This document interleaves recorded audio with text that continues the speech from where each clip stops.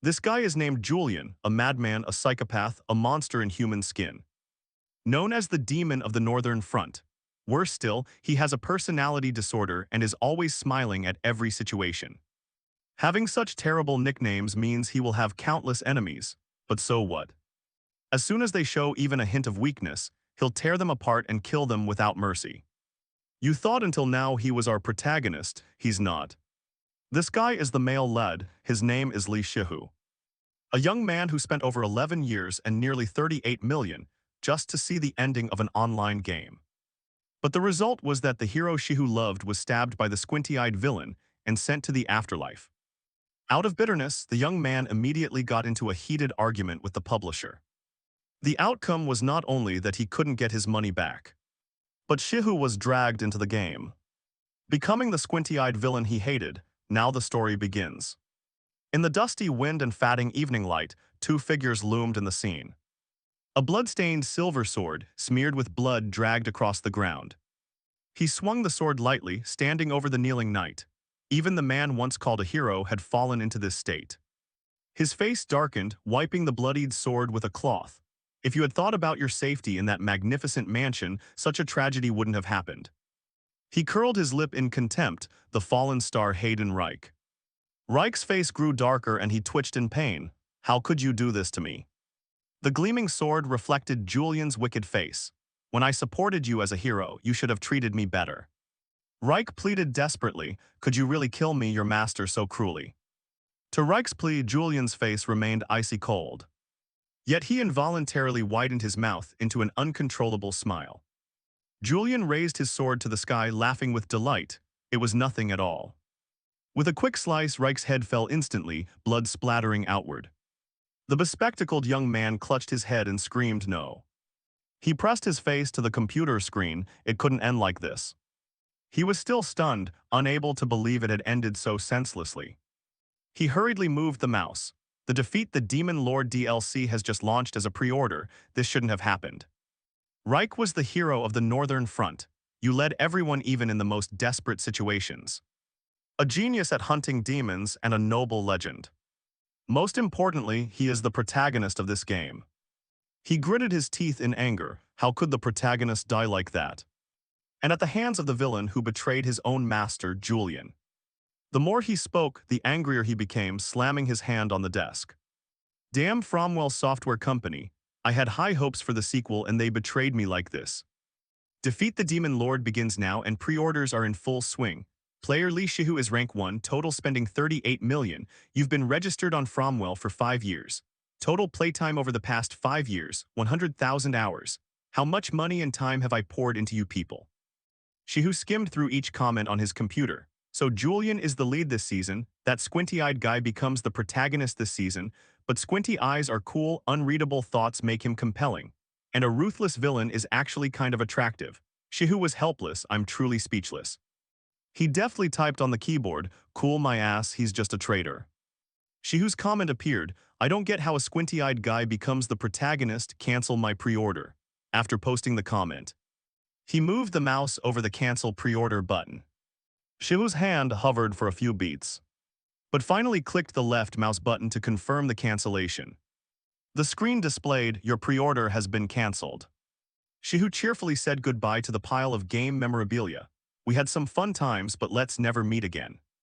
He decisively flopped onto the bed, yelling and cursing goodbye to that damn game. What a scam. A tear welled in Shihu's eye with regret, but no other game had such beautiful graphics in such a vast world. It had soothed his tired heart, already hardened by reality after starting his first job. He wearily sat up from the bed. It was the little sanctuary he had. Shihu leisurely grabbed the potted plant and now. He lovingly hugged and kissed the pot. You're all I have left. Whenever I'm upset, taking care of you makes me feel much better. Shihu squinted and sprayed the plant with a watering bottle. Now I understand why old people like growing orchids. Don't become like that stupid game. Grow up well, okay. Suddenly a sound made him start. Shihu slowly turned his head to check. What is that? A message appeared on the computer. Hello, this is the developer of Defeat the Demon Lord, Fromwell Software. Are you Shihu? You've been playing our game for the past 5 years, right?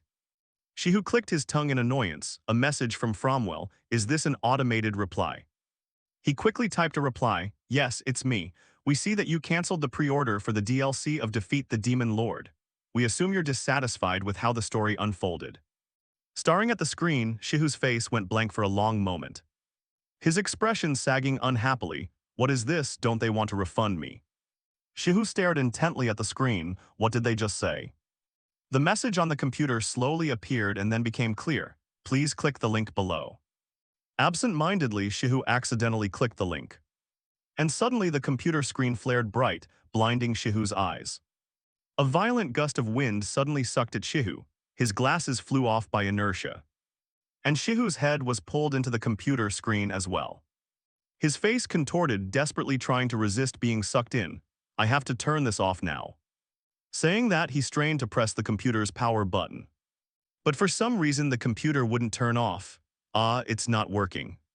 His terrified screams echoed out across the apartment complex. The computer screen suddenly went black at once. Shihu's body lost orientation and fell. What's happening? His subconscious mumbled. Am I falling? But where am I falling to? The scene suddenly appeared before his eyes. A wasteland. Shihu's body glowed with a strange golden light. He weakly struggled to his feet to look around and see where he was. Wait, this is where Reich and Julian fought for the last time. As soon as Shihu realized it, a large scorpion blocked his path. It swung its massive claw, making him recoil in fright. This is the phantom scorpion that appears in Defeat the Demon Lord. Strangely, a system panel appeared before Shihu. Character traits, outstanding swordsmanship, extraordinary instincts. You can instinctively detect a demon's weak points. He was so shocked his mouth hung open, a game status window. He sprang up and bolted. I've got to run now. Each toe of the scorpion shook the ground. It thrashed about, shattering earth and stone into hundreds of pieces. If that hit me, I'd be torn to pieces. The massive claw swept toward Shihu. He gritted his teeth as if refusing to accept it. Damn, am I about to die? But when the scorpion's claw reached his fingers, it trembled. What's this? Doesn't it hurt? Refusing to yield, the scorpion attacked again with both claws. Shihu cleverly ducked to evade the strike. Whatever. He clenched his teeth and braced himself. Then launched a powerful punch at the monster's face. Shihu took a deep breath and looked at the scorpion. Any effect? He rose onto his toes and wondered what had just happened. Shihu stood dazed, staring at his hands. He'd been running and his pants had slipped down. Is my body always this light? His gaze suddenly froze. Shihu recalled everything from the beginning. Could it be? No way, Li Shihu. Why didn't he change the story himself? Is this possessing a character? He ran with all his might, praying to escape the bloodthirsty scorpion. The phantom scorpion suddenly let out a terrifying roar. That forced Shihu to raise his head. He grabbed the hilt at his side, thinking to himself that he still didn't understand what was happening. Shihu's legs stopped completely. He no longer fled. He faced the scorpion with confidence. And fortunately, the character he'd possessed was Reich. The character he'd spent thousands of hours playing. Shihu's eyes lit up, a blaze of power erupting. He drew his sword and struck a commanding beam of light at the monster. The force, as if cutting the air in two, quickly flew toward the scorpion. That power instantly drove straight into the scorpion's head. Splitting it cleanly in two, it collapsed in a pool of red blood. Shihu stood there in stunned disbelief, speechless. Wow. He wiped the sweat off his chin with his hand and panted. Did I really kill it, just as expected from Reich's power? Excitedly looking at his hands, he thought. With this I can change the plot and stop Julian from killing me. A system panel appeared. Swordsmanship Foundation, you have learned the common attack skill Mooncleave. Shihu pondered the system panel, thinking Mooncleave, but that's not Reich's skill. His throat tightened naturally. Wait. Shihu quickly pulled off his hood and grabbed the sword. He carefully inspected his face in the silver blade. Shihu's red pupils suddenly contracted in surprise. He went rigid, not knowing what to do next. The system appeared again. Character appearance, silver hair. Slitted eyes, expressionless face. Notification sounds kept popping up. Outstanding swordsman, perfect mana control. Extraordinary instincts. Julian Criffart Prassen. Shihu's mind felt like it was about to drop into a pit. He grabbed his head and shouted, "Is this Julian?" The system chimed again. Formal speech. Julian Criffart Prassen character tendency. Slitted eyes, formal speech, expressionless face, duplicitous, extraordinary instincts, color of negation, outstanding swordsman, vessel of the demon lord, perfect mana control. The blue sky reflected light down onto the vast white manor. Golden light shone on Julian's face in the mirror, a hypocrite, a latent traitor. Julian Criffart Prassen really fits a fox-eyed character, looking plainly malicious. Who would have thought I'd become him? Julian spread his eyelids with his fingers. If I opened them like this, they'd be pretty big, huh? He was drenched in sweat and anxious, still unable to believe it. Julian sighed and shook his head in disgust. Do I have to live as Julian again? I've already been Julian for a week. I've tried to return to reality, so send me back. He waved the status window, searching for documents. Thinking back on those things only made him want to snap. Julian sighed wearily again. It was all for nothing. Still, the system displayed Julian Criffart Prassen character trait. Formal speech, speaking formally in every expression. He looked at himself in the mirror and complained, even talking to myself sounds formal, how annoying. Even so, Julian unconsciously raised a hand to cover a sneering smile. Me, not bad looking actually. Now I see why he's famous.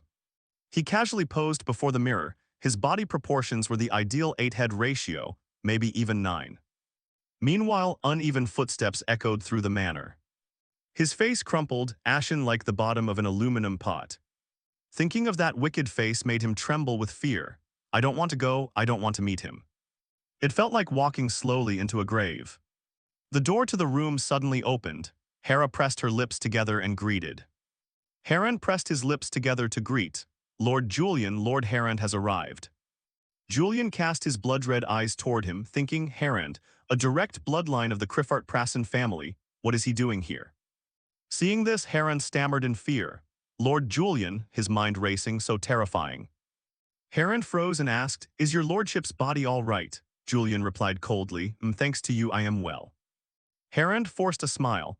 Then that's a relief. It's surprising the invincible Julian fainted. Maybe I worried too much. Heron's interrupted laugh made the atmosphere even more stifling. Ha ha. Both Julian and Heron forced smiles. They looked at each other's faces, sharing the same thought. What is he up to? Julian smiled on the surface, but his mind throbbed with pain. And it's not some random visitor, it's Heron personally. What have you been doing all this time? Heron forced a smile, cursing inwardly. Julian, you disgusting bastard, seeing me visit in person and you're so at ease, you're not simple. Maybe I should try to unnerve him a bit. Heron recounted with a pleased grin, Julian, I heard a rumor. Julian tilted his head, curious, what is it? The rumor is that you have lost your memory. Those words struck Julian like a thunderbolt, amnesia. He closed his eyes to reflect. So that's why people whisper and glance at me. Indeed, I do look suspicious. Heron's expression darkened, he'd hit the sore spot. Heron feigned innocence to reassure him, oh, it's just a rumor, so don't worry. Suddenly, Julian's voice dropped into a frightening growl, making Heron's heart skip. Julian broke into a strange smile, thick with murderous intent. You believe that rumor too? Goodness, that face is terrifying. Heron nearly wet himself. Trembling, he denied it. How could I? He thought anxiously to death. He hadn't been pushed back at all. That smile and those eyes, he couldn't fathom Julian's intentions. Perhaps Julian already knew he had come on the elder's orders. Very well, Heron laughed, covering his mouth. Don't pay too much attention to the rumors spread among the maids. Anyway, the reason I came is because. Although I know you were injured, the Council of Elders sent a message for me to convey. The Council of Elders must be referring to the council established by the nobles. They always regard bloodline as the utmost priority. Those old men of direct bloodline could not remain idle, while a member of a cadet branch plotted to seize power. Julian is a cadet branch member, but he considers himself the royal dog because of his outstanding swordsmanship and magical abilities. He was seen by that organization as a thorn in their side, to the point that they wanted to eliminate him immediately.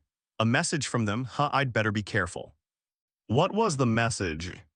It was to participate in the initiation exam as an instructor under the guise of the sealed eye. Hearing Heron, Julian also considered carefully. These people are called the sealed eye. They secretly carry out missions from the palace and often operate as royal guards. They are the Royal Monopoly Organization, a gathering of people with astonishing martial prowess. Julian is also a member of the Sealdai. The very people who aren't friendly toward me chose me. Suspicious, isn't it? Should I comply with their request? Harand curled a lip, sneering as if he'd calculated everything. Normally, Julian would realize this is the Elder's trap and avoid it. So how can I persuade Julian? But then Julian laughed with relief. Fine, I'll go there as an examiner. Julian's acceptance left Harand pale. He still couldn't believe his ears. But what about your lordship's injury? Julian raised his hand and ripped the bandage from his brow. Oh, it's actually healed. This time Harand was aghast, unable to believe his eyes. Harand broke into a sweat, thinking the man had gone completely mad just like that. Julian narrowed his lashes, still not understanding what was happening. I don't know either, so I'll just flatter him a bit. Harand pivoted on his heel and instructed, all right then, prepare yourself and let's go. If I stay any longer, who knows what he might do. Keep your distance for now. As Harand tried to slip away, Julian's deep, ominous voice rang out, ah, wait. Fear made Harand's eyes start to dart wildly. You aren't going to let me leave. Harand went pale, turned back to stop him. Julian, wait. Before he could finish, a potted plant suddenly flew at him. Oh my. Julian held the pot out to Harand with an oddly friendly expression. I just wanted to give you an orchid, Lord. It will help lift your spirits. Harand stepped out dazed, the orchid pot in his hands. His legs trembled uncontrollably. Harand's legs gave out and collapsed. Harand's eyes went blank, his throat felt constricted. I nearly forgot his nickname, the Smiling Executioner. A sigh echoed in Julian's room. He lost himself admiring the pile of orchid pots on the table. One down then. Julian's head ached remembering that, in his sleep talking while unconscious, he'd turned this room into an orchid field. I need orchids, go fetch orchids quickly. How am I supposed to deal with all of them now? Julian reached out, after all he was waiting for him, finished preparing and let's go. He took up the sword, thinking that if he were Julian, he wouldn't be foolish enough to go out without a blade, and what he should wear when going out. Julian flung open the wardrobe door and shouted, what is this? What are all these glittering clothes? Has he gone mad? His sense of style, he struggled to pick an outfit. I hate this. Then Julian smoothly slipped into a white shirt. He just had to act the part of Julian perfectly. Julian's door suddenly swung open, making Harand flinch. Harand, I'm ready. Julian smiled faintly, adjusted his wrist, and Harand's face drained of color. Let's go. I'm looking forward to the oral part of the exam. Where will it take place? The creaky carriage rolled through the deep green forest. As mentioned earlier, Harand sat opposite Julian and calmly explained that the Sealdai entrance trial would be held at the Veal Academy training grounds. Julian nodded, thinking to himself that the Veal Academy wasn't an important area in the game, but he did remember it. Julian asked mischievously, wondering what kind of place it was. Harand looked at Julian in puzzlement. Didn't you already know the academy? After all, you graduated from Veal Academy. Julian clasped his hands and bowed his head, thinking, wow, I didn't expect it either. It's been a long time. He raised a hand to distract. I'm sure it's changed. Harand nodded. Oh, is that so? Julian breathed a sigh of relief inwardly. Phew, graduated from the academy, huh? I hope no one remembers Julian from back then at Veal Academy. There are many things I want to forget. The carriage suddenly came to a halt. The driver carefully announced, Lord Julian, Lord Harand. We have arrived at Veal Academy. Julian gleefully admired the academy. It's much larger in real life. I've only seen it in the game. Harand followed, narrowing his eyes and asking, what did you say? Julian perked up and gave a strange smile. No, it's nothing. Julian rubbed his hands, longing inside. No matter how great the game's graphics are, they can't compare to reality. Harand watched the smiling executioner beside him closely, thinking the man was crazy. What was he plotting with that expression? Julian anxiously looked up at Harand. Wasn't he already terrified? I feel a little bad about this situation. Julian raised his hand to offer it to his comrade. Harand jumped and hurriedly replied, yes. You may go now. I appreciate you escorting me this far. No, since we're here, I also want to see how the exam goes. Julian's red pupils reflexively widened as he glanced over. HMPH, I think he wants to get out of here immediately. And what was that worrying aura I sensed earlier? Julian sank into thought. Mana no, could it be that some kind of magic or energy of his is erupting? Heron began to look fearful as he stared at Julian. Why are you looking at me like that? Julian frowned, calculating emotions. Could it be a sense of fear? He quickly pressed his hand on the nearby system panel. Negative color trait, unique grade. You sense negative emotions directed straight at you. You can infer emotions based on the color of the negative emotion aura. Julian began to understand and subconsciously tapped the system panel. That's it. Heron standing beside him remained highly on guard. Why did you point at me? Come to think of it, Julian had always been very good at judging other people's emotions. He was especially skilled at exploiting people's emotions, particularly fear. He could win a battle by exploiting an opponent's fear without lifting a finger. He also used an opponent's anger to drive them mad and make mistakes in combat. I'm certain it's all thanks to this trait. The reason Heron didn't leave was fear, so he stayed here with me. Perhaps the Council of Elders ordered him to keep an eye on me. The Council of Elders seemed to view me as a thorn in their side. No wonder Julian was notoriously infamous. I'm sure they want to deal with him quickly to avoid trouble. Now there's a rumor that he's lost his memory. This is the perfect time for the Council to strike. Of course I can't just stand by, I need to act.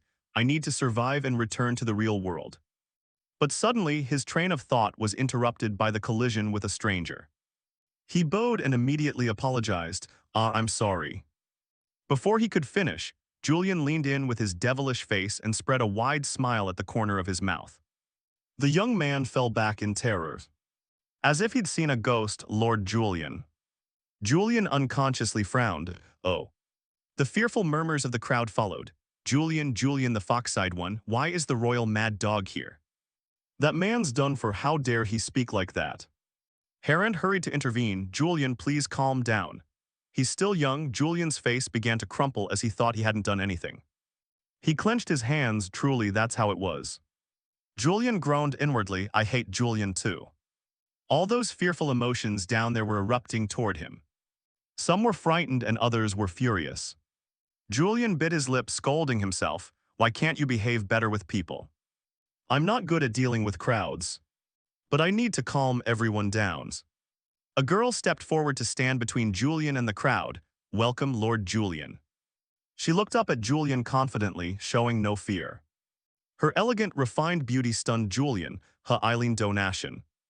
One of the early characters to appear and defeat the Demon Lord right from the start, a lecturer at Veil Academy. Connected to the Imperial Adrathan's magic tower, she's a prodigy mage who commands the metal element among the 5 elements. A 5th-rank archmage at only 24. Julian mused about her. She'd always been a good teacher. Please let me know if you need help, though I'm not sure I can be of use. No, she'd already given so much helpful advice during the academy portion. But why was Eileen welcoming Julian? Julian cracked his neck to ease his thoughts. They know each other. Oh, at least this eases the tension a lot. But something was off. Julian's expression darkened. Wait, I'm sensing her negative aura.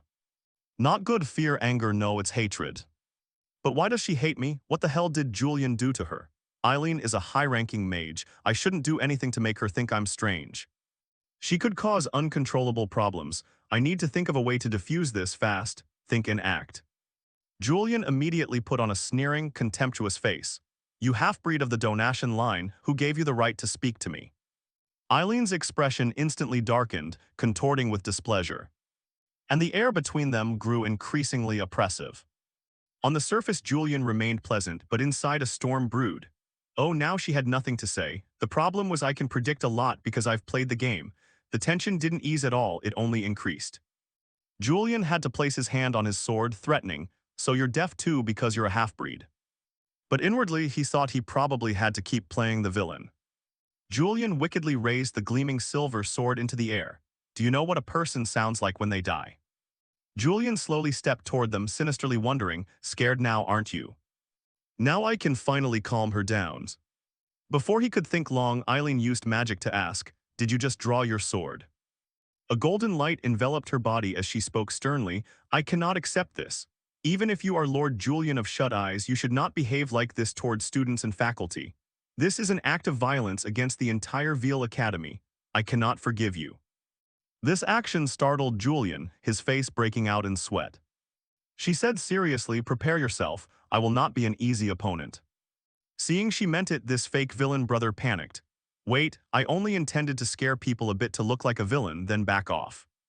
Eileen hurried forwards, gathering the power of lightnings, and launched it straight at Julian, but he blocked it with his sword.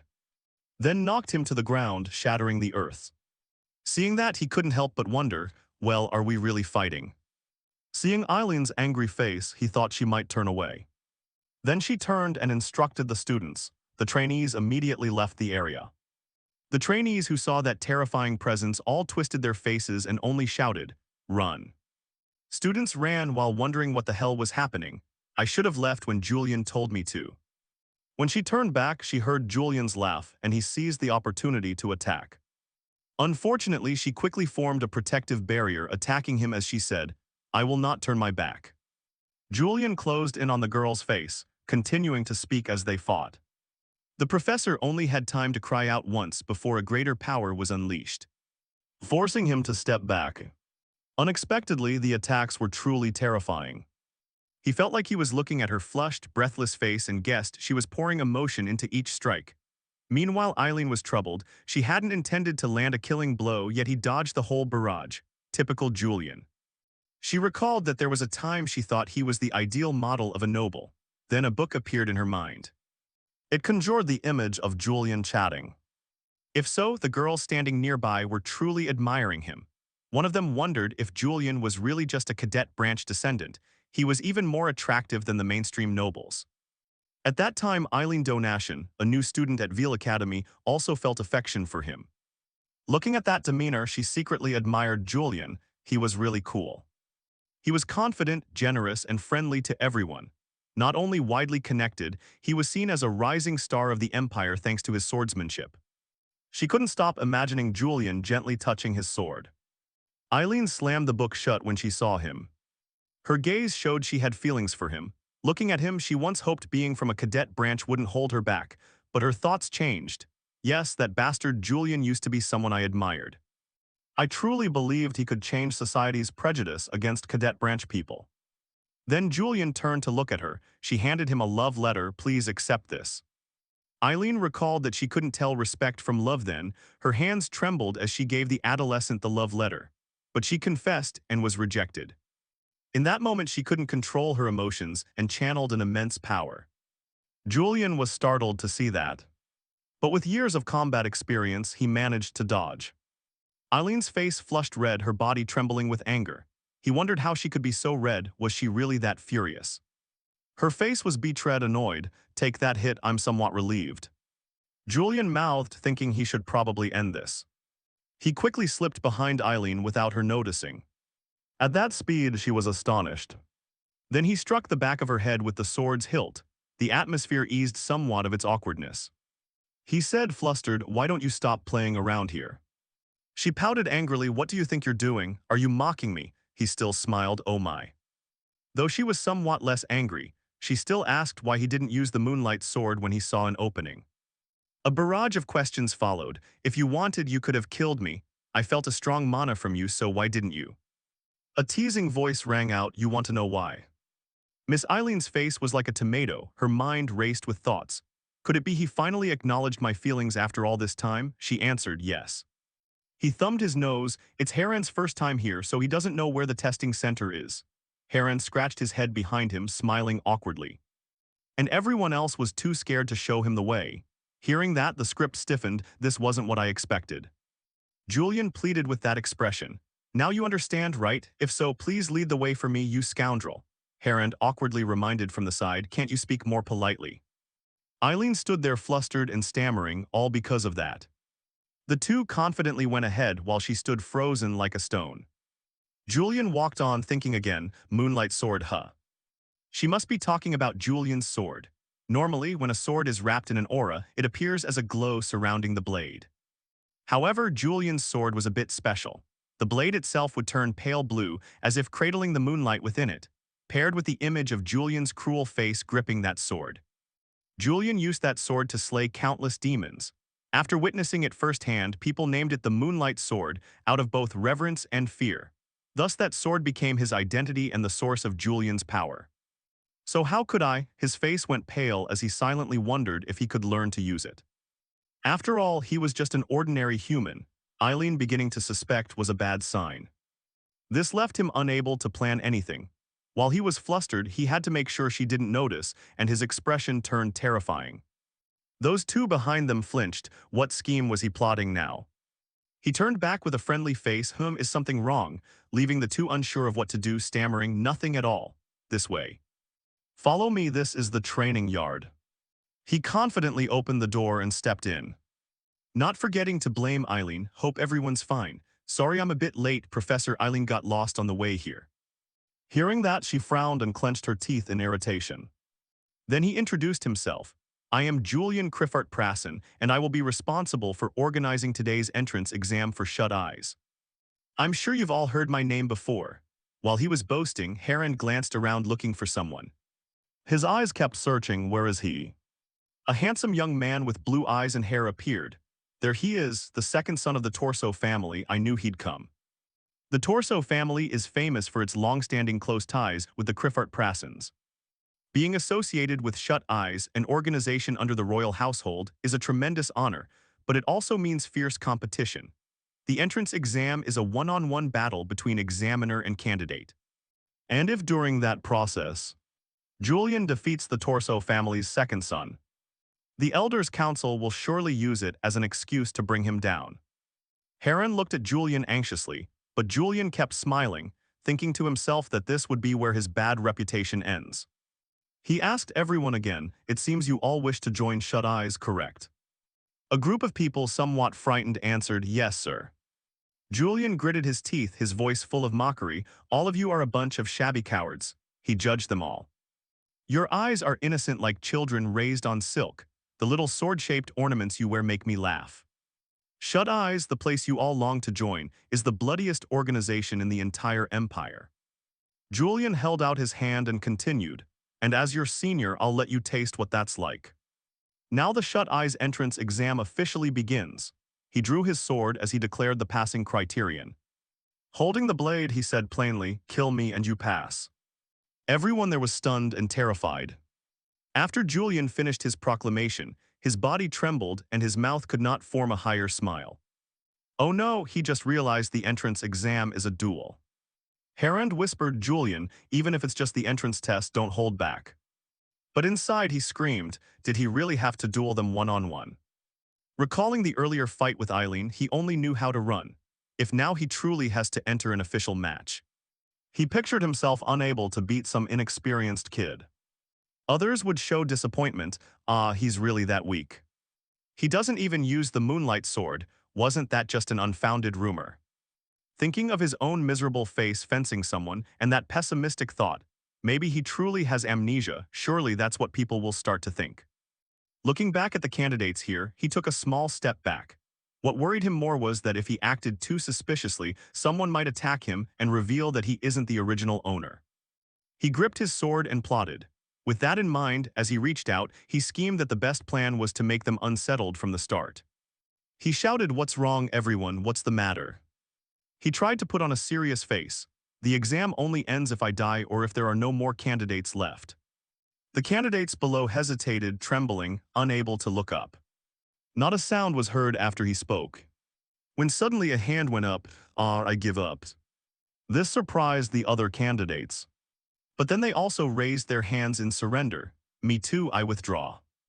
Amid a crowd of people only knowing how to give up, cries rang out, me too, causing the Torso family's second son to begin to feel flustered. Then he gritted his teeth and raised his hand in surrender, I give up. Heron and Eileen were both taken aback by the scene. Are you kidding me? So many candidates crowded here and they all want to quit. Julian covered his mouth and laughed, his cloak fluttering in the wind. Then he turned his back and walked away, declaring the exam over because there were no more candidates. On the outside, he smiled confidently. But inside, he was moved to tears with joy.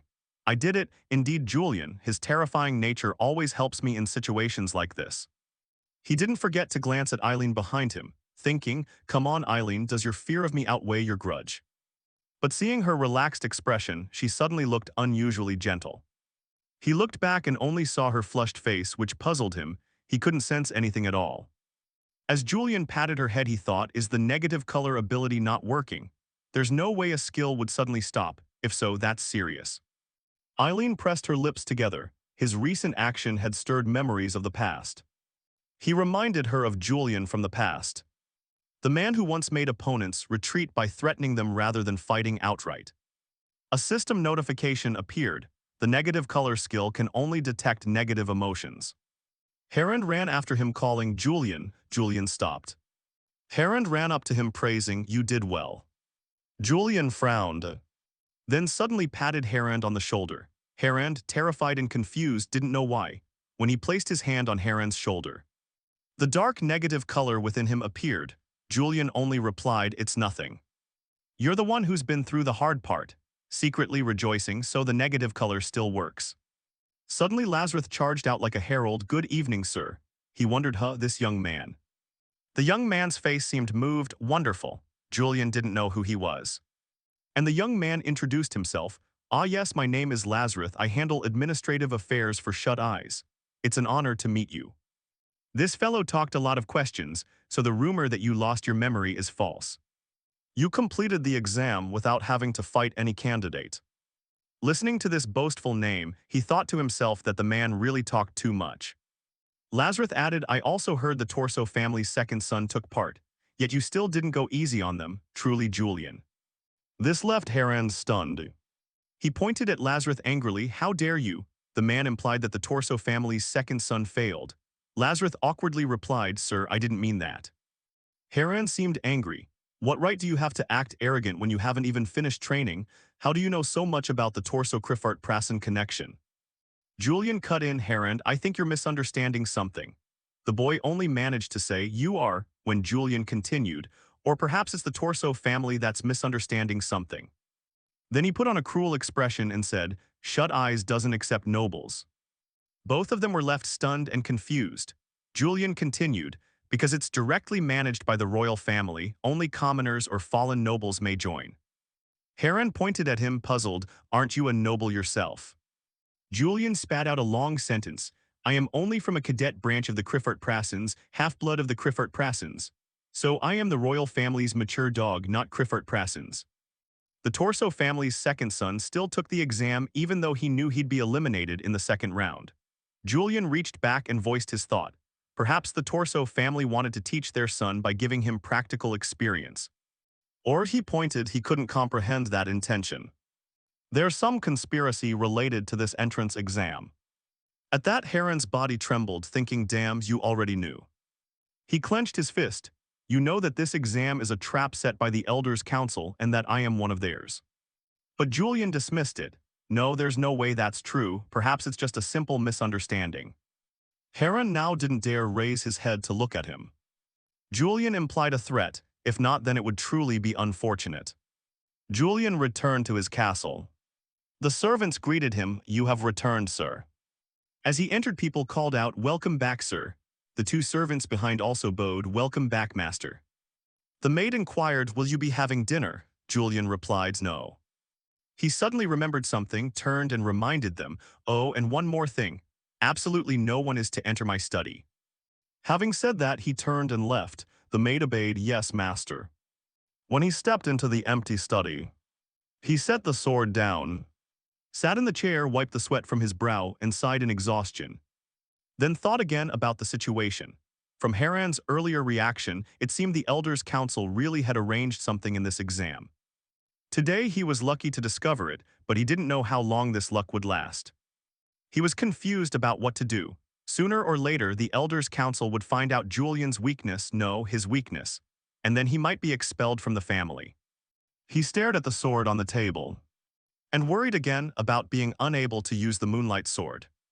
Being able to use the Moonlight Sword, in other words, recalling Julian's ruthless self, would give him enough power to overwhelm others. If so, he thought he should try picking up the sword and covering it with that blue light. His pupils glowed red and terrifying. He wondered whether he should try. He smiled maliciously, surrounded by a powerful aura, and activated the Moonlight Sword. Opening one eye, he saw the sword in his hand still radiating inner force. The blade was immaculate and unnaturally sharp. The sword's surface gleamed so brightly it could reflect his face. He frowned slightly, just as he thought it's not easy to activate.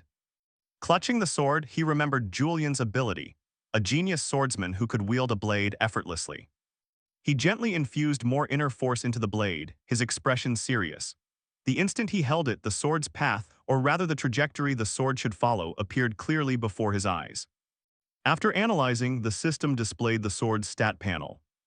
As he transmitted inner force, he reminded himself that it still wasn't enough. Then he recalled the renowned figures in this empire. Countless people were skilled with the sword, equaling or even surpassing Julian. Just among the famous names there were dozens, even hundreds of such people. But the difference between them and Julian was glaring, an overwhelming gap in Kai or mana control skills. That's why Julian could survive despite his extreme mindset. Thinking of that and staring at the sword in his hand, he suddenly felt dejected. But can I do it right now? If mana flowed backward, his vital organs could be destroyed. Controlling mana is extremely dangerous. He broke out in a cold sweat, then regained his composure and focused on the sword in his hand. No sooner or later I will have to prove myself. His face grew serious, eyes sharp as blades. If the concept of mana in the game and in this world is the same, then as someone who's played that game hundreds of times, I know how to do it. He raised the sword, trying to channel mana into it. His heart began to race. I have to control the mana flow. Mana gathers in the heart, guide it to the meridians, the organs that operate mana in the body. At that moment he struggled to control the amount of mana entering his body. Among the 38 magic meridians there are 6 main channels called Great Meridians, and the one at the head directly connects the heart and the essence of mana. His face had gone pale, but he kept enduring, hoping he could activate that region. Then he opened his eyes. His body flooded with mana, filling him with joy. His aura began to fluctuate. Holding the sword, he felt happily self-satisfied. Now he needed to transmute the mana in his body to another area. He poured all his strength into the sword, face tense, forcing himself to bear the pain. The resistance was stronger than he expected, but Julian could do it. The blade began to glow. The attempt succeeded. Seeing the sword shining in his hand, he forced a smile, thinking that was it. But the system began to display, the moonlight sword is not yet complete. He held the sword and examined it in his hand. It had materialized but was still very weak. Then a gem appeared on the blade. What is this? A crescent moon shard. He happily held the sword. At least the moonlight had begun to appear. On the first day at the training grounds, he diligently practiced with the new sword. As soon as a strike was launched, the 3 wooden dummies behind had their heads severed. He turned his back to those dummies. The wooden fragments fell to the ground. He let out a satisfied sigh. At least I've reached the level of a knight. Standing in the training ground, looking at the mess he'd just made, he thought all that remained was to perfect the moonlight sword. But his knowledge of the game was slowly running out. He began to think more deeply. He needed someone who understood him, who understood Julian, someone Julian would turn to for advice.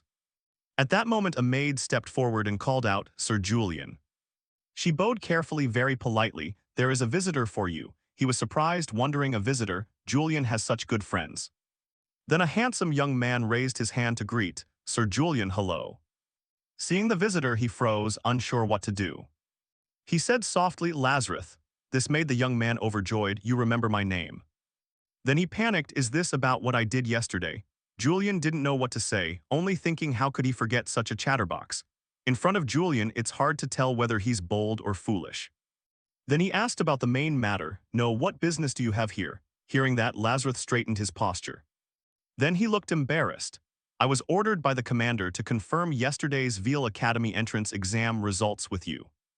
Hearing that, he questioned, "Hadn't you already reviewed the results yesterday?" The youth scratched his head. Receiving results from the examiners and personally delivering them is part of the procedure. Such a useless process. Shut eyes really operates inefficiently. Then he turned away but left a few words. "Report it like this. No one passed the entrance exam."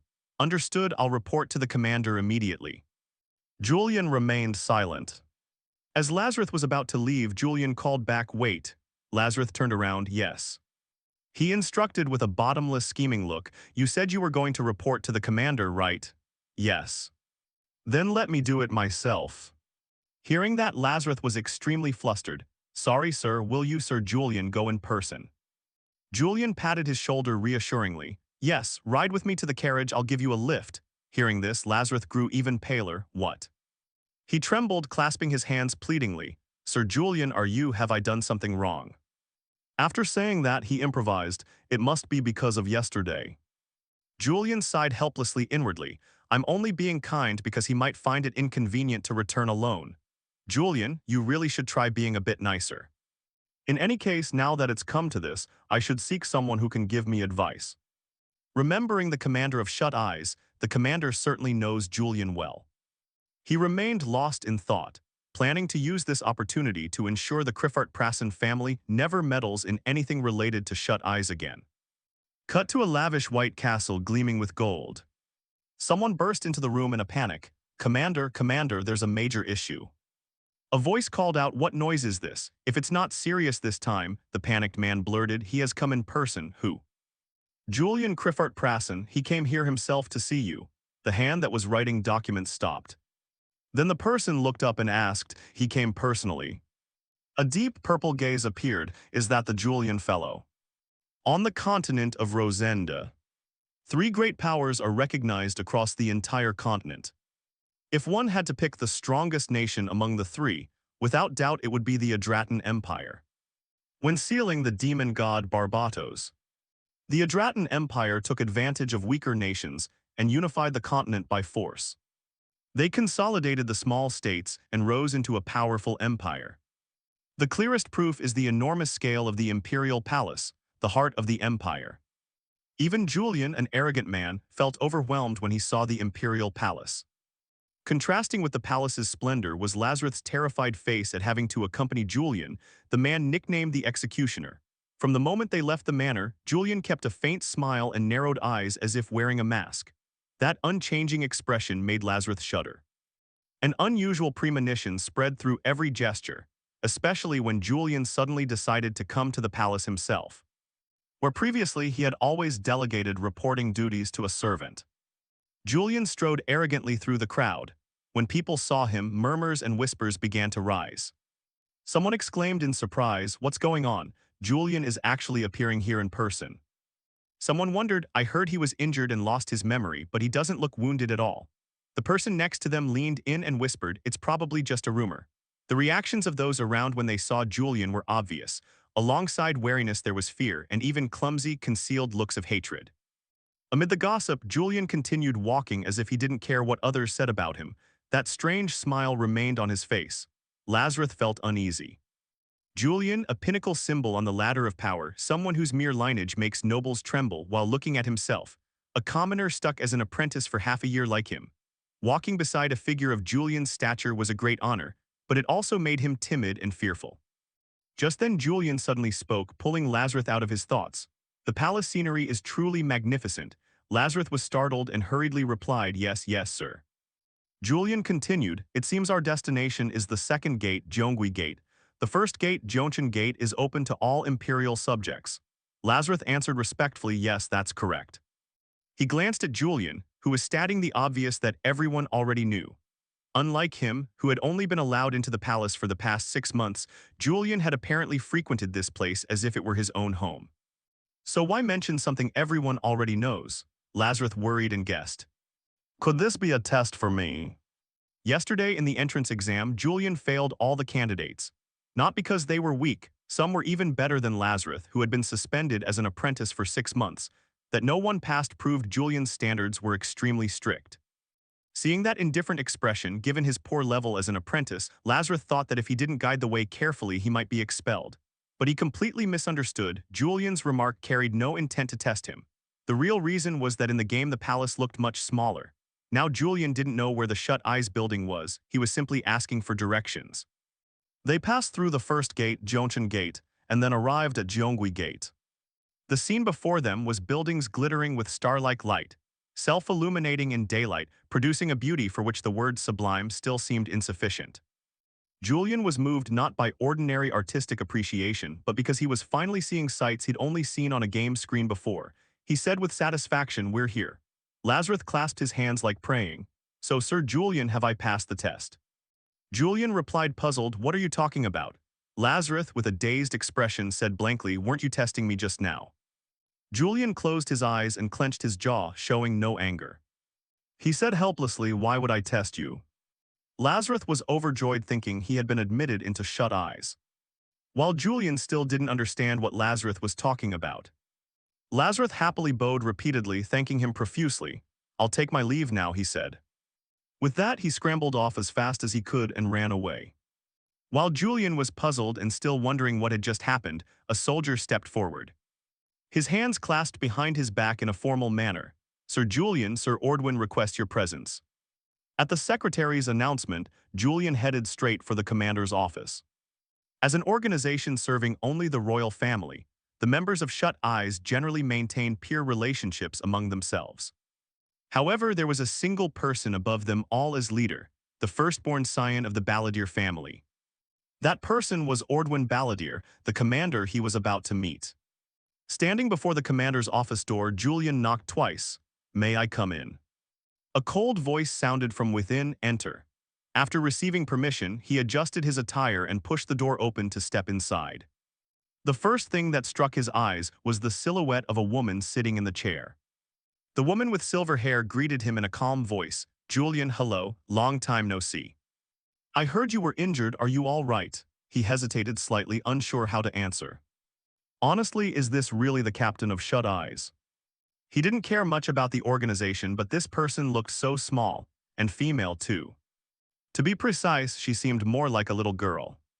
Lost in thought, she suddenly pointed at Julian's face and yelled, "You're still as small as ever, did you mean to say that?" Julian hurriedly waved his hand to explain, "No way, how could I speak of you like that?" She asked again, "How's the wound, report it." Hearing the question, Julian clenched his hands tightly, pondering how he should answer. He couldn't underestimate her. He couldn't predict what would happen if he slipped up and said the wrong thing. Julian pressed his lips together, sweat poured down his face. He thought, "Just one misstep and my true identity could be exposed. Better to speak properly." Ordwin Balladeer was Julian's superior. Even if it were Julian, he would surely maintain a polite attitude toward his commander. With that in mind, Julian quickly bowed respectfully and said, "Thank you for your concern.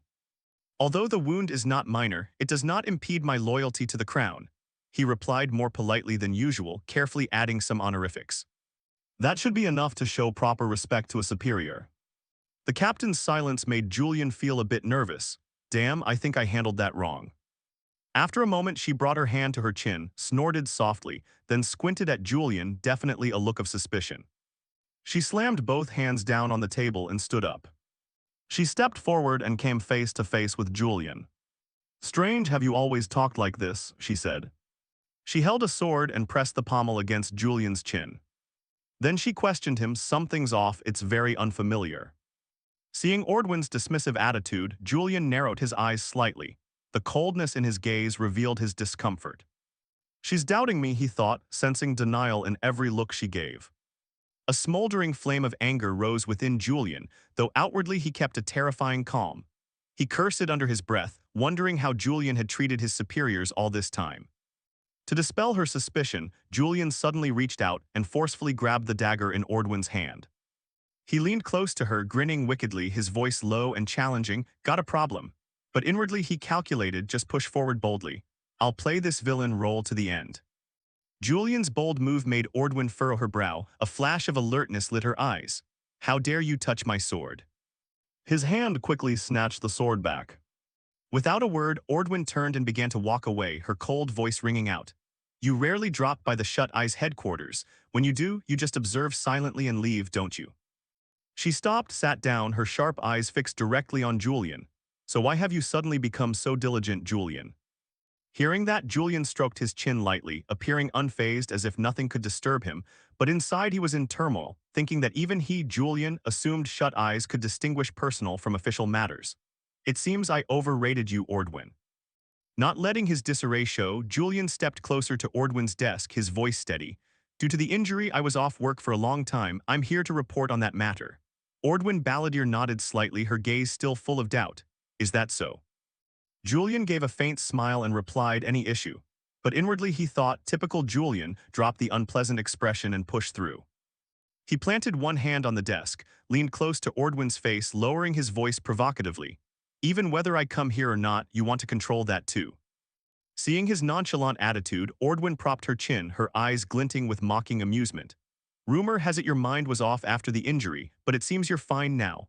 She spoke teasingly on the surface while thinking that he dared oppose a superior right after returning. This one has guts. Though satisfied with the answer, Julian's expression did not soften. He frowned slightly, a vein standing out on his forehead, thinking angrily that while she was right, it still felt off. Daring to speak to me like that, Ordwin, you're no ordinary person. Setting aside his chaotic thoughts, Ordwin picked up the report on the desk, her voice cold. Then report, did anyone prove useful in the recruitment test? Julian clasped his hands behind his back and answered curtly, no one. Hearing that, Ordwin wasn't too surprised, only raising an eyebrow. That was somewhat expected. You're the disciple of Sword Saint Hayden Reich. Ordinary people likely don't meet your standards. She paused, her gaze sharpening. But I ask, was there anyone competent enough to be taken on as an apprentice temporarily? Julian remained calm, there wasn't. Ordwin's hand froze, her expression darkening. She nearly shouted, what, not a single recruit? Julian wore a fake smile, his tone gentle but full of sarcasm. Indeed. Ordwin narrowed her eyes, suspicion in her voice. Why is that? Julian didn't know how to explain and fell silent. Seeing him remain silent, Ordwin grew angrier. She slammed her hand on the desk and sprang to her feet. Why are you acting like this? It's not normal. Your mind really does have issues. I suspected it from the start. She pointed at Julian, her voice icy. Right now, Shut Eyes is short-handed, even one person we need to add. Julian stayed composed and replied, what's the point of taking in useless people just because we're short-handed? None of the candidates this time suit Shut Eyes.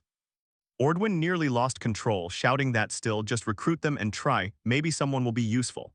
Julian shook his head firmly. It's just a waste of time, they don't even have the capacity to be apprentices. But inwardly he thought that he had actually eliminated them from the competition from the start. Seeing Julian's stubborn stance, Ordwin folded her arms, her voice cold as ice. Then there's no point in talking, get out of my sight. But Julian showed no anger. Instead he gave a suggestive smile and said, before I go, I have a proposal. Ordwin glanced at him, anger flaring in her eyes. What else is he going to say? Julian thought inwardly that it was frightening, but he must play this villain role well. He took an envelope from his coat and placed it on Ordwin's desk. During the competition, I discovered problems in the recruitment test and compiled them here. Ordwin looked at the envelope suspiciously, opened it, and picked up the paper inside to read. Problems, huh? Julian nodded calmly. Yes, I noticed the candidates lacked caution toward Shut Eyes. Ordwin nodded slightly, thinking as long as they're not complete idiots, fine. She spoke up, before the selection, they need to know clearly what kind of place they're about to join, right? Julian continued, when they register. If an incident occurs, Shut Eyes will not be held responsible. Hearing that, the corner of her mouth twitched and she scoffed. Sounds like you're telling them to attack someone with intent to kill, aren't you, Julian? Julian nodded slightly, wearing a strange smile that made Ordwin more suspicious. She tapped her fingers on the report, thinking this attitude is really odd. Julian, the one ranked just below me, has never intervened in internal regulations like this before. After a moment's thought, Ordwin propped her chin and asked, are you refusing to recruit for that reason, afraid a candidate will get hurt and you'll be held liable? Julian smiled confidently. Yes, and talents who pass a manipulated test are useless anyway. We're an agency under the royal court. We can't let anyone tarnish that noble reputation. Seeing Julian launching into a speech, Ordwin immediately raised a hand to stop him. I get it, I get it. You get talkative whenever the royal court is involved. She sighed and added, I'll forward this proposal to the council for now, but I can't guarantee it'll pass. Julian clasped his hands behind his back and smiled politely. Thank you, Captain Ordwin. He turned and left, but after a few steps, Ordwin suddenly called him back. Wait. Julian stopped and looked back at her. There's a letter from the royal secretary's office addressed to your office. Go check it. Ordwin said calmly, though her eyes remained sharp. Julian nodded and offered a faint smile. Understood, Captain. After Julian left, Ordwin sat in the room lost in thought. Holding the report, she muttered, if an incident occurs, Shut Eyes won't be responsible. Meaning even if someone dies during the test, the royal court will provide protection, right? She frowned, thinking the nature of the test hasn't changed.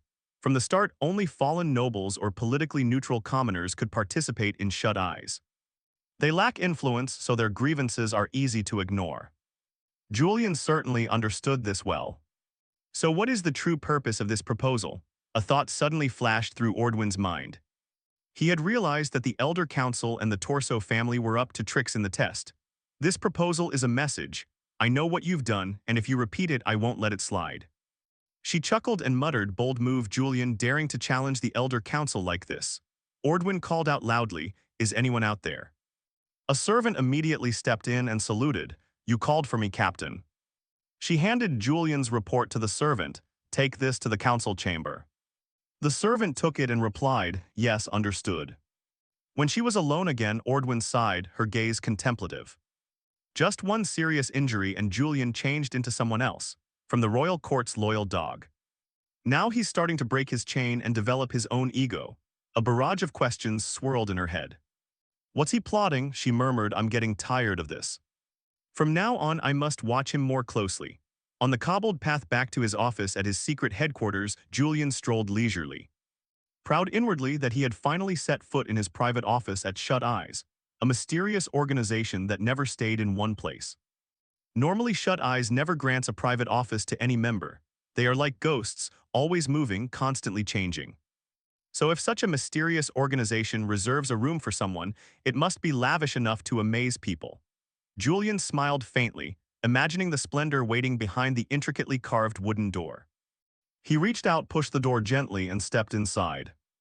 Immediately, an overwhelming scene of luxury struck him. Magnificent garments embroidered with gleaming gold thread hung neatly on glossy ebony racks. Bizarre decorative items. From gilded animal head statues to a crystal chandelier sparkling with an eerie purple light, the room looked like a strange museum of ostentation. Julian scanned the room and muttered inwardly, all luxury, but nothing related to work. He shook his head, comparing this room to his own already luxurious house, which still fell far short of this excessive display. This person is truly crazy. Julian muttered to himself about the body he inhabited. Every item is expensive, but so ugly it's unbearable. His taste is a disaster. Stepping further in, Julian frowned. The room was filled with objects, from shimmering rolls of silk to marble statues piled haphazardly. Carelessly, he kicked something, perhaps an antique porcelain vase, which rolled across the floor. Damn it, he cursed inwardly, what a mess again. If you can't take care of things, why buy them and keep throwing them around all day? He sighed, realizing that he, or rather Julian in this body, seemed to have an uncontrollable shopping addiction. Suddenly, he felt someone at the door, causing Julian to look up. Come in, he called, his voice calm but authoritative. The door opened slightly and Lazarus, a young trainee, entered with a respectful demeanor. He saluted formally and said clearly, greetings, sir. I have come to deliver a letter from the royal court. After speaking, Lazarus stepped forward, holding an envelope sealed with red wax in both hands, and respectfully presented it to Julian. Julian took the letter, glancing at the gleaming royal seal. This must be the letter the captain mentioned, he thought. Lazarus stood to the side to ask permission to leave. If there's nothing else, sir, may I be excused? Before he finished, Julian interrupted with a somewhat mischievous tone. Wait a moment. He pointed at the chaotic pile before them, the stone statues, gilded frames, and a few odd pieces of furniture. Take my carriage, load all of this up and take it away. It shouldn't be that heavy. Lazarus froze, eyes wide as he looked at the clutter. All of this? Are you serious, sir? He swallowed, his face showing clear alarm. Julian nodded, a faint smile on his lips. Yes. Staring at the mess, Lazarus frowned slightly, lips pressed as if suppressing a sigh. More chores for me again. He thought to himself that he probably couldn't hold the trainee position much longer. Ha ha. Nevertheless, maintaining professionalism, Lazarus replied promptly, yes, sir, I'll move them at once. He set to work, trying to appear cheerful, but Julian immediately noticed the reluctance in his eyes. He's making that odd face again. Julian smiled inwardly. Watching Lazarus struggle with a heavy carved wooden bed, suddenly Lazarus let out a grunt. His foot hit something, perhaps an inlaid wooden box, and he staggered, toppling to the floor, creating a loud crash. Fortunately, the mirror remained intact. Julian watched the scene and couldn't help laughing, teasing, "Oh my, you're quite a nuisance, Lazarus." Lazarus scrambled up, still clutching a sword as if ready to accept punishment. I'm sorry, I can't believe I fell," he stammered, his face pale with fear. But Julian waved his hand, his voice casual. "It's fine, I was going to throw them out anyway, so don't make a fuss, Lazarus." Julian saw the trainee's fear and thought to himself that the kid must be terrified. Time to joke a little. He leaned close to Lazarus and whispered teasingly, "If you die here, cleaning up will be quite a hassle. Now continue moving the things." Hearing the half-joke, half-serious remark, Lazarus went pale and stammered, "Why yes, sir." Seeing Lazarus's panic, Julian smiled inwardly. I'm in Julian's body after all, no wonder people are scared. He decided to let Lazarus keep working while he sat in the red velvet chair and opened the envelope. On the outside of the letter was a bright red wax seal bearing the royal emblem, identical to the one from the game he'd played. Inside, elegant handwriting read, "To Julian of the Criffart family, officer of shut eyes." Julian skimmed it and breathed a sigh of relief. Luckily, I can read the Empire's language. In summary, the letter requests he return to duty if he has recovered. Is that all? Julian muttered, rubbing his chin. Sounds like they're trying to exploit me, just phrased politely. Still, he didn't refuse. This is a chance to gain field experience, especially since he still hadn't found clues about the legendary Moonlight Sword. Reading the rest carefully, Julian thought this time the mission is to restore a resonance stone. Like in the game, after the demon god Barbatos was slain. His remnants spawned demons, parasitic or self-formed creatures that attack humanity. The resonance stone, a legacy of ancient mages, is the only tool to control them. He frowned, wondering how they manufactured mana stones. I'm not a mage, so the task is probably to guard the mage restoring the stone. Although the mission carries risks, facing demons isn't a joke, he had no reason to refuse. If he succeeded, the recent rumors and suspicions about him would subside, he thought to himself. He just didn't know who the mage he had to protect would be. Handling a resonance stone requires a skilled mage. Hopefully it's someone trustworthy. Cut to the Imperial Adrathan Palace. In the palace's verdant grounds, a clear, slightly annoyed voice rang out. Why do I still have to write a thesis when I'm already a professor? Always having to prove oneself, such is a mage's life. That was Eileen Donashan, the Empire's youngest professor, strolling leisurely. As she walked, she used magic to levitate several grimoires around her in a dazzling dance of light. Suddenly, a hand lightly touched her shoulder, making her start and turn around. In a slightly high-pitched voice, someone, before her stood Diana, a longtime friend, smiling brightly. What brings you to the palace? Diana replied at once. Eileen, it's been too long, how are you? Seeing you is harder than reaching the heavens, youngest professor. Flattered, Eileen scratched her head and laughed wryly. Haha, you don't need to exaggerate, Diana continued excitedly. Are you free? I'm heading to a tea party, want to come? Eileen sighed softly, her delicate brows knitting. I'd love to, but I have to finish my thesis. Diana nodded teasingly, still as diligent as ever. Ah, seeing you now reminds me of your school days, you haven't changed. Noticing Eileen's look of displeasure, Diana asked immediately, what's wrong? Then she pointed off into the distance, where a luxurious carriage was pulling up. That's Viscount Julian's carriage, isn't it? Eileen turned her head, eyes sweeping over the carriage's prasen crest, the emblem of the Criffart branch family. That's his carriage, she thought, a strange feeling swelling in her chest. Diana leaned in and whispered, I heard he was near death, yet he's back, what a stubborn man. Eileen nodded angrily, indeed. Diana whispered mischievously, hey, don't tell me you still have feelings for him. Eileen blushed and waved her hands flustered. What are you saying? I don't understand. Diana laughed loudly, haha, little Eileen used to be so adorable. Back then you even called Julian out to the royal peach tree on the hill behind Veal Academy to confess, didn't you? They say confessing under that tree will never be rejected. Triggered by the old story, Eileen shouted bashfully. Go check my thesis with me, you secret lover. Diana glanced at Julian's carriage and said casually, I thought you were busy, Professor. Eileen forced a smile, suddenly remembering she's actually free too. Ha, Diana continued teasing, you don't need to be so shy. Everyone liked Senior Julian back then, but you were probably the one who liked him the most. She patted Eileen's shoulder, her tone softening, thanks for reminding me of the old days. Eileen thought to herself, her heart fluttering, Diana was right. Julian back then was completely different from now. Since returning from the Northern Front and joining Shut Eyes, he had become another person. Diana pulled Eileen back to reality. Why don't you go say hello to him? Eileen gave a wry smile, tinged with bitterness. Liking someone in the past doesn't mean you still do. Besides, I don't plan to meet him again anytime soon. Diana, curious, asked why. Eileen snapped her fingers, creating a dazzling halo of light. I won't be staying at the palace for a while. Diana widened her eyes at the shimmering letter in Eileen's hand. My goodness, that's a royal letter, isn't it? Eileen nodded yes. They've assigned me a mission to restore a resonant stone. As Julian's lavish carriage rolled forward, the kingdom's guards began whispering and craning their necks toward the procession.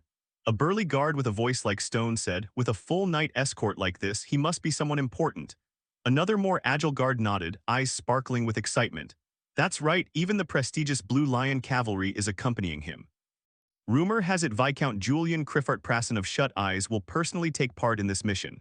On hearing Shut Eyes, the first guard flinched, his voice trembling with alarm. What but isn't he? The man beside him hurried to cut in, explaining confidently. Yes, he suffered memory loss from a severe injury, but that's probably just jealous gossip. Surviving a life-and-death wound can't be ordinary. The first guard frowned at that, voice full of doubt. Ah, I had my suspicions too. A man like him, smiling as if stabbed yet bleeding not a drop. What kind of injury could be so terrible? Julian sat atop his horse, composed yet sharp, silently listening to the chatter. A mysterious smile flickered across his lips. He thought inwardly that choosing to join this mission was the right decision. The public was tilting in his favor. Things were going the right way. Suddenly, two figures approached from afar, their presence powerful. A tall man with shining blonde hair spoke loudly. Lord Julian, thank you for coming. I am Fern, a member of the Blue Lion Cavalry. The man beside him, more reserved in demeanor, added, and I am Heinrich, an honor to meet you. After introductions, Julian nodded slightly, his gaze cold but his tone mild. You Blue Lion boys have worked hard. Escort the mages to Julin safely, will you? When he finished, Julian gave an ambiguous smile that made both Fern and Heinrich tense. He thought to himself, who knows what will happen? If a giant demon suddenly appears, will I be afraid? Fern and Heinrich answered in unison, leave it to us. Fern then looked at Julian appraisingly. Lord Julian, would you like to ride the carriage to Julin for comfort? Heinrich immediately interjected, that's right. Let the Blue Lion escort handle the protection, you just relax. Julian slightly raised an eyebrow, his smile unchanged, but turmoil rose within him. The offer sounds considerate. But it doesn't seem entirely for my benefit. The Blue Lion is the Empire's regular unit. Most of them high nobility. Unlike Shut Eyes, where people like me are just a peripheral branch, they don't want someone like me outshining the true nobles, do they? He stroked his chin, his eyes glinting with cunning. In novels, transmigrators often live brilliantly. As for me, a villain stuck in this mess. Riding a horse is certainly more comfortable than petty verbal fights. Finally, Julian spoke, calm yet authoritative. Then it's decided. Fern and Heinrich exhaled, exchanging relieved looks. Heinrich nodded, understood. I'll inform Lady Eileen when she arrives. At the name Eileen, Julian's expression suddenly darkened. He repeated in a lower voice, who? From a distance, a graceful figure approached. Her long hair streaming in the wind. She waved, her voice clear as a silver bell. What a beautiful day, isn't it? I'm Eileen Donashin, in charge of restoring the resonant stone today. Eileen's gaze swept over Julian, and when their eyes met, the air seemed to freeze. Her expression tightened slightly. While Julian fumbled awkwardly, about the carriage, could we skip that? Fern blinked in surprise, huh? Eileen stood there, her face growing displeased. She thought to herself, why is Julian here? Wait, hasn't he always tried to avoid me? Julian on the other side scratched his head, uneasy. She's truly an enigma, it's impossible to guess what she's thinking, it's rather unsettling. The two Blue Lion knights gaped, thinking, what is this? Why the sudden change of mind? Is he asserting authority? Fern ground his teeth, a rising sense of irritation. Could Julian have guessed our plan and decided to stay and supervise the mission to cement his position? Just as expected, he's the type who survives the court's chaos without relying on anyone. But after all, he's only a branch, he's too arrogant. Julian, riding casually, suddenly felt cold, knife-like stares piercing his back. He thought to himself that no one told him the mage needing escort would be Eileen. He felt as if he had been set up. Turning to Eileen, she lifted the carriage curtains slightly, her sharp gaze fixed on Julian. Inside she growled, I'm not comfortable either. In this situation, finish the mission as quickly and cleanly as possible. Don't let me have to meet Julian again. The escort immediately quickened their pace, racing along winding roads toward Julin. After a long journey, they finally arrived at their destination. Julian remained on horseback, scanning the surroundings and thinking, so this is where the resonant stones are kept. Smaller than I expected, coming all the way from the capital and no proper reception. Suddenly a hurried servant dashed by carrying a bulky crate. He glanced at the group, urging, "Ah, you're from the capital, right?" Julian nodded yes. The servant smiled warmly. "Welcome, thank you for coming. We'll lead you to the resonance stone location at once." At an old clock tower in Julin, countless resonance stones floated in midair, emitting an eerie glow. Around them, crates of resonance stones and mana conduits were neatly arranged. Someone shouted, "The resonance stone crates this way, the mana conduits over there." After observing the situation, Eileen confidently pointed and said, "Let me handle this. I have a strong sensitivity to mana." The servant nodded respectfully. "Mage, would you like to inspect the area to be repaired?" Eileen nodded lightly, "Yes, sorry to trouble you." After some walking, they went deep into the clock tower where the damaged resonance stone was kept. Seeing how bad it was, Eileen exclaimed, "Oh dear. This can't be fixed as is. I think we need to replace a large portion." The servant was surprised. "Replace it?" Eileen smiled, her voice gentle but confident. "Yes, during the replacement the barrier will temporarily vanish, but don't worry, it won't take long." Hearing that, the servant's face lit up. "Thank you, mage." Eileen touched the stone, thinking inwardly that all preparations were complete. Now she only needed to tell Julian that the barrier would temporarily lose its effect. But she didn't want to see his face at all. "Just treat it as work, Eileen, you're a mage after all." She stepped out toward Julian, who stood brooding. Eileen took a deep breath and said, "Lord Julian, I have something to tell you." Before she finished, Julian was gone like a flash, sliding away like the wind, as if avoiding something terrifying. Eileen froze, her face darkening. She thought, "What's this? He's avoiding me. I'm not imagining it. Could he know I have feelings? No, impossible." Annoyed, Eileen hurried after him, shouting, "Lord Julian, this is important." She sped up and grabbed Julian's cloak, her voice angry. "Hey, why are you avoiding me?" Julian turned back with an awkward smile. "Avoid you when you're the one trailing after me." Eileen clenched her teeth in anger and shouted, "What?" She thought to herself, "What's wrong with this guy, acting like I'm the one stalking him?" At that moment, Julian's expression suddenly changed, becoming icy. Before them, several grotesque figures emerged from the void, an evil aura spreading. Eileen screamed, "Demons." Julian was startled. "Demons?" Eileen angrily struck Julian on the head. "I told you the barrier would be temporarily down so demons could appear. If you hadn't avoided me, I already said so." Suddenly, a harrowing cry rang out as Heinrich was hit by an unexpected blow from a demon and slammed into the wall behind Julian, groaning in pain. Julian turned, his gaze sharp as he looked at the demon. The deathly aura emanating from it made his skin crawl. A thought flashed through his mind. "This is a rank 2 demon, more dangerous than I thought." Looking at the disgusting demon before him, Julian's heart raced. This was neither a hornless fiend nor a stationary devil. A two-horned demon, truly an unexpected variable. The monster's appearance sent Eileen into a panic as she ran over, her voice trembling. "What the hell is happening?" Julian immediately shouted in a cold voice, "Stop, it's very dangerous." Facing the ferocious two-horned demon, she trembled slightly, eyes wide with terror. "A rank 2 demon? Why is such a strong demon here? The spells I know can't fight it now, and the resonance stone hasn't been activated." The rank 2 demon roared, its eerie cry tearing the air as it signaled the small demons around it to attack. Receiving the command, the lesser demons surged forward like moths to flame, aiming straight at Eileen's group. One demon leapt at her, sharp claws glinting in the dark. At that instant, Julian dashed forward like lightning and stood between Eileen and the demon. His sword rose and he swung a powerful strike, cleaving the demon in two so it collapsed to the ground. He turned back, eyes sharp as he looked at Eileen. "Pull yourself together, panicking over this is shameful." "How embarrassing, I'll handle this side."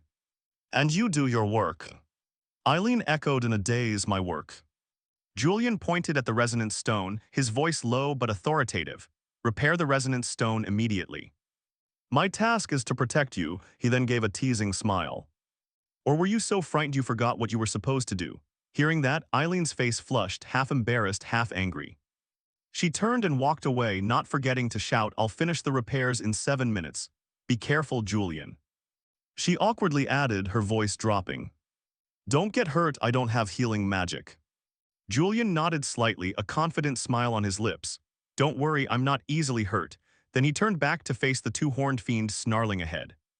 His hand tightened on the sword hilt. Julian thought to himself he sounded tough, but was actually terrified. He hadn't expected his first real battle to be against a two-horned demon. So many eyes were watching. If he ran, rumors would spread everywhere. And he'd be suspected instantly if I truly am Julian. Suddenly hurried footsteps rang out from afar. Fern led the Blue Lion Cavalry and shouted, "Wait, we the Blue Lion Cavalry will take down this demon." The unit charged at once, swords and shields glittering in the dim light.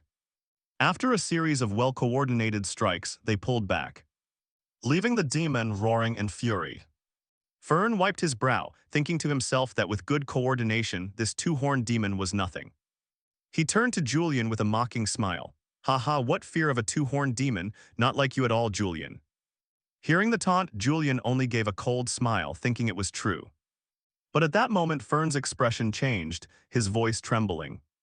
"Could it be that my lord is smiling?" Julian looked up, his eyes burned like fire, his face cold yet exuding an overwhelming presence. Inside he roared that now, at this life-or-death moment, I am Julian, if I were the real Julian. Before he could think further, the demon snapped its fingers, summoning a spectral blue flame around Julian. He stood there lost in thought. If he were Julian, he'd surely smile and savor this moment. Suddenly, a system notification rang in his head. Innate swordsman talent activated. Julian surged forward like a whirlwind, his sword flashing in a continuous barrage striking the demon. Each blow was precise, leaving deep wounds in the creature's body. Fern, witnessing the scene in astonishment, exclaimed, "Just one strike caused such massive damage. Unbelievable." Julian smiled inwardly, thinking, "Good, it's working." He moved continuously, shifting positions, unleashing relentless attacks. The more he fought, the more exhilarated his expression became, as if he were merging with the battle. But then the demon's eyes suddenly flared red and locked onto Julian. When that gaze met his, Julian froze, his heart pounding. Damn. The monster swung its arm, delivering a powerful blow, sending Julian flying. He crashed hard into the ground, blood spouting from his mouth, pain spreading through his body. Julian clutched his wound, thinking to himself that it hurt so much he could barely breathe. Even a worm would wriggle when stepped on, let alone me. Before he could recover, the demon roared, swinging its sword in a terrifying strike that sent rocks and earth flying. A dust cloud obscured everyone's view. A guard shouted in a trembling voice, "I can't believe even Lord Julian was hit."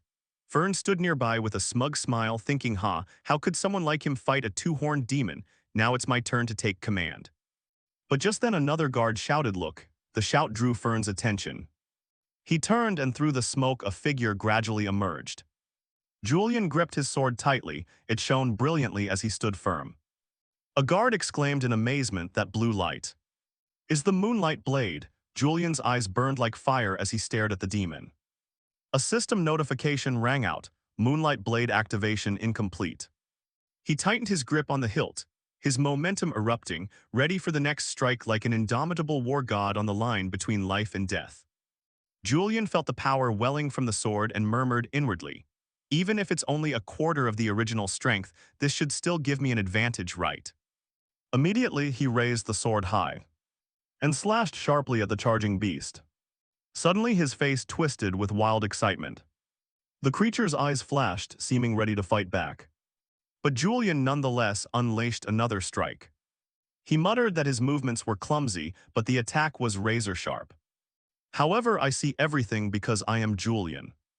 He activated his special skill, Thorough Insight. Facing the creature's successive assaults, Julian remained unflinching, merely smiling. With his agile body, he easily dodged the recent blows. Deep in his eyes, the icon for Thorough Insight flashed. Thanks to that, Julian dodged every attack, causing the guards outside to clench their fists and shout. He dodged them all. Fern frowned and murmured, "Is that Julian?" Cut to another location. The cracks in the resonance stone were gradually being repaired. Eileen looked at the summoning magic circles before her and said, "Understood." She clenched her fists, looked down and shouted, "The barrier has been restored." Hearing that, the monster roared in anger, "What, damn, I was careless." Its red eyes instantly widened. But at that moment, Julian lunged forward. With terrifying speed, he closed in on the beast, his gaze filled with killing intent. Seeing that imposing presence, Fern could only gape in amazement. And the guards were no exception. Immediately after, Julian unleashed a sweet, clean stroke, cleaving the monster in two. After finishing it off, he gently sheathed his sword and walked away calmly. He passed through the guards who were whispering and gossiping, muttering to himself so it really worked. Sensing the fearful stares from those around him, he thought inwardly that this atmosphere was to be expected. Julian is a villain after all. It's natural for people to fear such overwhelming power. From afar a voice called out, "Lord Julian." He paused, curious. "Yes, what is it?" A soldier hurried over, gripping his hand and saying, "Thank you, my lord, we thought we were all going to die." Immediately the surrounding soldiers shouted in unison, "Truly Lord Julian lives up to his name." Hearing that, Julian murmured inwardly, "I didn't expect this." Fern came to praise him. "Well done, my Lord Julian." Seeing Fern's fearful eyes contrasted with his own composed expression, Julian spoke up. "Ah, Fern, could you report the situation to me? I'm not used to handling these things." Fern nodded slightly. "Ah, yes." Watching Julian's retreating back, Fern muttered that it was different, truly distinct. Compared to those nobles, he's on a completely different level. Defeating a two-horned demon and remaining so calm, he's not like a normal human. Shortly after, Julian approached a cool, clear pond. He plopped down on the ground and let out a long sigh. Wiping the sweat from his brow from fear, he muttered that his life had just hung by a thread. Inside he felt clearly the hatred, fear, and despair of facing a demon. Real combat was far more brutal than he had imagined, the sensation of slicing through a demon. Could it be that Julian always treats situations like this as routine? Looking down at the clear surface of the pond, he saw his reflection and murmured that as the body changes, the mind gradually follows. He tapped his head lightly, wondering just how great the power of life really was. Immediately he summoned the system panel appeared, displaying the special skill Thorough Insight. A unique tier ability combining Li Shihu's knowledge and Julian's experience. This skill grants superior perception, easily discerning a target's weak points, sensing an opponent's emotions more clearly, and dealing additional damage to enemies who are frightened. Looking at the system panel, Julian muttered that the fusion of two power sources had produced a skill to see through weaknesses. With this skill, I can even dispel others' doubts about me. The problem now is that the Moonlight Blade isn't complete yet. He drew the sword from its sheath, studied it intently, and muttered, "I still need to carve a channel to conduct energy into it. To activate the Moonlight Blade, I must concentrate a large amount of mana at once. Both power and stability can't yet compare to the original. It needs to be more stable." He took out a cloth and polished the sword until it shone like a mirror. Seeing his reflection on the blade, he murmured that he'd just thought of a pretty good idea. Cut to the council meeting of the noble elders. The elders were seated in the room when the door suddenly swung open. A young man in blue stepped in, and the meeting chair seated in the center said, "Sit down." Heron nodded slightly. Yes, he sat down, his body trembling with fear. The leader asked, "Are you saying Julian discovered our plan?" Hearing that, Heron shook violently, clamping his lips shut and unable to speak. After a moment of hesitation, Heron stammered, "Yes." It seemed so. Even as he spoke, his body still trembled with fear. Oren replied coldly, "I always knew your incompetence would cause trouble sooner or later. If it weren't for your Haiyan bloodline." Seeing this, Heron immediately stood, bowed his head in salute, and said, "I apologize, Lord Oren." At that, the other elders began whispering. One spoke up, "Recently Shut Eyes has been acting very strangely. They just submitted a proposal to the Royal Library." Another elder continued, "The proposal states that from now on, when Shut Eyes conducts trials, instructors will not be held accountable." Someone added that even if there are casualties, they will be declared innocent under the Empire's name. Hearing this, Oren frowned slightly. Suddenly, a man clenched his fist and slammed it down on the table, shouting, "Isn't this exactly Julian's intention?" The other elders immediately nodded in agreement. "That's right, that royal mutt, who does he think he's warning?" Another spoke up, "But Lord Oren, perhaps this could be an opportunity for us." Oren asked, "An opportunity?" He turned to ask Lord Aiden, "What do you mean?" Aiden replied with a smug smile, "Up until now, Julian has always acted on the Empire's orders. But now he's begun to think and act on his own. Which means he's become a variable. This might even be more useful than sending him to the Northern Front. We could find ways to exploit him better, so for now, just observe him." Hearing this, another elder immediately pointed at Aiden and shouted, "You mean let that bastard do whatever he wants?" Aiden smiled and replied, "Exactly. Everyone wait a little longer." Cut to Julian's residence, he was lost in thought.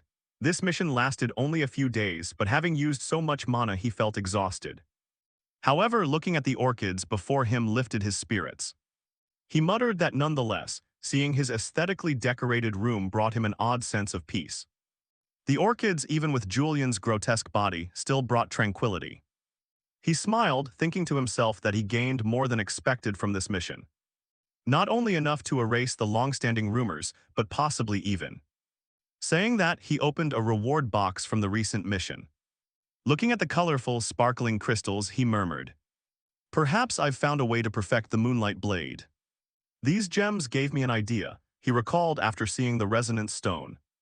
He thought of a hypothesis. In the world of the current Demon King, everything can store mana, especially gems produced by the Empire, which have the highest mana conductivity and capacity.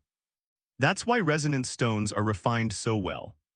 Holding a gem in his hand, he murmured, "Based on the principle of transmitting energy into a resonance stone, I came up with a way to use gems as an intermediary between my body and the sword. If I can find the right gem to channel mana, it must resonate well with my mana, so I have to find that unique gem." After some testing but still not finding a suitable stone, he sighed, too much thinking, it's already mealtime. He called out, "Butler, come in." Lazarus entered from outside, saluted in military fashion, and respectfully said, "Lord Julian, summoned as ordered, I am present." Seeing Lazarus, Julian murmured inwardly, "Lazarus again, this name shows up once more." Lazarus continued, "The commander requests you report directly to the Royal Library about the mission." Julian asked directly. Lazarus nodded, "Yes, that's correct." Julian stood and rose from his chair, saying, "Then please take these gems to the vault for me." He muttered inwardly that completing the moonlight blade will have to wait. The Royal Library summoned me over concern for my condition. Suspicions about my memory loss still haven't been fully cleared. As he was about to open the door and leave, Lazarus called after him, "Lord Julian." Julian turned back. "Anything else?" Lazarus presented the damaged stones and asked how to handle them. Julian replied immediately, "Throw them away."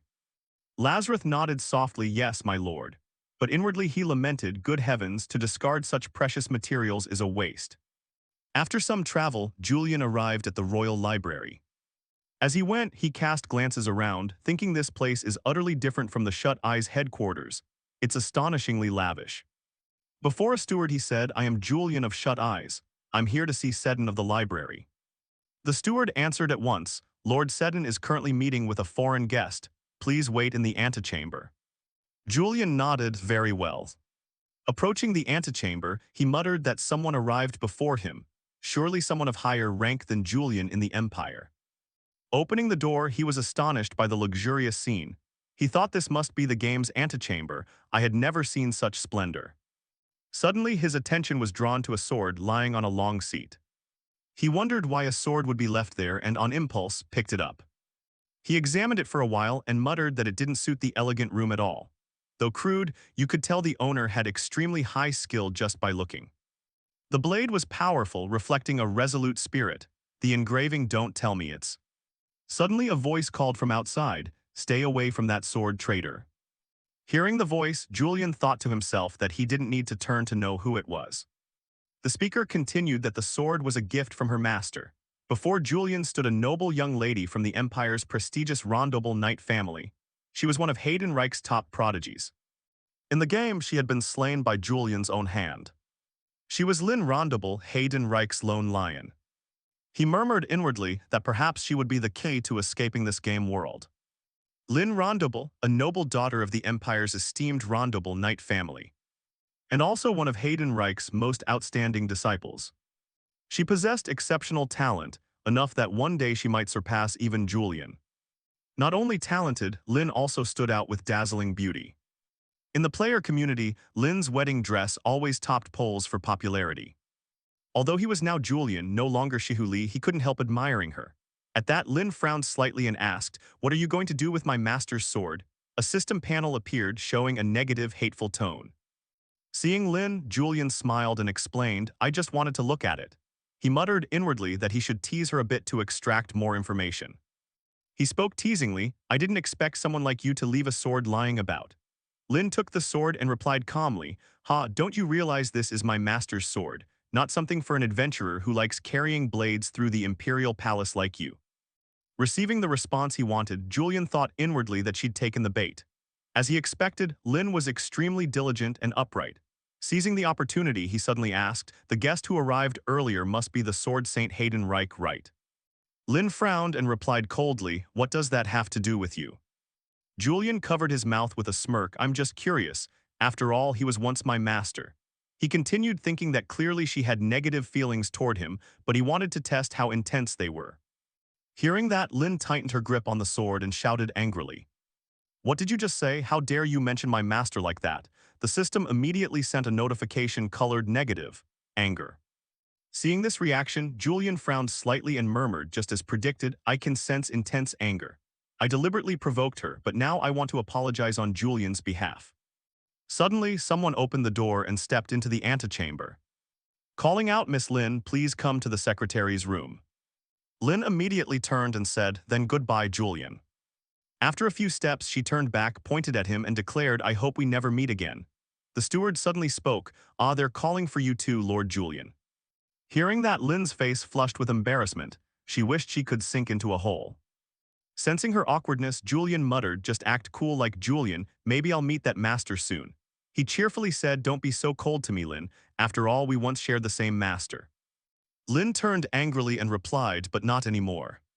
Never mention my master again. With that, she turned her back and walked away. Julian sank into thought, preparing to meet his favorite figure again in the guise of the one who betrayed them. He felt both happy and anxious, unable to describe it. At the Imperial Secretary's office, the steward said, greetings, Miss Lin, Lord Julian. We've heard that Lord Julian single-handedly defeated the two-horned demon. Julian smiled and replied, ha ha, that was only enough to warm me up. Lin immediately cut in and asked, excuse me, where is my master? Julian thought to himself that he was curious about that too. The steward answered, Lord Hayden Reich departed after assigning the task to you. Lin snapped, what? The steward continued, and I think you should cooperate with Lord Julian. Lin immediately protested us, why should I go with this traitor? The steward explained that Lord Hayden Reich requested someone be assigned to accompany her because the mission could be dangerous and Lord Julian is here. Julian could only cry silently. Hayden Reich, what are you doing? Lin beside him trembled with anger at having to work with him. The steward continued, investigate the slum area in the capital. Julian muttered, the slums, why should we care about that squalid place? The steward explained that based on some reports, demons had appeared in that area, and the slum residents did not want direct royal intervention. That's why the two of you are suited for this mission. You have ties to the royal family, but aren't truly royal since you belong to Shut Eyes and the Knights Academy. Julian thought, the slums are the remnants of nations the empire conquered by force, a place where people from many rejected countries gather. They dislike the royals and thus rely on Shut Eyes, an organization considered neutral. That makes sense. He continued thinking that if Lin outshines him during this mission, she'd easily earn the title of Sword Saint. Accompanying Lin wasn't advantageous for him, but as the royal hunter he couldn't refuse. He stroked his chin, smiled and said, I understand.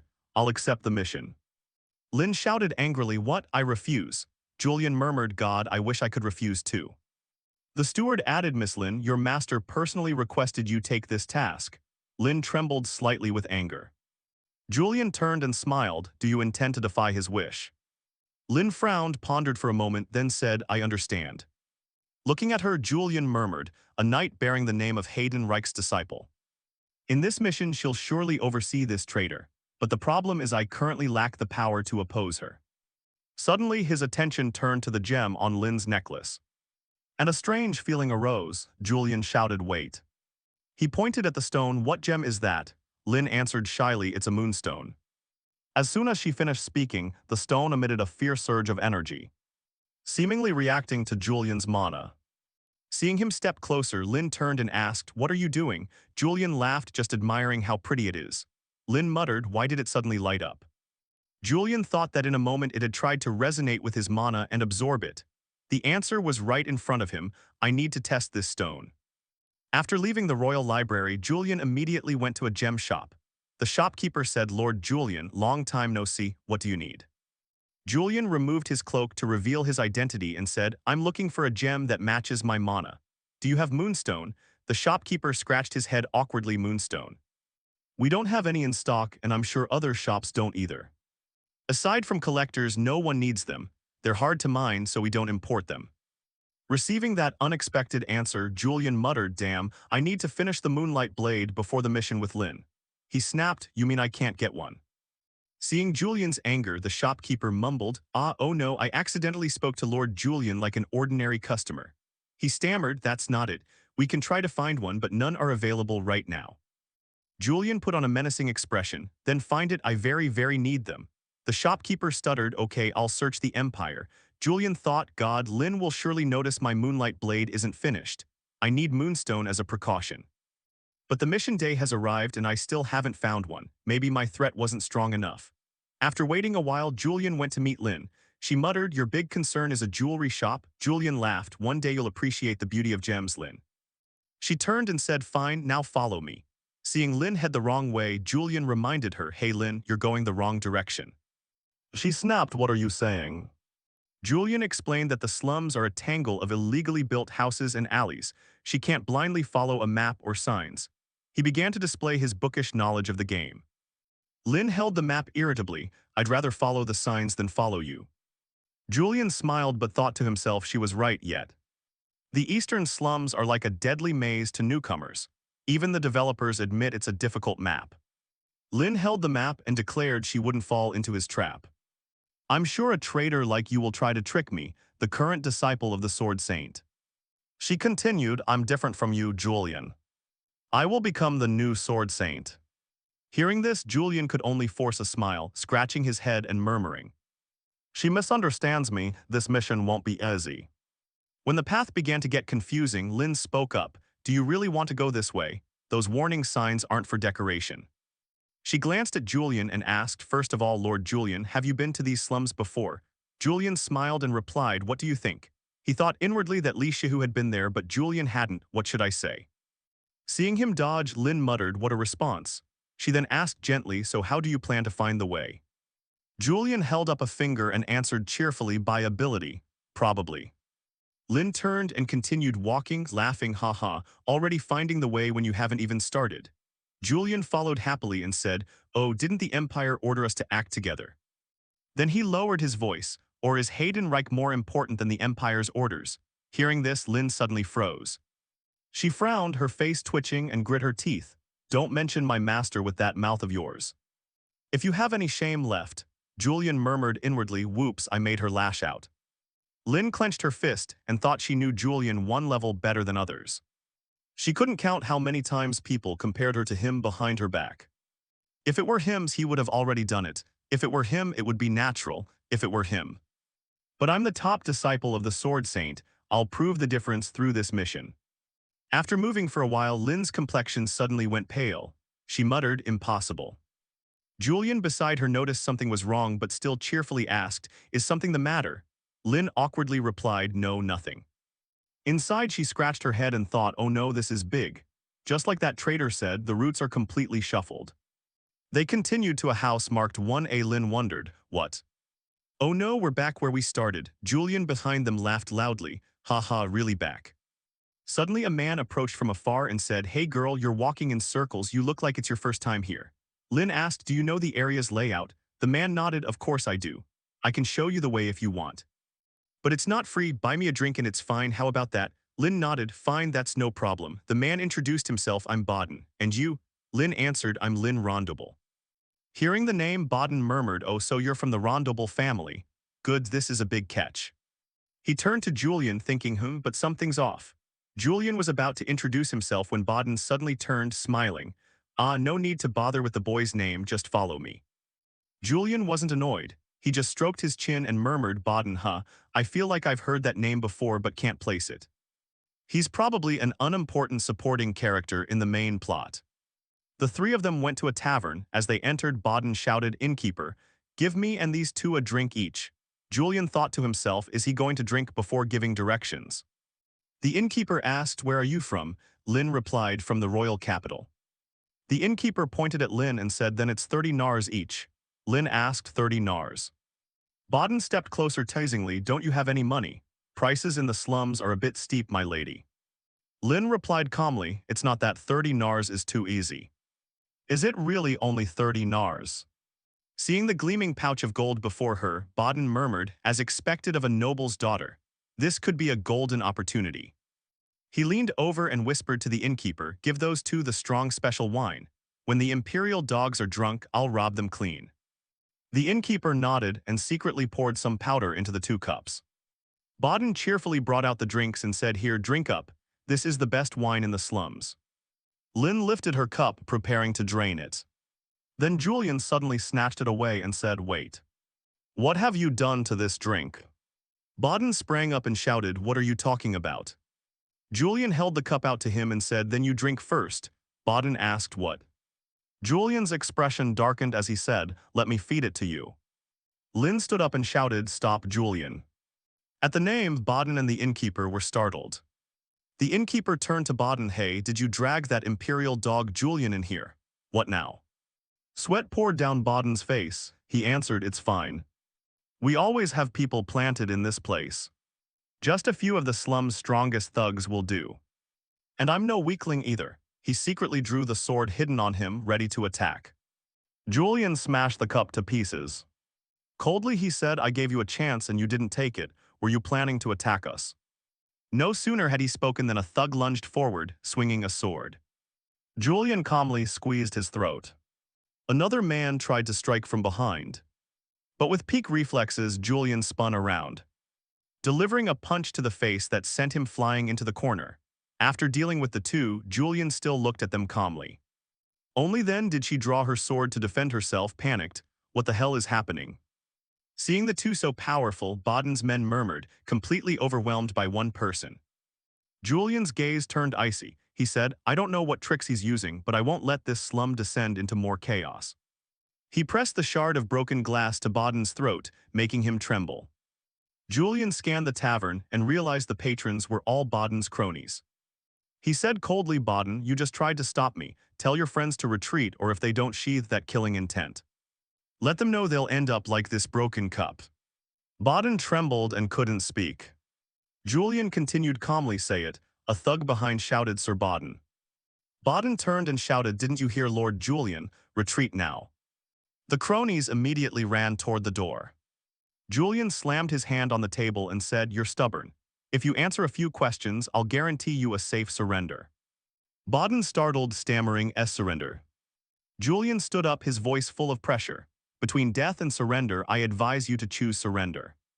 What do you intend to do? With no way out, Baden trembled and replied, I surrender. Baden looked up at Julian, his red-rimmed eyes flashing a mocking smile. Behind him, the female swordsman's cold voice rang out as her sharp blade pressed against Julian's back. That's right, I advise you to surrender instead of dying. Baden trembled and raised his hands in surrender under the threat. Baden, what do you choose? Julian asked. He bowed in defeat. Baden muttered, I surrender, I will. They stepped out of the tavern. Julian led, saying the man seemed suspicious from the moment he offered to guide us, who knew he'd lead to a gang in the slums. He held a scrap of paper and smiled broadly. I thought he was just a low thug, but he turned out quite useful. I got some helpful information.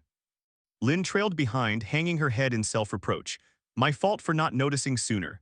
Julian remained optimistic and nodded at her confession. Of course, Miss Lin, someone like you probably never met that kind of person before. Lin bowed her head lower, lips pressed tight. Oh no, is she losing confidence? After a moment of silence, she asked, how did you know? Julian turned back. Know what? Baden slipped something into the drink, she emphasized. Julian smiled and replied, is that what you're curious about? The female swordsman insisted, tell me. Julian looked at Lin, her hands were clenched, expression serious. He thought to himself that she was willing to learn, even from someone she hated, putting progress above temporary shame. Indeed, Lin Rondable. Seeing her trembling, not from fear but something else, he hesitated slightly before explaining. It would be better if she weren't so hostile toward me. Julian raised his hand, a pale blue light surrounded it. I sensed hostility in the glass. Actually, I sensed it before we entered the tavern thanks to my mana detection trait, he continued. Lin repeated in surprise, mana detection trait, a system-like notification flashing in her mind. Julian went on, everything from objects and creatures to situations has inherent mana and it reacts strongly to other mana. He turned, pale blue mana sparkling around him. I used mana before we entered. He recalled how Baden emitted a strange hostile mana aura when guiding them to the tavern. It was to detect aggressive mana. Lin rubbed her chin, picturing it like a radar wave, right? Julian laughed helplessly. Let's say so, he smiled. Mana emanates from the body. It's a skill mages often use, but with abundant mana I can detect it easily. Lin tilted her head and frowned. I have another question. She recalled the earlier conversation. He didn't ask Baden about demons, but about living conditions in the slums. Julian smiled and admitted it. Yes, Lin was perplexed. Aren't we here to investigate demons? Julian kept smiling as if nothing was wrong, making Lin more confused. Usually yes, he then turned the question back to her. What do you know about demonification? The female swordsman replied hesitantly. Remnants of the demon King Barbados possess any non-human creature. She pictured a ferocious demon with long horns transforming victims. Isn't that what demonification means? Julian answered gently, often yes, but the slum's geography is unusual. The capital near the slums is surrounded by resonant stones. No demon can enter. There are also no nearby forests, so no animals, only humans. Lin paled as she realized, her body going rigid and trembling. So you mean only humans remain as hosts? Julian smiled, thinking to himself just like in the game. He nodded slightly. Yes, I believe the people here are being demonified. Lin pressed her forehead and shook her head in disbelief. I'm so foolish to have trusted you even a little. Julian confidently raised 3 fingers. 3 houses, he smiled. Those are the houses that will go to the apothecary for fever medicine this week.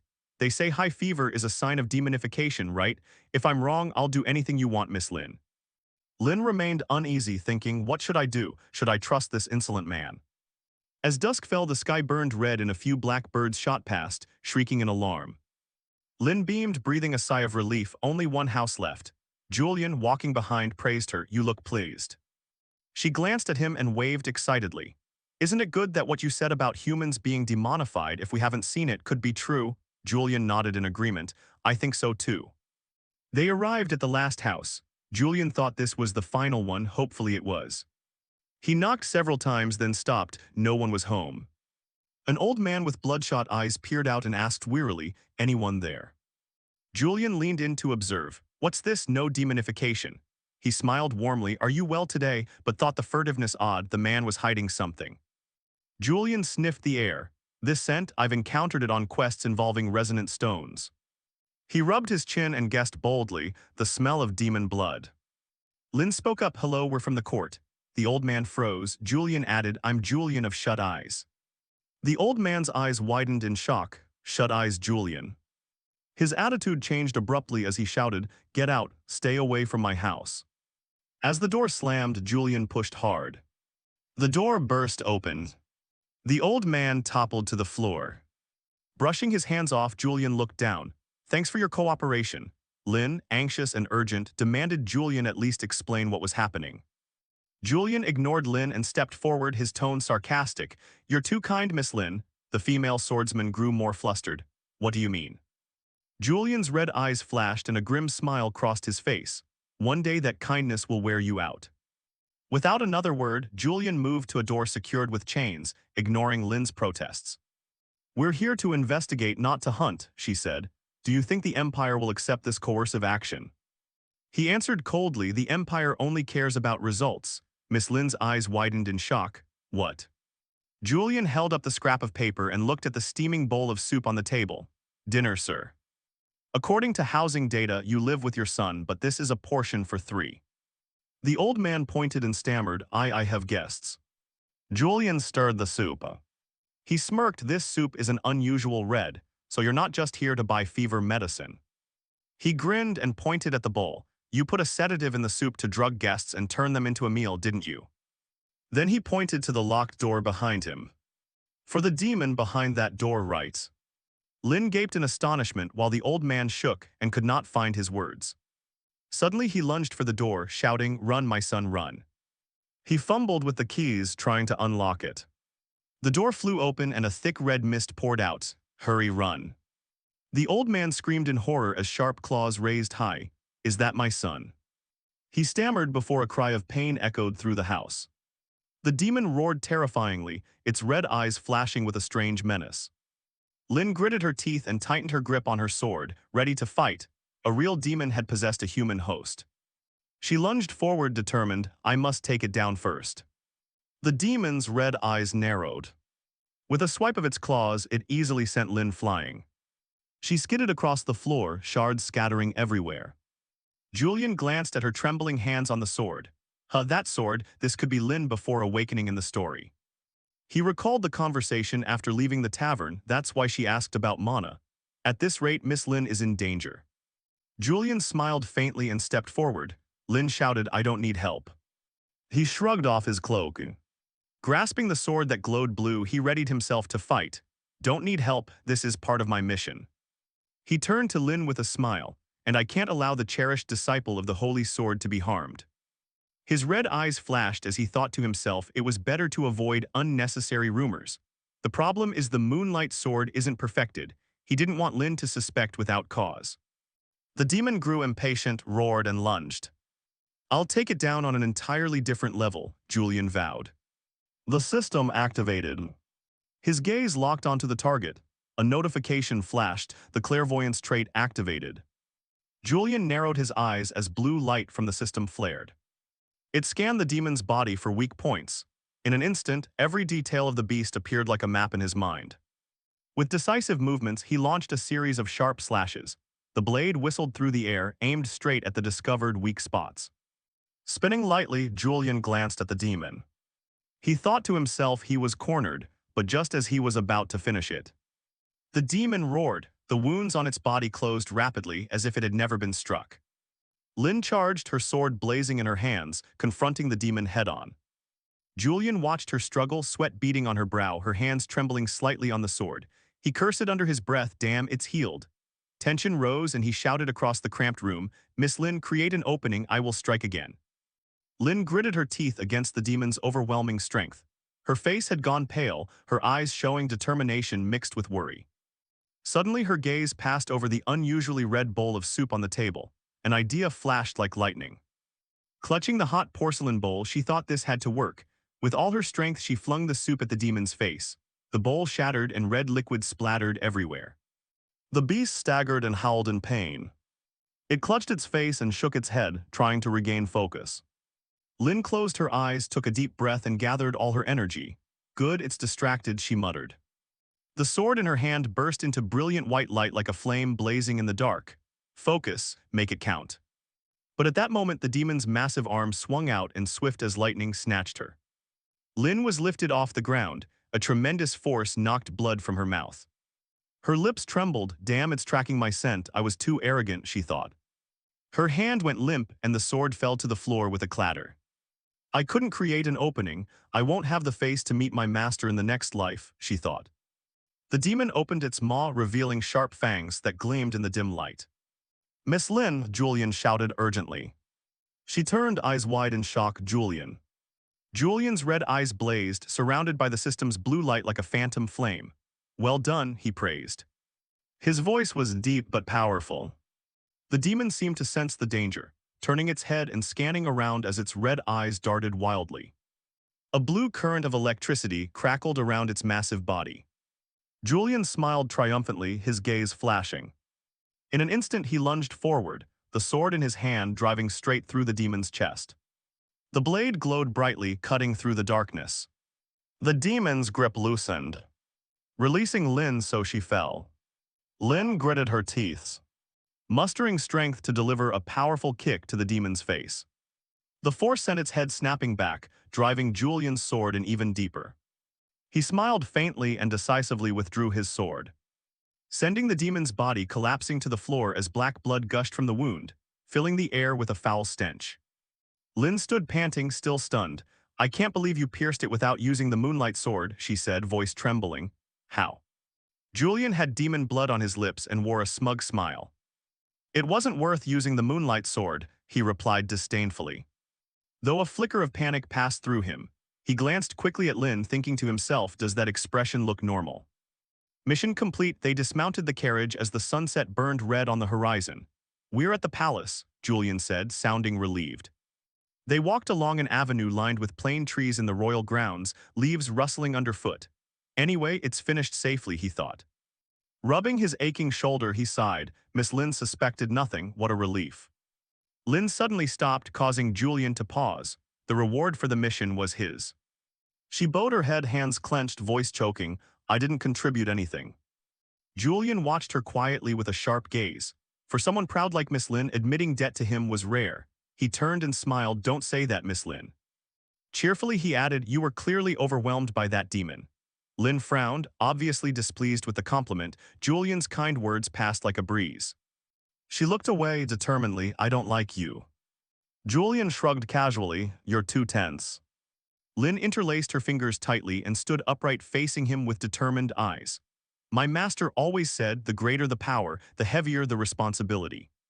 Recalling how Julian had swiftly felled the demon, she couldn't help but admire his victory. But she hesitated, voice turning serious. Seeing him use power recklessly, even against the innocent, darkened her face. Now I understand why my master expelled you. You lack restraint. Julian gave a sly smile. Tapping his chin with a hint of arrogance, restraint, that's the weapon of cowards. Lin clenched her fists and shouted angrily, are you calling my master a coward? Julian stepped closer, an invisible pressure making her instinctively take a step back. Lin, I'm not some noble of high birth, not bound by restraint, he said in a low, warning tone. He turned away, leaving the cryptic remark. She needed to realize there are people like that in the world. Lin stood frozen, muttering, what does that mean? Julian waved, smiling triumphantly as he walked away. Whatever you say, well done, and thanks for letting me have the mission reward, ha ha. Left behind, Lin sighed irritably, her legs heavy. He's so puzzling, she muttered, her gaze still troubled. Restraint isn't just for nobles, it's for all knights. A creaking carriage pulled up and a middle-aged man called out, heading home. Lin looked up and recognized the familiar face. Uncle Urgin warmly invited her in. You look exhausted, come, I'll take you back to the manor. Lin nodded politely, yes, thank you, uncle. The carriage rolled along the dirt road, horses' hooves keeping time with the evening breeze. Inside, Urgin gently asked, the mission must have been hard, did everything go smoothly?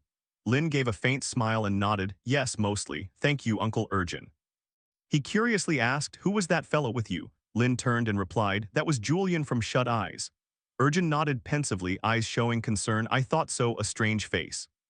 He recalled Julian's arrogant, indifferent demeanor and shared, the council elders are in knots over him, I've heard he's been pressuring the crown.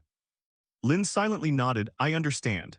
Urgin folded his arms, voice serious, that man is putting pressure on the council, nobles shouldn't act that way. His words made Lin flinch as if a puzzle piece had just clicked into place. Right, it's a branch of a noble house. She thought, recalling Julian's words, so that was his intention. She muttered, eyes clouded with confusion. Urgin continued in a warning tone, stay away from him, Lin, he's dangerous. After all, you deserve to be Hayden Reich's disciple. Maybe he's not as competent as we think. Lin slowly shook her head, voice firm, no, uncle. She looked up, eyes brightening, whatever he is, he's truly talented. I have doubts, she admitted, clenching her hands, but he's strong. Night had fallen and the manor's lavish lights spilled out, illuminating the road. In a closed room, a shadowy figure sat at a table as a low voice called, Julian. What on earth have you been doing? Ordwin's face darkened, his gaze cold as a blade fixed on Julian. Julian forced a smile, trying to keep calm. What do you mean, sir? But inside he was in knots, no way. Images flashed through his mind. An innkeeper angrily demanding compensation, slum residents whispering complaints in fear. Sweat beaded on his brow. He thought, I've gone too far, this is going to cause big trouble. Ordwin frowned, his gaze growing even darker like storm clouds before a tempest. She sighed and held up 2 thin sheets of paper, her voice cold. The criminal named Baden, the most wanted man, has turned himself in. Her eyes flashed sharply as she looked at Julian. When questioned, he trembled and gave your name. The mission was just to confirm demon traces. Julian breathed a sigh of relief, feeling the burden lift. Just Baden, he thought, forcing a small smile. He spread his hands innocently. Maybe the man realized his guilt too late. I don't know why he mentioned me. Ordwin snorted, ignoring his excuses, and pushed the paper back to him. Probably another stunt of yours. Check the mission reward and report back. Julian eagerly took it, eyes lighting up like a child given a present. Mission reward money at last, he thought, imagining glittering Nuz coins. For a penniless man like him, this was a godsend. He suddenly remembered a note a servant had delivered. Master Julian, the jeweler, has contacted us. He replied, really?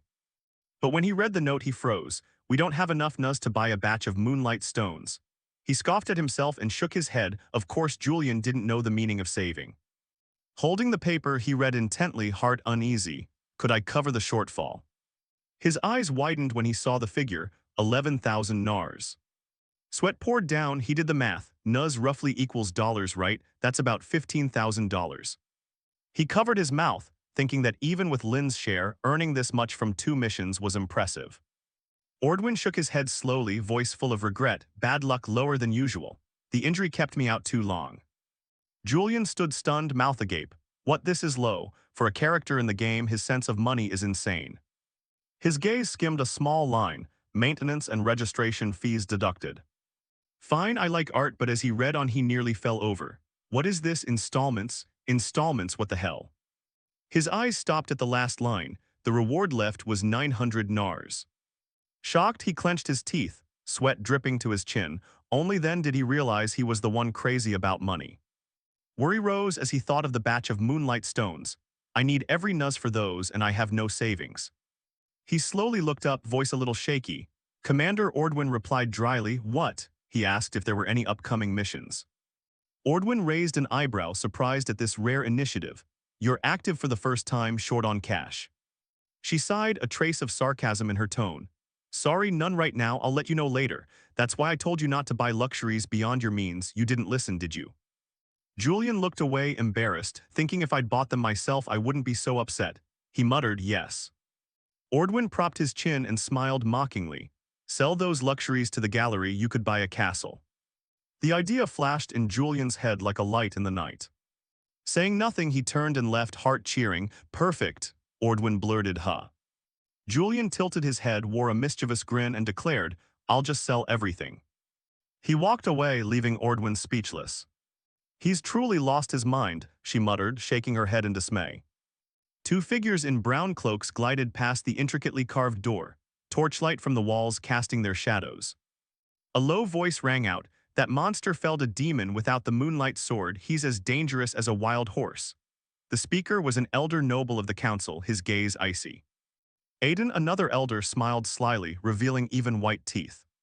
A servant bowed respectfully. Lord Aiden, I'm here to escort you. Aiden waved a hand, voice low. No, I've matters to discuss with my subordinates. The heavy wooden door closed, its creak echoing. In the dark, a figure sat at the table, voice cold. So the council elder doesn't support Julian. He leaned back, a mysterious smile appearing in the dim light. Julian felled the demon in the recent mission without the moonlight sword. A subordinate answered respectfully, yes, sir. The confirmation made him momentarily uneasy. He really is a monster. The subordinate calmly asked, shall I carry out your previous orders, sir? The man raised his hand, eyes flashing like a predator. Do it. I'll recruit that monster and turn him into my strength. Meanwhile, at the Cosmos Gallery, light from crystal chandeliers shone down on the magnificent paintings. Julian wandered among the works, his fingers brushing lightly over the frames. I thought I'd take advantage of the momentum to come here, but I'm not sure this will sell, he muttered, worry flashing across his face. An appraisal attendant, pale-faced, hurried over and bowed. Welcome, Lord Julian, he said, voice slightly trembling. Julian smiled warmly and offered a friendly hand. Thank you for appraising this piece. The attendant named Perso stepped carefully behind, curiosity in his eyes. No trouble at all, an honor to serve the famed shut-eyes Julian. He pointed to an object draped in white cloth. This is the piece for appraisal. Julian nodded and pulled the cloth away. A brilliant painting appeared, colors dancing under the light. Perso's eyes lit up and he murmured in awe. He bent down to inspect it through a magnifying glass. Based on the unique technique, it appears to be a work by Coruius Vincent. Julian leaned in, watching with curiosity. Perso looked up, voice firm, this is a forgery. Julian's eyes reddened as he froze. He ran a hand through his hair and cursed under his breath. Julian, do you have no eye for art? He remembered the painting hung in the villa's entrance that he always thought a masterpiece. He should have bought something else. He cleared his throat, thinking selling forgeries like this would ruin his reputation. Julian accepted. Perso's face darkened, but he continued, I've never seen a forgery crafted so exquisitely. Then with renewed excitement, I want to buy it. Julian gave an awkward smile despite it being a fake. Perso beamed, eyes bright. It's in excellent condition. May I buy it for 1,000 nars? Julian rubbed his neck, thinking the man must pity him. But 100 nuz isn't enough to buy all the moonlight stones. He nodded, all right. Perso pointed to the paintings displayed around the room. I'll prepare the contract, please view the other works while you wait. Julian replied, all right. Suddenly a soft voice rang out, drawing his attention. Are you sure about selling it at that price? Eileen appeared, beauty like moonlight, stepping forward with a mischievous smile. That painting is definitely an original, isn't it? At the unexpected arrival of Miss Eileen, Julian turned sharply, eyes as sharp as blades and voice low and skeptical. What brings you here and what do you mean by original? He folded his arms, eyes fixed on Eileen, his heart quickening with curiosity and caution. He awaited her answer without taking his eyes off her. Eileen tilted her head slightly, glanced at Perso, who trembled, clutching the painting like a lifeline, and her voice hardened, sharp and certain. My cousin has several works displayed here, but never mind that. Suddenly Eileen's gaze turned icy and knife-like as it fixed on Perso. He felt an invisible pressure weigh down his shoulders as if to crush his mind. He trembled violently, the painting nearly slipping from his hands, sweat dotting his brow. Eileen stepped closer, each footfall light yet commanding. Her voice was cold as a winter wind. In the Empire, no painter can wield oil paints with such mastery. She snatched the painting from Perso, her long hands gliding over every stroke, eyes intent and enraptured as if sinking into a mystery. Suddenly she stopped and pointed to a small corner beneath the painting. And this signature, she continued, voice like an iron arrow piercing the air, it's undoubtedly Corurius. Eileen's assertion plunged the gallery into a silence as if time itself had halted. Julian stood nearby studying the painting, brow slightly furrowed, eyes reflecting contemplation over a secret not yet revealed. Meanwhile Perso stood beside them trembling, sweat pouring like rain, his face pale with panic. He stammered, voice breaking, I can't believe it, I missed the signature. Julian turned, eyes cold as ice, his voice slow but sharp as a blade, full of menace. So that means you intended to deceive me, doesn't it? The weight of his words made Perso feel as if a boulder sat on his chest, his breath growing labored. He staggered and collapsed to the floor, hands clutching his head, voice breaking with extreme fear. I am so sorry. Julian stepped forward, his hand reaching as if to grab Perso by the throat, anger flaring like a predatory beast about to strike. But at that moment, Eileen quickly grasped his hand and held him back. Julian, stop. Her voice was resolute yet gentle, eyes sparkling with clear-headed concern. When appraising, anyone can make a mistake. People aren't perfect all the time. Hearing this, Julian halted. The fire of his anger subsided, replaced by embarrassment and self-reproach. He thought to himself, damn, I almost lost my temper. If I drew my sword and cut him down now in front of all these witnesses, I'd be no different from a villain. He forced a smile and shrugged his hand away, his tone softer though still edged. All right, acting over the top would make me look like the bad guy. Eileen raised an eyebrow, lips curving into a mischievous smile, eyes twinkling as if teasing, even worse than that. Julian's expression flickered, a hint of embarrassment passing, but he quickly regained his composure. He turned to Perso, speaking gently yet with an irresistible authority. If this is genuine, the painting's value would be different, wouldn't it? Perso remained kneeling on the floor, eyes wide with terror, mouth stammering as if facing judgment. Why, yes. He hung his head and bowed his forehead to the floor, crying out in despair, I'm truly sorry. If this is an original, my gallery couldn't afford to buy it. Even if I liquidated all my assets, it still wouldn't be enough. At that, Julian burst into loud laughter, the sound ringing with delight as if he'd found joy in the chaos. He stepped forward and placed a hand on Perso's shoulder, his voice turning cold like a final warning.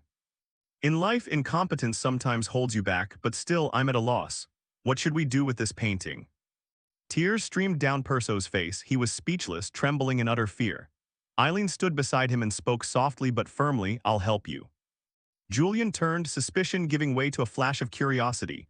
You'll help me? Eileen folded her arms, sighed once, nodded lightly, her face showing a hint of weariness. Yes. I know there's one person who would buy any Corurius painting without question. Julian stroked his chin, pondering. His gaze was sharp as if trying to pierce her thoughts, but she held up two fingers to indicate there were two conditions. First, you must not punish the appraiser. Julian nodded immediately, smiling comfortably. Fine. I wasn't planning to do anything to him anyway. Eileen raised her fan to cover her mouth, eyes shy as if hiding a secret, voice hesitant yet sincere. And second, I need you to help me with something, only you can do it. Julian smiled without hesitation, confidence radiating from every gesture. All right, I'm free anyway. They shook hands, the agreement struck in an atmosphere tense but promising. Eileen spoke sternly, eyes determined. Don't get me wrong, I am not helping you out of kindness.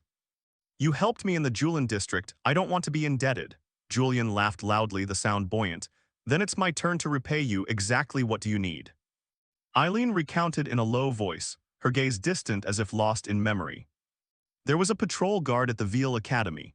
That night the air suddenly turned icy, making him terrified to the core.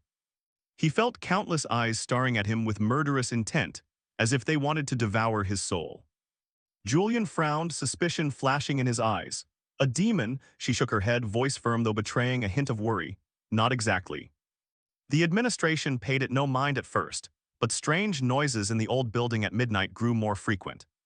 And many guards were attacked and injured. Julian knit his brow, curiosity mingling with resolve in his gaze. If it's not a spirit, then what is it? His eyes turned cold, his voice sharp as a blade. I think it's a fiend. The academy is well guarded, but a demon slipped through the weakened ward. Suddenly, a deep voice rang out from afar, cutting through their thoughts. So in the end, you still have to ask others for help, huh?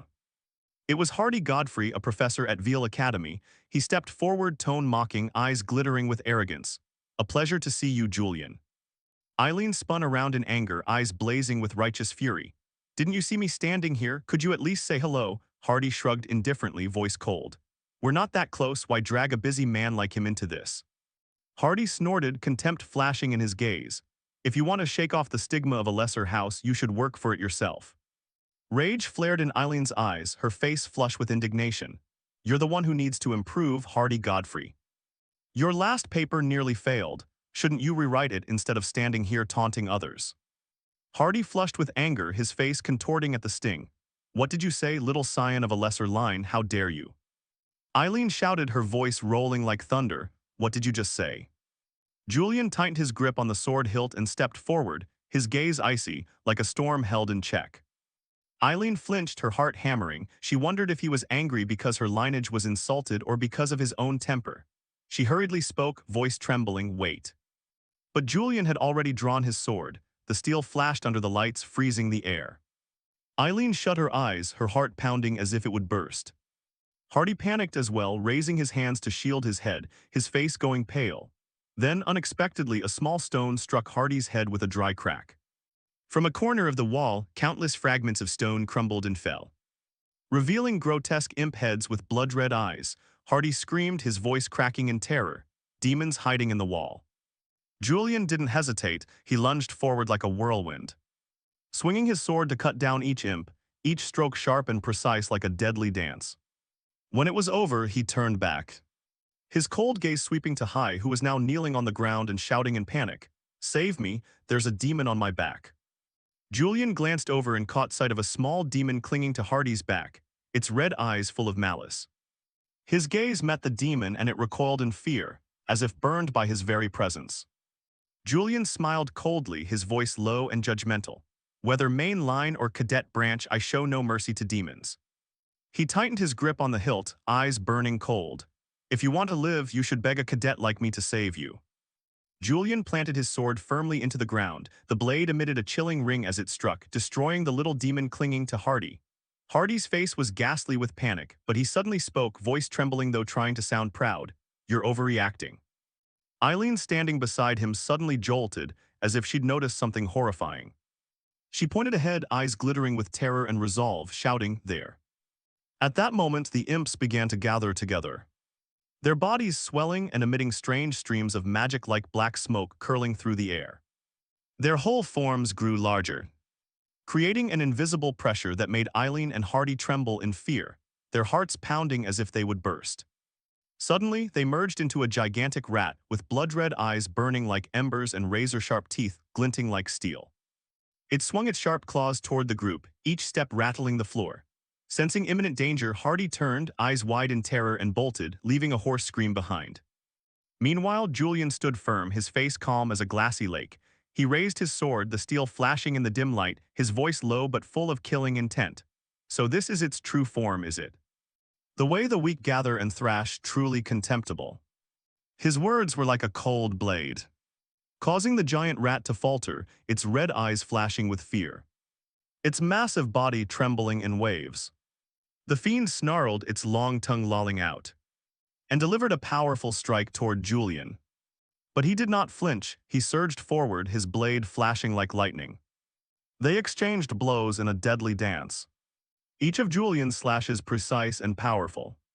At last, a decisive strike landed, making the rat scream in agony, a sound that reverberated as if tearing the air. Watching the fiend wail in despair, Julian thought to himself, his gaze cold. The demon was retreating and its main form was shrinking back. Not letting the chance slip, he rushed in to confront the demon. Gripping the hilt, he swung one final slash, sending the rat to the other world in a blinding flash of light. Eileen and Hardy stood behind the protective barrier, watching inside with worried looks, their breaths shallow. When the gigantic rat was destroyed, countless small imps shot out in all directions like shards of a nightmare. Eileen immediately dispelled the magical ward, her hands shaking from the stress. She turned to Julian, eyes shining with admiration and curiosity, and asked, "How did you know there was a fiend here?" Julian smiled mysteriously, a mischievous glint in his eye. That's a secret, but inwardly he thought he had sensed a strange taint when reading Lord Hardy's record. Who here would understand this game-like system, though? He kept his thoughts to himself, revealing no clue. Eileen turned away, her voice confident yet teasing. "We'll leave that for later. After all, the very person who once scorned the main line has now stepped in instead of them." Julian raised an eyebrow, slightly surprised. "Scorn them?" She replied sharply but with a playful sparkle in her eyes. "Come on, did you forget what you said? You called me a half-breed of Tashining." She thought inwardly, her heart twinging at old memories. He said that to me, a person who only crazily pursues power, yet now speaks up for the cadet branch. How strange. This guy is no different from Julian back at the academy, still that half-hearted chivalry of his. Her hands still manipulated the magical stones hovering in the air, their light sparkling like tiny stars. She continued, voice full of sarcasm, "Everyone's too afraid of you to speak up. But your arrogant attitude toward the cadet houses is an everyday occurrence to me." Julian fell into a soft reverie, a hint of remorse crossing his eyes. He stroked his chin and smiled faintly. "I was wrong to say that back then." Those words struck Eileen's heart like an arrow, making her gaze turn bashful. She bowed her head, biting her lip, thinking, wait, did Julian just apologize? But it didn't exactly feel like a real apology. Resolutely she looked up, voice trembling but sincere. "Anyway, thank you." Julian stepped closer, curiosity in his eyes. "For what?" She blushed, embarrassed that he had handled the matter for her. Julian shrugged and replied lightly, "It's nothing." After some repairs, the shattered wall was fully restored. Eileen wiped the sweat from her brow and sighed with relief. "Phew, it's finally over." Julian stood behind her, smiling approvingly, eyes warm. "Well done." She turned, eyes shining with excitement. "Now that you've slain the fiend, let me introduce you to the buyer of the painting." At that moment, Julian approached a man who was admiring the painting he had brought. The man sighed, voice low and full of feeling. "Ah, to see this piece before I die, what a satisfaction." Julian held a cup of tea and smiled confidently. "What do you think? This is Corurius's final work, Red Vineyard."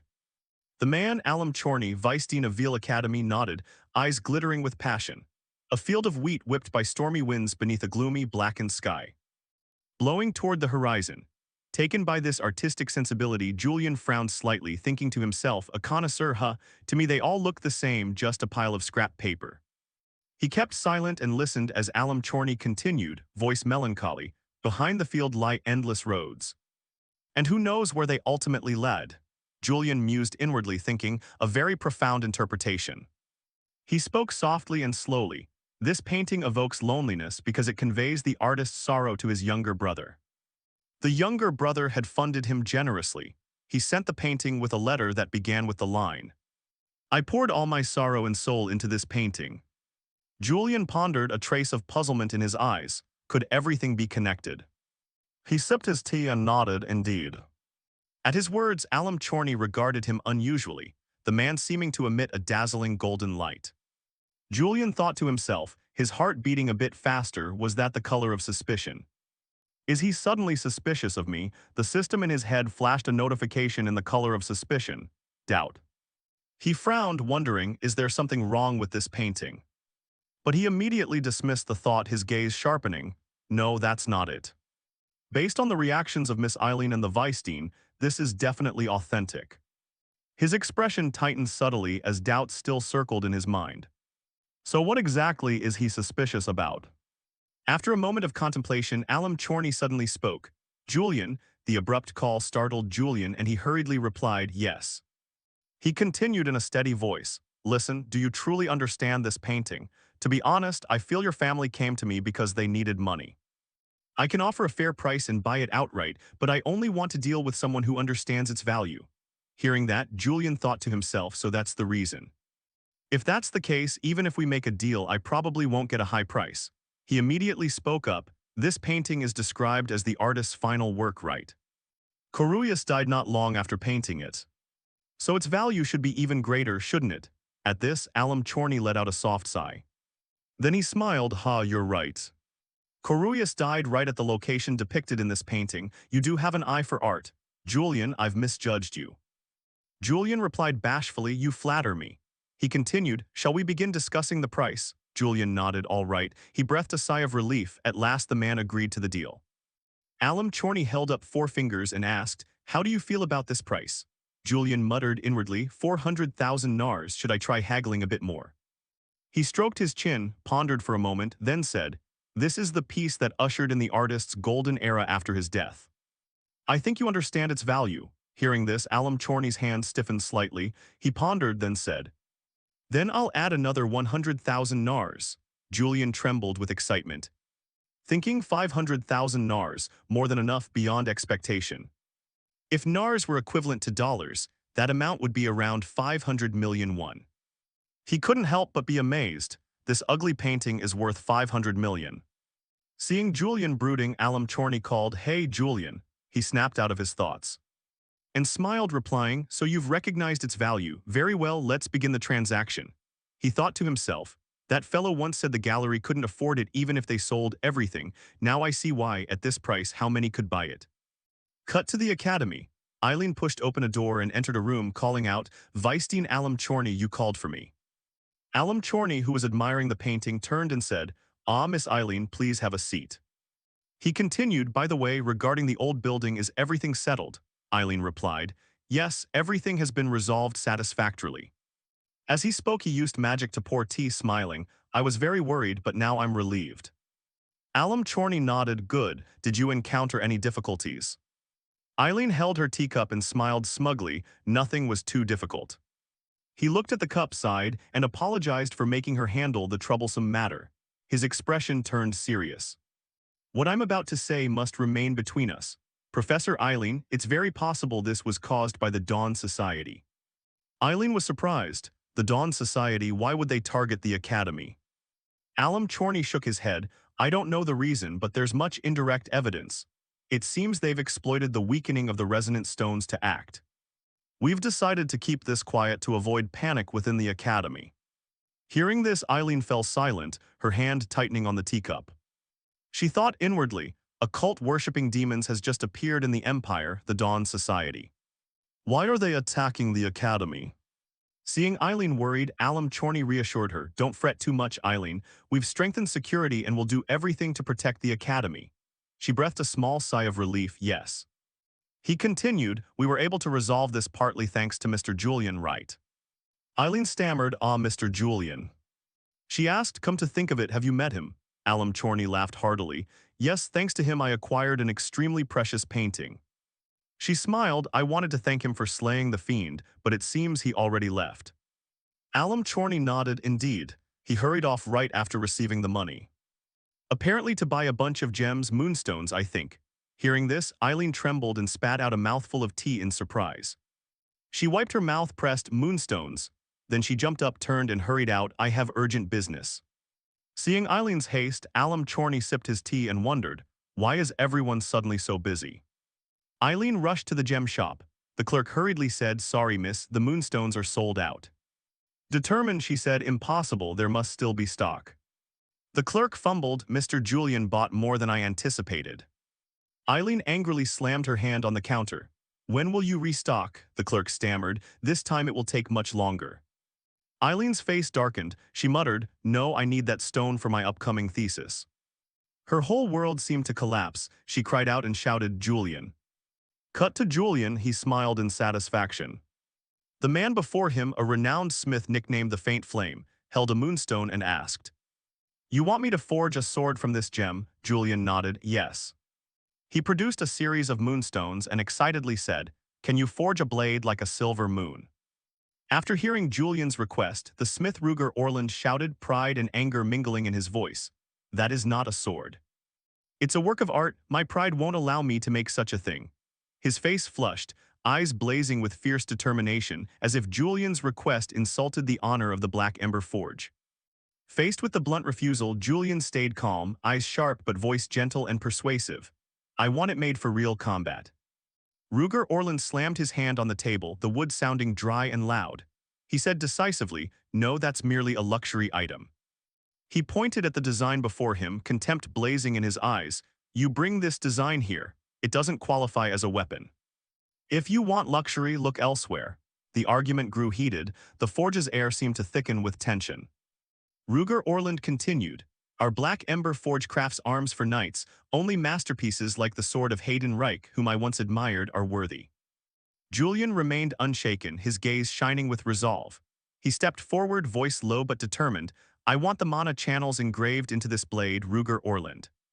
The smith shook his head, a hint of sarcasm in his eyes. "Even so, inlaying a moonstone into the core of a blade is foolish. No one can fight with a gem-studded sword weaker than ordinary steel." Julian stroked his chin and pondered, calculation flashing across his eyes.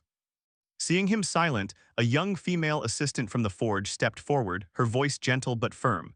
"Mr. Julian, sorry, but we only forge weapons worthy of the Black Ember name. Each sword bears our emblem. If that blade shatters easily, the forge's honor will crumble with it."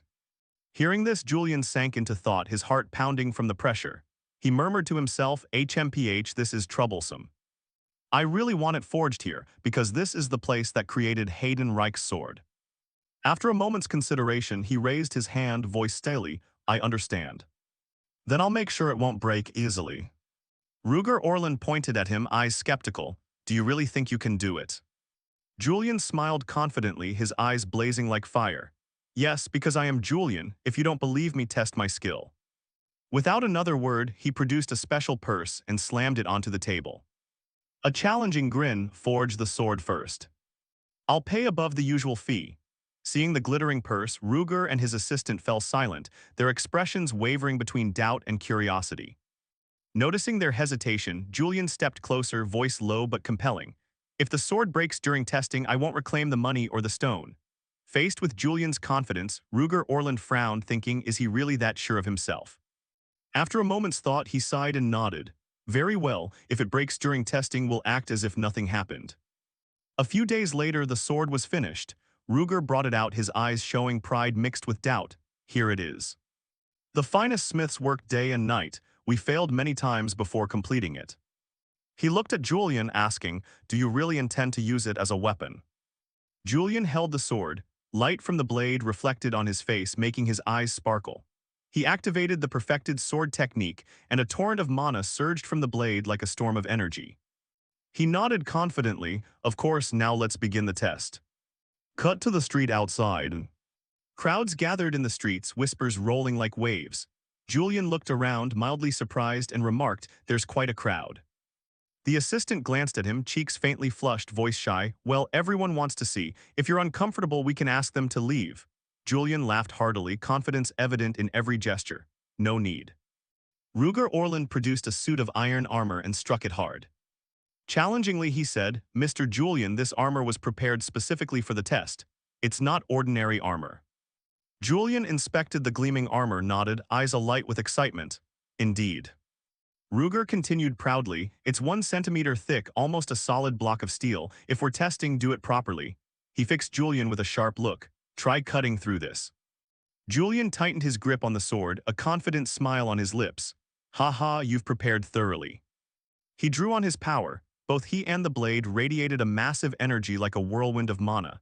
He shouted, voice full of excitement, "Of course, not interesting if the target is too easy." The crowd burst into cheers. Ruger nodded, muttering with a hint of doubt. Is that the rumored sword? But even with the moonlight blade activated, a structure like that shouldn't hold up.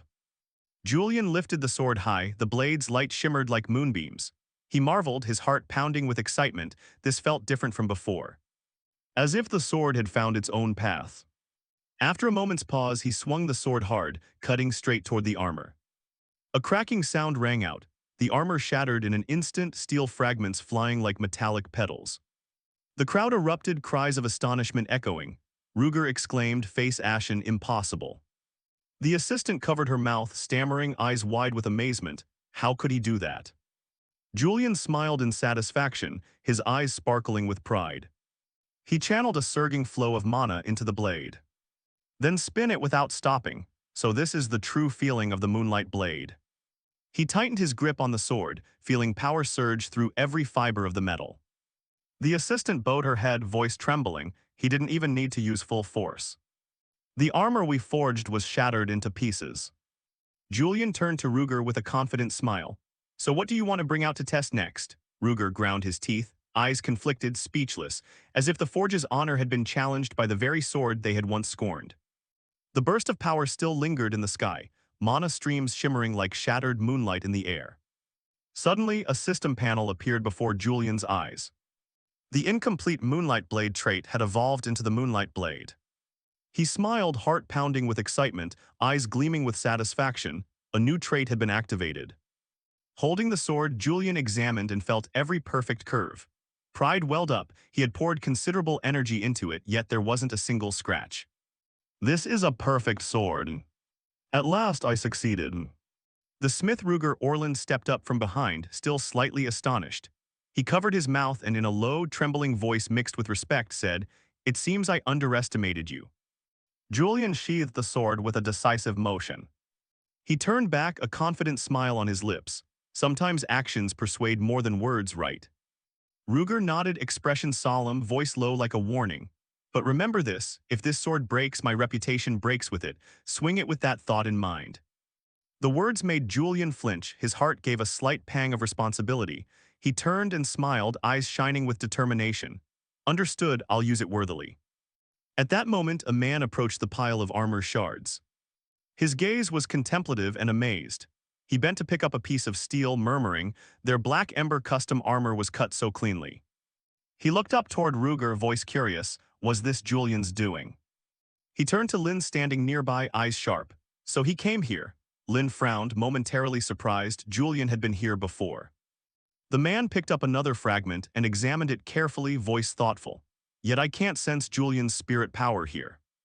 He's impressive, a swordsman who concentrates his spirit power entirely on his swing.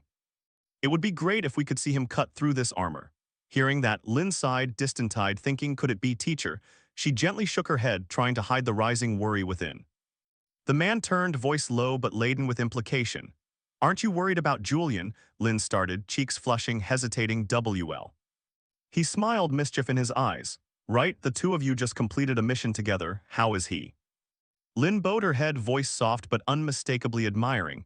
He is truly very strong. The man nodded, gaze sharpening. More importantly, do you sense anything strange about him? Lin started, heart pounding, and turned to ask, voice oddly trembling, what do you mean, sir? He lowered his voice, eyes darkening as if holding a secret. I mean, does he resemble someone from the Dawn sect? The word stabbed sharply at Lin's heart. She widened her eyes, voice breaking with shock. What? Julian is a member of the Dawn sect. Cut to Julian. Julian walked along the street. Two gleaming swords hung at his sides, sparkling in the sunlight.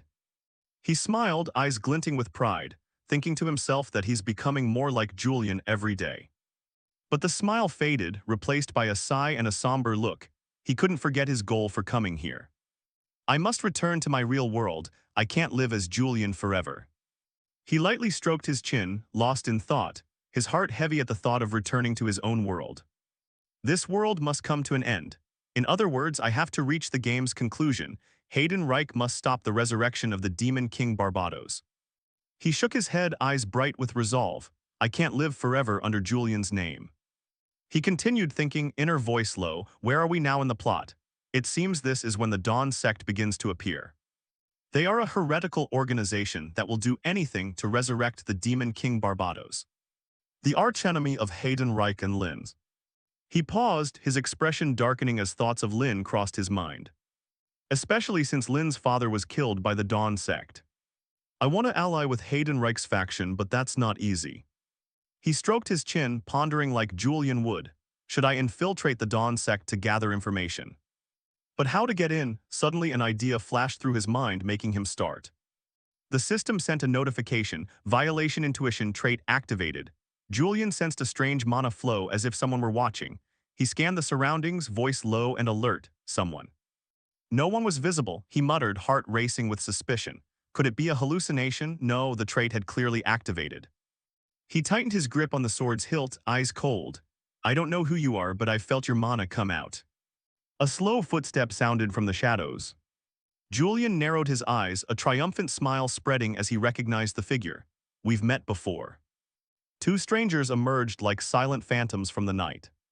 Their eyes glittered with menace, stringing the air around Julian tight as a bowstring about to snap. Julian's thoughts tumbled, he thought inwardly, I remember now. She is a witch wielding dark magic at an astonishing level, Eleanor, a bishop of the Dawn sect, and the man beside her, I can roughly guess who he is. An image of a woman without a cloak flashed in his mind. Beside her was a stern-faced man. Julian recognized their identities, the archenemies of Hayden Reich. He smiled amicably and spoke, long time no see, Eleanor, and you as well. Eleanor showed no surprise. She removed her hood and cloak, voice calm, so you still recognize me even with me dressed like this. She bowed politely, indeed, Mr. Julian. Julian nodded with a bright smile. I can also guess why you two are here. Eleanor clapped, voice cheerful. Well, if you already know our intentions, things can move faster, right? I'd be grateful if you gave us an answer now. Julian's smile almost slipped. He thought, my head aches. The truth is I don't know anything, I'm just pretending. Normally, Julian would consider every possibility. He hedged, I'd like a little more time to think. Eleanor frowned, displeased. That won't do, Mr. Julian. Startled, he watched as she raised her hand toward him, eyes sharp. You were the one who approached the Dawn sect and made the proposition, weren't you? Her words were like a blade, turning Julian's face pale. She continued, calm but icy. You were the one who said you wanted to join the Dawn sect. Julian coughed, inwardly grumbling that the man had gone that far. Damn it. Cleaning up the mess you leave is becoming my daily chore. He silently recalled what he knew of Eleanor, the sword that had once been held to his throat. No matter which path he took, Julian would be defeated by one enemy, and that enemy had been beaten by Hayden Reich before. He gritted his teeth, unwilling, craving demonic power and ultimately joining the Dawn sect. Back in the present, Julian lifted his head. His eyes were blood-red and a terrifying smile spread across his face. His head throbbed as he thought how to deal with the two before him, but he replied calmly, there's no time limit to join, is there? Around them, the buildings were silent and deserted, a heavy atmosphere pressing down. Eleanor spoke coldly, true, but you should know we can interpret that differently. She widened her pink eyes and proposed, what if this is just a pretext to lure and apprehend us? Could your claim to want to join be a trap? She pointed directly at Julian, smiling but with an exposing intent. Julian frowned slightly, panic showing. Damn, they're suspicious of me, but I didn't come to investigate the Dawn sect, I genuinely want to join. He closed his eyes and the image of Hayden Reich rose in his mind. If the Empire discovered him, it would be over, the path would lead to the worst outcome. It felt as if Hayden Reich's stern eyes were piercing him. If Hayden Reich knew he was joining the Dawn sect. Julian immediately imagined the worst, being cut in two by Hayden Reich's sword. Even if he killed Hayden Reich, it would still be a disaster. He might never leave this game's world again. His mind in knots, he wondered how to escape this situation. Outwardly, Julian forced a cheerful smile. I didn't expect to be suspected this much. Eleanor crossed her arms and looked at him coldly. You know too much, she asked again. What if you now want to withdraw? Julian answered calmly, and if I did, the man in black, who had been silent until now, spoke suddenly in a deep voice. That means we won't let you leave here in peace. A terrible surge of power erupted from him, cracking the stone pavement beneath their feet. Julian thought as fast as lightning. A bishop, one of the Dawn sect's battle officers, superior even to ordinary knights. The man clenched his fist beneath his cloak, then flung the cloak aside. His eyes flashed as he roared, decide quickly or I'll crush you, Pelkor. He pointed at the large scar on his face. Remember this scar? The one you gave me still hurts. Julian was annoyed and thought, it's you again, Julian, I'm getting tired of the trouble you cause. He replied nonchalantly, tauntingly, sorry. I don't make a habit of remembering the faces of those weaker than me. The remark drove Pelkor into a rage. Veins bulged on his face as he laughed maniacally, ha ha ha. Julian struggled to keep calm, a provocative smile on his lips, but felt uneasy inside. Playing the part like this would only earn him more blows. Suddenly Pelkor's massive form vanished in the blink of an eye. And he appeared right behind Julian's. Julian only managed to turn his head and glare at him. Pelkor clenched his fist and roared, let's see how long you can keep your composure. The system immediately notified, innate swordsman trait activated. In the moment Julian drew his sword to block Pelkor's punch. His face went pale as he thought, damn it, I grabbed the old iron sword by mistake instead of the moonlight blade. The moonlight blade still hung at his waist. He cursed his lousy memory and resolved to hold out as long as possible. Pelkor's fist erupted with terrifying power. Julian counterattacked quickly, but Pelkor leaned aside to dodge the blade. The sword in Julian's hand began to spiderweb with cracks. Unable to hold on much longer, he sprang back thinking this is bad, too dangerous, time to retreat and regroup. But Pelkor saw his intention and bared his teeth in a grin. In an instant, he lunged in front of Julian. His arm raised in a ready strike. A blow packed with brute force sent Julian crashing into the wall, stone shards scattering. The pain made him cry out. His head bowed against the cracked wall. Julian heard Pelkor's coarse laugh. How does it feel to be beaten by a weakling, Julian? The sword in his hand was now only a hilt. Julian sighed in frustration. A surge of crimson power flared around his body. Julian slowly rose and roared, I'm sick of enduring things I didn't cause. His resilience stunned Pelkor, who blinked in surprise.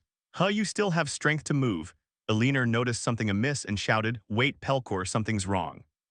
The system notified, your emotional state is surging to its peak. Darkness obscured half of Julian's face. He pushed himself up and exhaled. Tilting his head up, his eyes flashing a terrifying red, his voice low, how troublesome. The system continued, unique trait, awakened eyes activated. Julian seemed to erupt in a towering blaze of fury. He slowly drew his sword from its sheath. The steel flashed cold as he advanced step by step with overwhelming presence. Pelkor saw the blade emit a blazing red light and thought, his aura suddenly changed. What is that sword? Seeing Julian press on, Pelkor gritted his teeth and snarled, I'll destroy that sword too. But before he could say more, Julian lunged with terrifying speed, the sword in his hand slicing countless strikes at Pelkor's body. So fast that the eye could barely follow, Pelkor's eyes flew wide in horror. As he looked down at his trembling arm, now riddled with dozens of cuts, he murmured in a shaking voice, my hand. He screamed in unbearable pain. But Julian paid no heed to the pitiful cries. His eyes turned insane, swept up in a frenzy of rage. He continued to surge forward with relentless attacks, though in agony Pelkor gritted his teeth. Clenching his fist and launching a straight punch at Julian's face, shouting, you dare. But Julian only gave a knowing smile, his gaze flashing cold. The sword in his hand spun once and then slashed straight into Pelkor's chest. The powerful slash sent his massive body staggering backward, emitting wretched cries. Despite receiving a barrage of attacks, Pelkor struggled to stay standing. He ground his teeth and roared, get away from me. As he spoke, he launched a series of rapid punches toward Julian. But Julian easily dodged.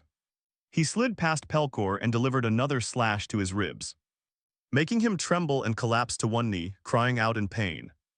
Clutching the wound with one hand, eyes wide and shaking with anger and fear. He muttered to himself, is this Julian's true power? He's truly a monster. Julian maintained a high state of combat readiness. Looking at the bloodstains on the ground and Pelkor's horrified face, he thought to himself. A strange feeling rose up, blood, the sensation of flesh and bone being torn, and that pure terrified expression. What is this feeling? Why do I feel so exhilarated?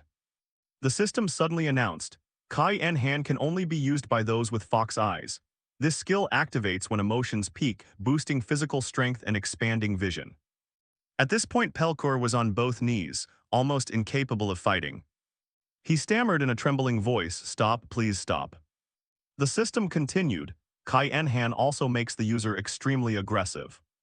As the announcement ended, Julian swung his sword, eyes wild on Pelkor, ready to deliver the finishing blow. He roared, "I don't want to." A thrust pierced straight through the chest, making Pelkor spit blood as his body nearly collapsed. Julian withdrew his sword and looked at him coldly, his voice low. "Your title of Iron Fist is meaningless now." He grabbed Pelkor by the hair. Yanking his face up, the man's expression was filled with terror as he whimpered, Don't kill me." In Pelkor's eyes, Julian looked no different from a demon.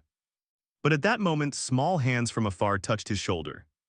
Julian flinched as Alina stepped forward, gripping his collar sternly. "That's enough, Julian, don't you think so?"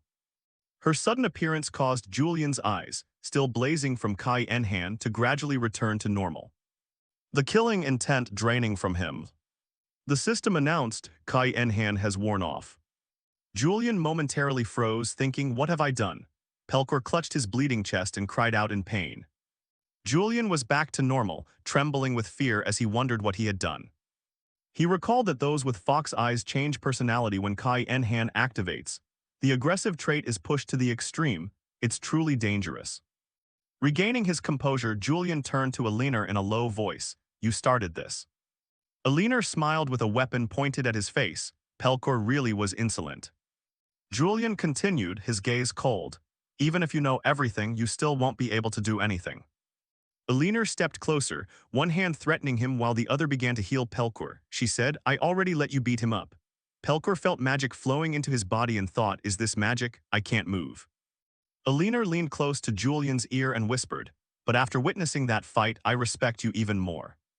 She smiled and offered, "Why don't we cooperate?" The system announced the trait, a charming beauty mark that attracts the opposite sex. Julian pondered without answering. Alina continued, "You won't lose anything." Julian turned and placed a hand on her shoulder, replying, "You're right. But I still want to think about it a bit more." With that, he turned his back and walked away. Alina watched his retreating back and muttered, "My trait still has no effect on him." She turned to Pelkor, who had now managed to stand despite the pain. "So, is there any difference in him, Pelkor?" Pelkor stammered, "He's truly stronger." Alina nodded, her voice low, "I knew it. The amnesia story is definitely a ruse. This is a personal matter, so don't tell the other bishops." Pelkor nodded, "Of course." Alina watched Julian's departing figure, sighed and thought, "I knew it. My trait has no effect on him." Back to Julian, he returned home, his body still trembling. Looking at his hands, he thought, "Kai Enhan, thanks to it I escaped that place, but I can't keep relying on such an unstable trait." He raked his hair and cursed inwardly, "What do I do now, if I side with the Dawn sect? Hayden will kill me, and I'll never return to my original world. But if I oppose the Dawn sect, surely one of them will kill me." A sly smile slowly formed on his face. "Maybe I should join the Dawn sect for real. I'll gather as much information as possible and prevent the resurrection of the demon god. That's the only path back to my original world." Scene shifts to Genmel Abbey. Julian walked with a calm but determined gait. As he entered, he thought, "The Church of the Sun, the largest church on the Rosenda continent, this is one of its abbeys. Impressive, not ordinary at all." The moment he set foot inside, the crowd around him stirred. Some whispered, "The holy war prodigy has arrived." Another group trembled, voices anxious. "Maybe he's here to eliminate someone." Ignoring the murmurs, he continued inward with a cold gaze. A bishop stepped forward cautiously. "Lord Julian, what brings you to our abbey?" Julian turned and smiled faintly. "I'm here to see the abbot." Hearing that, the bishop stammered in surprise. "The abbot? Ah yes," he thought to himself, "I wasn't informed about this." From within, a nun emerged. Her sharp gaze fixed on Julian. "This way, please, I'll lead you," she said. Seeing her, Julian thought, "Oh, they sent someone at just the right time." He quietly followed the nun deeper inside. Suddenly, a sinister purple mana aura radiated from her. She halted, her voice low. "You arrived earlier than I expected." "Honestly, I would normally refuse." Julian squinted and recognized immediately Alina. He maintained a calm smile. "Alina, long time no see," he thought. "How dare she disguise herself right in front of me?" He added with a hint in his voice, "Really helpful, hiding a Dawn sect base right in the middle of a large abbey." After some walking, they stopped before a large door. Alina pushed the door, her tone gentle but warning. "The archbishop is waiting for you." Lord Julian, please keep decorum. Julian smirked confidently, I'll consider it. He thought she was much more cautious than before, reason being the Dawn sect leader is certainly here. As the two entered, the crowd below immediately buzzed, it's Julian. Has he really come? The figure seated on the throne at the center of the great hall spoke in a steady voice. You are Julian, correct? Julian looked up and muttered inwardly, the leader has no reverence at all. Is this a humble peasant chosen by the relic? He was Tenelrin, the leader of the Dawn sect.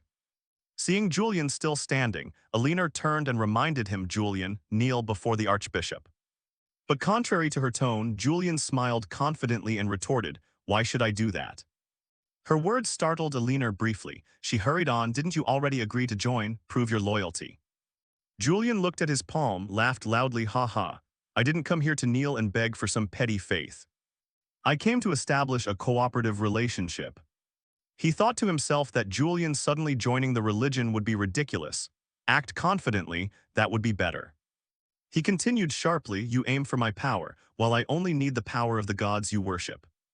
Hearing that, the bishops began to whisper. One said, how dare he be so insolent? Another added, that arrogant man only knows how to boast. Tenelrin sat on the throne and raised his hand, his voice low. Enough. If it's for cooperation, then there's no need to treat this man that way. He turned to the others, everyone except Julian and Alina leave. The crowd responded in unison, yes, your grace. A few muttered, what is he planning to do?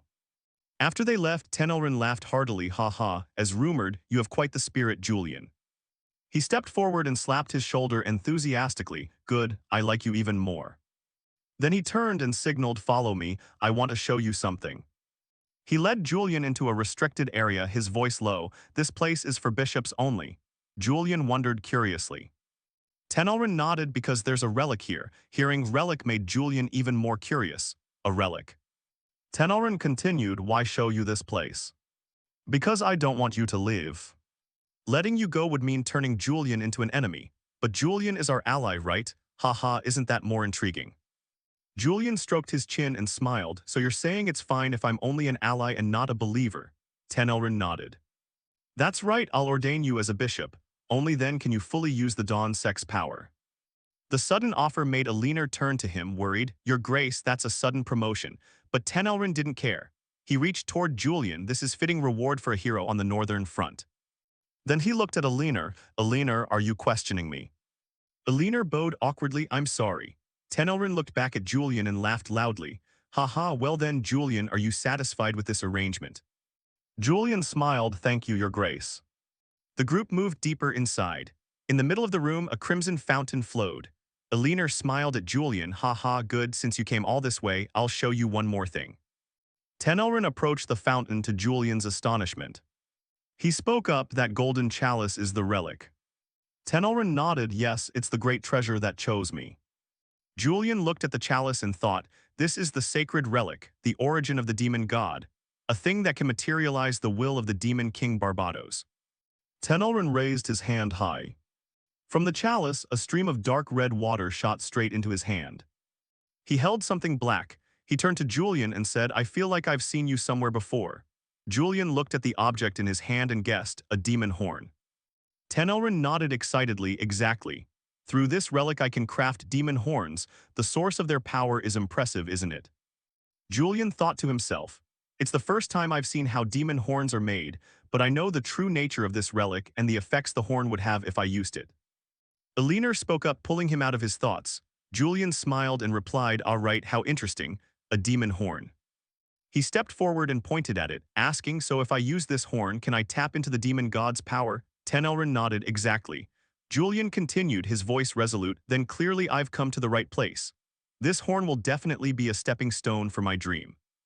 Tenelrin's face grew excited, he shouted. If that's what you say, take it, this horn is yours from now on. The sudden action startled both Julian and Alina. Julian took the horn, his expression changed, and a cold murderous glint flashed in his eyes. He thought inwardly, does he intend to give me this so easily? Tenelrin continued, you must sacrifice many demons to create a single horn. It requires vast materials, but the power you gain matches what we put in. Then he stepped forward and placed a hand on Julian's shoulder, adding, I wonder how powerful it will be in your hands. As he spoke, a suggestive smile spread across his lips, perhaps it could even surpass a holy sword. He kept staring at the horn, thinking he knew very well the power this horn could bring. And even humanoid demons could be created from it. Rather than borrowing demonic power, you'd become part of the demon itself. He didn't want to imagine becoming that, his eyes narrowed slightly in confusion.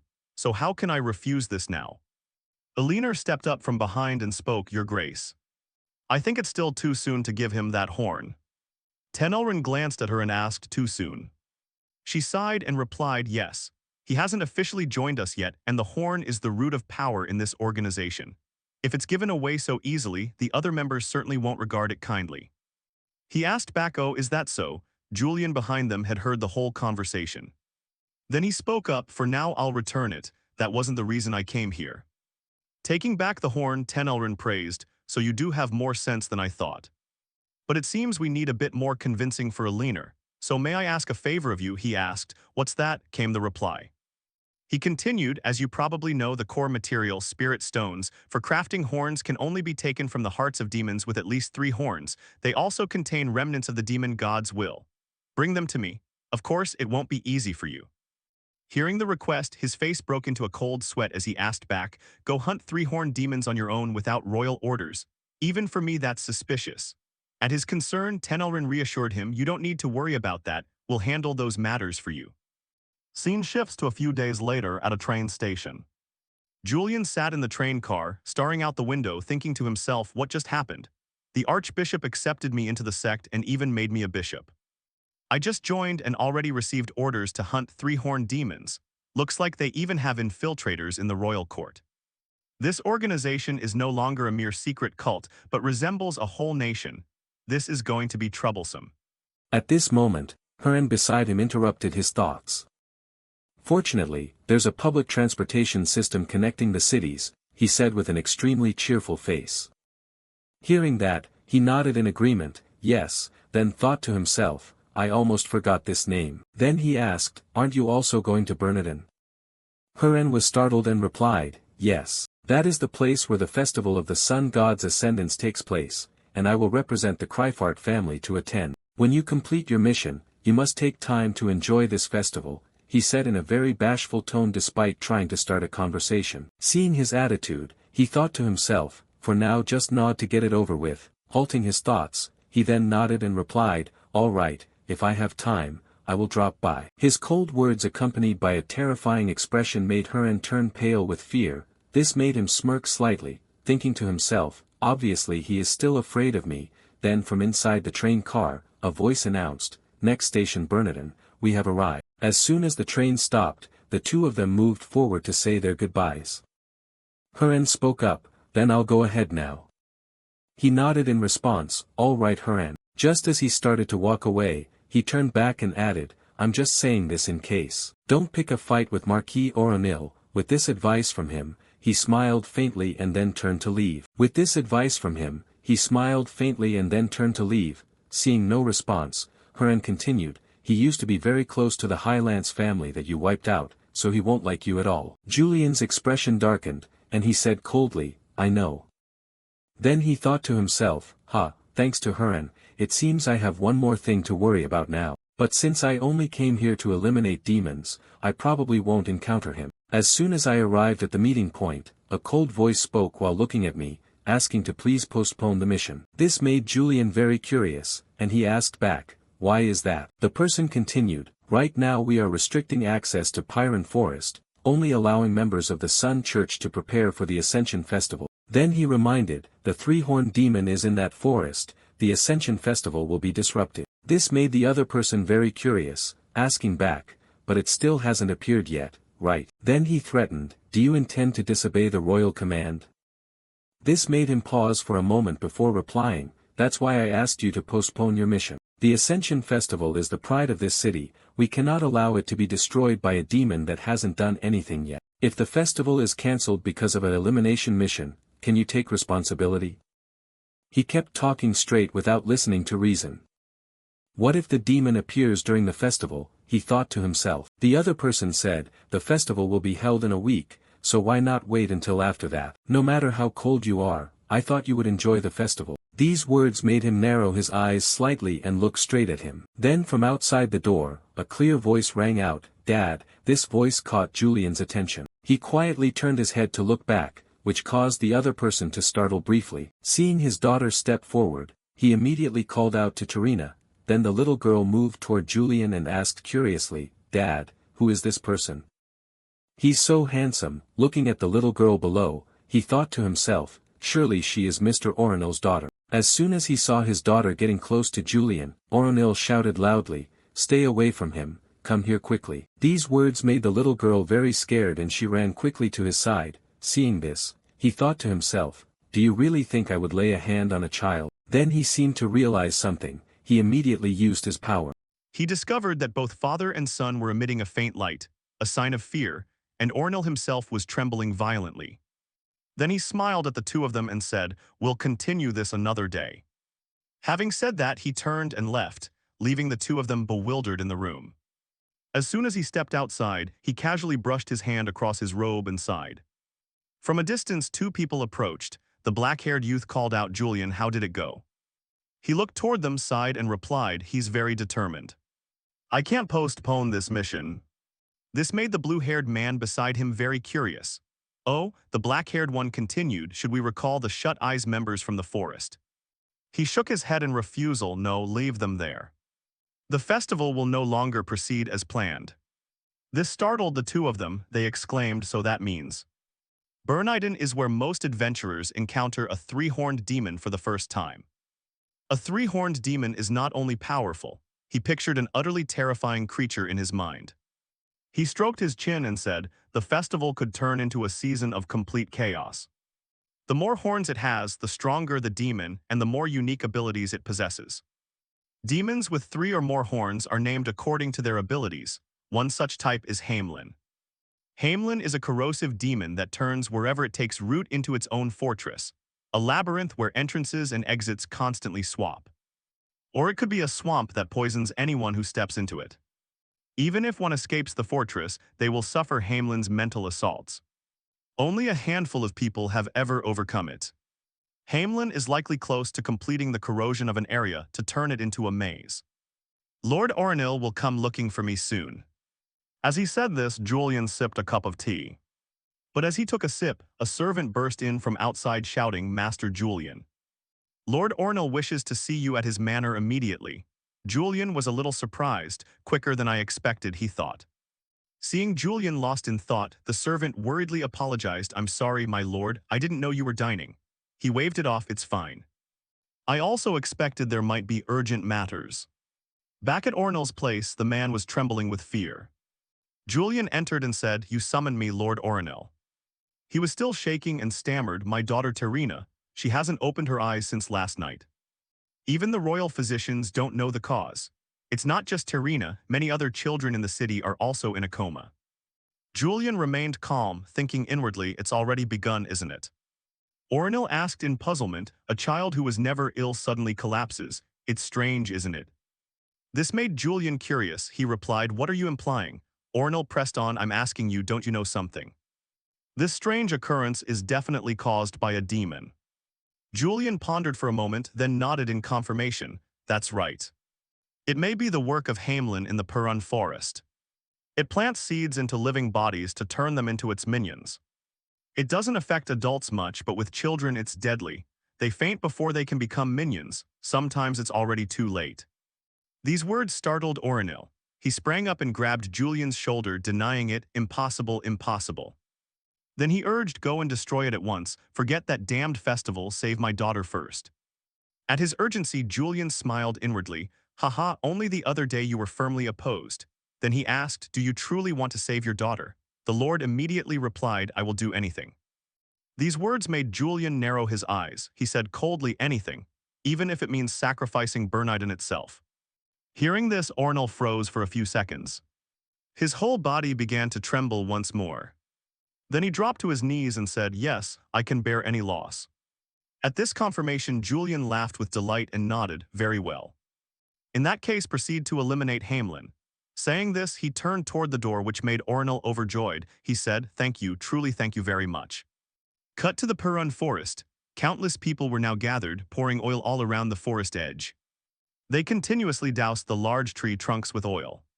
When they finished, one man stepped forward and said, "Everything is ready, Lord Julian." Then he wondered, "But do we really need to go this far in such a beautiful place?"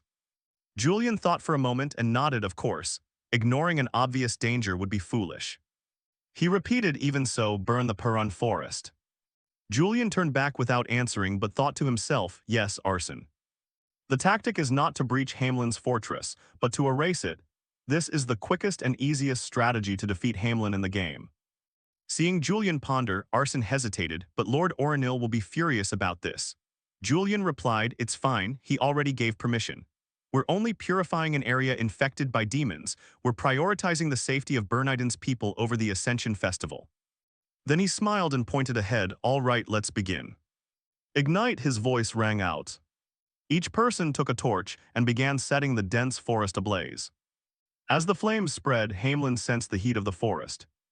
Immediately it let out an incredibly terrifying roar of rage. Seeing this, one of them said, "Could that be the voice of a three-horned demon?" The man beside him replied, "Get ready to fight." As they prepared to charge, Julian immediately stretched out his hand and called, "Everyone fall back. I'll handle that demon myself." Saying that, he drew his sword and rushed forward. This surprised the two men. "What?" they shouted. "Do you mean to face a three-horned demon alone?" Julian smiled and said, "Yes." Then he warned, "The rest will only get in my way." His hand tightened on the sword as he began to press deeper into the burning forest. Each step carried overflowing confidence. Looking at the scene ahead, he covered his mouth with his hand and smiled. What a marvelous and terrifying sight. Ahead of him, the Hamelin monster had appeared and stared at him with furious eyes. Immediately it swung its arm and sent a powerful strike straight toward where he stood. The ground shattered. With his agility, he quickly stepped back and taunted, "It's useless, Hamelin." At his provocation, its glare grew even angrier. He activated the moonlight blade. The sword in his hand was cloaked in a blue aura. His lips still curled in a smile as he tightened his grip on the hilt. He lunged at the monster, delivering a slash close to its body that made it flinch. A smile tugged at his mouth as he said, "You can't use your full power because of this fire, so disappear beneath my blade." No sooner had he finished speaking than the creature narrowed its eyes. Then a few rays of light appeared, surrounding its body. This startled him. He covered his nose with his hand, thinking, "Is this Hamelin's pollen?" The system notified, "Hamelin's pollen induces hypnosis and convulsions to assault players' minds."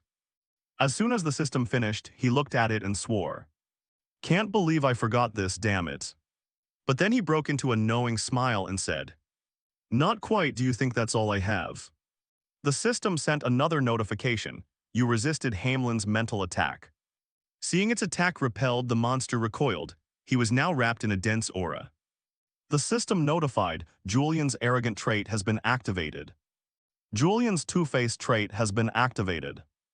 Julian's cold facade trait has been activated. He thought to himself, "Do you think a mental strike from a low demon can affect me?" While Julian stood calmly, the monster roared in fury. A smile spread across his lips, his eyes flashing a terrifying blood-red light. He gripped the moonlight blade and said, "What does a madman have left to go mad about?" Then he charged straight at it and unleashed a powerful slash. The slash immediately triggered a massive explosion in the heart of the forest. After that mighty strike, the creature's body was split in two, and from within it emerged a blazing red crystal. He looked down, sighed, and thought to himself, "It seems to be over." Then the men behind stepped forward and asked, "Lord Julian, are you all right?" He cast a cold glance at them, then softened his expression and said, "I'm fine." The scene cut back to Oronil, his gaze fixed on the forest ahead, now covered by towering flames. His whole body trembled with worry. Then Julian stepped up from behind and said, "Thank you for your support in eliminating the demon. The crown will surely praise your brave decision, Lord Oronil." Then he asked, "Has your daughter regained consciousness?"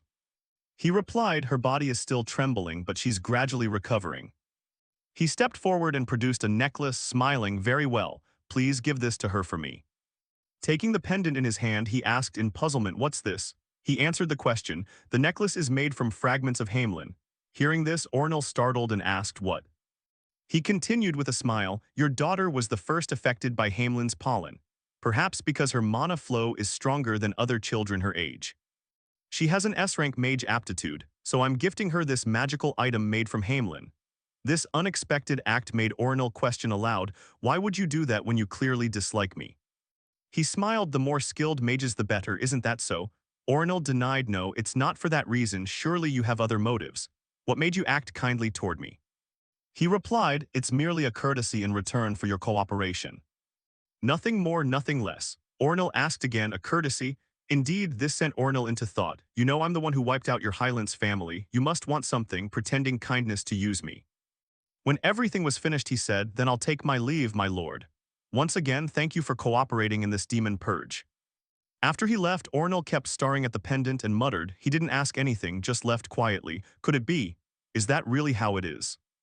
Then he opened the door to his daughter's room and said, you look healthier now. He approached and gave the pendant to his little daughter, smiling, this is a gift to celebrate your recovery. Seeing the pendant, her cheeks flushed with delight, she said, it's so beautiful. He reached out to pat his daughter's head and asked, do you like it? She nodded and replied, yes. This made Ornil exhale softly, seems there is no danger after all. Seeing her so happy was indeed a surprise. I must send a letter to the noble council. He continued thinking, we postponed the extermination plan at the president's request to stop Julian. And Terina, my daughter, nearly died because of that. There will be no further cooperation. Highlands, forgive the day I chose my family's peace over avenging you. When it was over, Julian boarded the ship to return to the organization. He held a wooden box in his hands, thinking Hamelin's heart, I've succeeded in taking his moss stone. As he thought this, he slowly opened the box. Something inside released a dense black aura that made Julian's eyes light up with delight. He smiled. He thought nothing unusual, but the presence is still unpleasant, looking at the glittering moss stone inside. His eyes narrowed slightly as he murmured, what should I do next? If I hand this moss stone to the Dawn sect, I might gain some trust, but there must be a better option than merely cooperating with them. At that moment, a crew member announced, this ship will stop at Londrian. As soon as the words finished, Julian looked toward the door and muttered, many people are boarding. First, I must go to the capital and hide the moss stone somewhere safe. If discovered, it will be a huge problem. Then a soft footstep approached him from behind. The person was none other than Lynn. She looked to the seat across from him and said, a seat, oh, here it is. Then her gaze suddenly met Julian's. This made both their faces tense. He thought to himself, why now of all times, what a nuisance. He gritted his teeth and cursed inwardly, she's on Hayden's side, I can't be exposed now. He glanced at her and forced a smile, thinking, if the moss stone is revealed now, it's disastrous. I haven't even decided what to do with it yet. Just carrying loot from a demon is enough to arouse suspicion. It's risky, but for now I'll hide it in my bag. He took the bag and carefully put the box away. Then he turned to her and said, what a coincidence to meet, you might call it fate. He leaned in toward her and added, it must be you, Miss Lynn, didn't expect to run into this bastard here. She put on a displeased look and looked away, giving a soft, cold huff. He immediately called her out. You're wondering why he's here, right? She didn't deny it and nodded in confirmation. Yes, that's exactly what I meant. He smiled and replied, I have business in Berniden, and you, Miss Lynn. You look like you're heading somewhere very warm. You don't even notice your clothes sticking out of your bag. She blushed and said, mind your own business. He continued, pardon me if I made you uncomfortable. The distraction had worked. He breathed a small sigh of relief. Fortunately, she paid attention to him and hadn't noticed the item. If an upright knight saw something linked to the demon lord, who knows what would happen. But then she immediately called Julian's name, which startled him. He thought inwardly, has she noticed? She looked at him with suspicion and said, the more I think about it, the stranger it seems. He asked, puzzled, what do you mean? She regarded him doubtfully, isn't it too much of a coincidence? Hey, you're not following me, are you? Heaved a sigh of relief inwardly and replied warmly, unfortunately this trip wasn't arranged by me, it was arranged by royal secretaries. If anyone's following anyone, isn't it you following me? This unexpected counterattack startled Lynn. She stammered, what did you just say? He snorted softly and added, no need to overreact like that. His words made her blush and look away. He muttered inwardly, damn it, thought I was exposed, must hide it somewhere safe quickly. If I'd known it would be like this, I wouldn't have taken out the ruby. Suddenly Lynn shot him a cold look and asked, That gem box seems important to you, doesn't it? The remark made Julian flinch inwardly. She continued, you keep fondling it. He didn't answer immediately but thought to himself, has she realized? After a moment he stammered, it's just an ordinary gem box. This slightly awkward answer made her look at him with increased suspicion. Then she said, how indulgent, I've heard your sword needs gemstones too. Seeing she hadn't realized, he exhaled in quiet relief. He turned back and smiled, haha, aren't more gems always better? He said as he tucked the box safely into his suitcase. But suddenly the train stopped, sending him lurching forward. He complained inwardly, why is there an emergency stop right now? The loudspeaker on the train announced, apologies to all passengers. Due to heavy rain, the train must make an emergency stop. As the words fell, the gem box slipped from his hands. It fell straight to the floor, and seeing the milestone roll out, he cried inwardly, this is the end for me. Immediately, the girl bent down and picked the milestone up in her hand. Then she looked at him coldly. He said, please give it back to me. He thought, she definitely knows that's a milestone, what will become of me? She examined the gem and continued, it has no life in it at all, what a pity. For someone who adores gems like you sure don't cherish them. As she spoke, she placed the gem back into the box. Then handed it back to him here. Receiving the box, he breathed a quiet sigh of relief and thought, does the Hayden faction still not know about milestones? He stowed the box into his suitcase, his whole body was still trembling with fear. He muttered, it feels like I just lost 10 years of my life. Indeed, in moments like this, an emotionless face is truly useful. At the end of the trip, he moved closer and said to her, this train is more comfortable than a carriage, though sitting long is tiring, there's a reason I'm babbling like this. The rain, which had been light, suddenly stopped, leaving his heart pounding and his mouth rambling on. She let it pass and replied, yeah, this travel companion is annoying, it's like being in hell. He stepped closer, tilted his head and smiled really. I'm just glad to have someone to talk to. He thought further, I don't even know what the hell I'm saying. Then a servant approached from afar, bowed respectfully and said, Miss, you've arrived. The carriage is ready to take you straight to the academy dormitory. She nodded and replied, thank you. He then turned to leave, thinking I should make my escape too. He waved a farewell, excuse me for leaving first, Miss Lin. As he was about to go, she called after him, ah, please wait, Lord Julian. His voice grew tense, what is it? She hurry and speak. He continued thinking, could she know about the gem? After a moment's thought she said, I want to thank you for what you did in the slum district. It's not my thanks but the gratitude of a swordsman. Once again he had a scare, he sighed softly and said, is that so? But we're students, followers of Hayden Reich. She shook her head repeatedly denying it, no, you've been expelled already. Then he turned and left, saying she remained as cold as ever. Watching his retreating figure, she turned to the servant and said, let's go. The servant nodded, yes, miss. Scene shifts to the next day at Shut Eyes. Ordwin asked, did you like Berniden? He gave a wry smile and replied, haha, I wouldn't say I liked it, of course not. Anyway, what's with this pile of paperwork? Captain Ordwin was currently tearing his hair out over 2 stacks of documents taller than a person's head on the table. He stepped forward and added, it's literally a mountain of paperwork. It's more than busy, so you ask if I'm happy. He thought I sound just like Julian, pretend to be completely mad to see how she'll react. After a moment of silence, she shouted, hey, do you know why this paperwork stacked up into a mountain? He cheerfully replied, due to the captain's negligence, right. She angrily shouted, absolutely not, it's all your fault. You bastard, why did you set fire to the Purun forest? Faced with her fury, he quickly calmed her, calm down, calm down. Isn't Shut Eyes allowed to make field decisions based on judgment? She put her hands on her head in exasperation and said, forget it, I must be stupid to have asked you that. Most of these are warning letters from the Church of the Sun. The Purun forest is important to the Church of the Sun, isn't it? Fortunately, the court will handle it properly, but my workload has doubled thanks to you. At her complaints he replied nonchalantly, let's just say it is what it is. His indifferent remark made her shout, what? He thought inwardly, I can't help but feel more annoyed by such a sharp captain, sorry then. Holding a few letters in her hand she continued, ah, there's also a proposal addressed directly to you, apparently about a lecture at Veal Academy. Taking the letter he murmured, this is a new clause, I haven't seen this before. She spoke a name that made him flinch, General Abbey.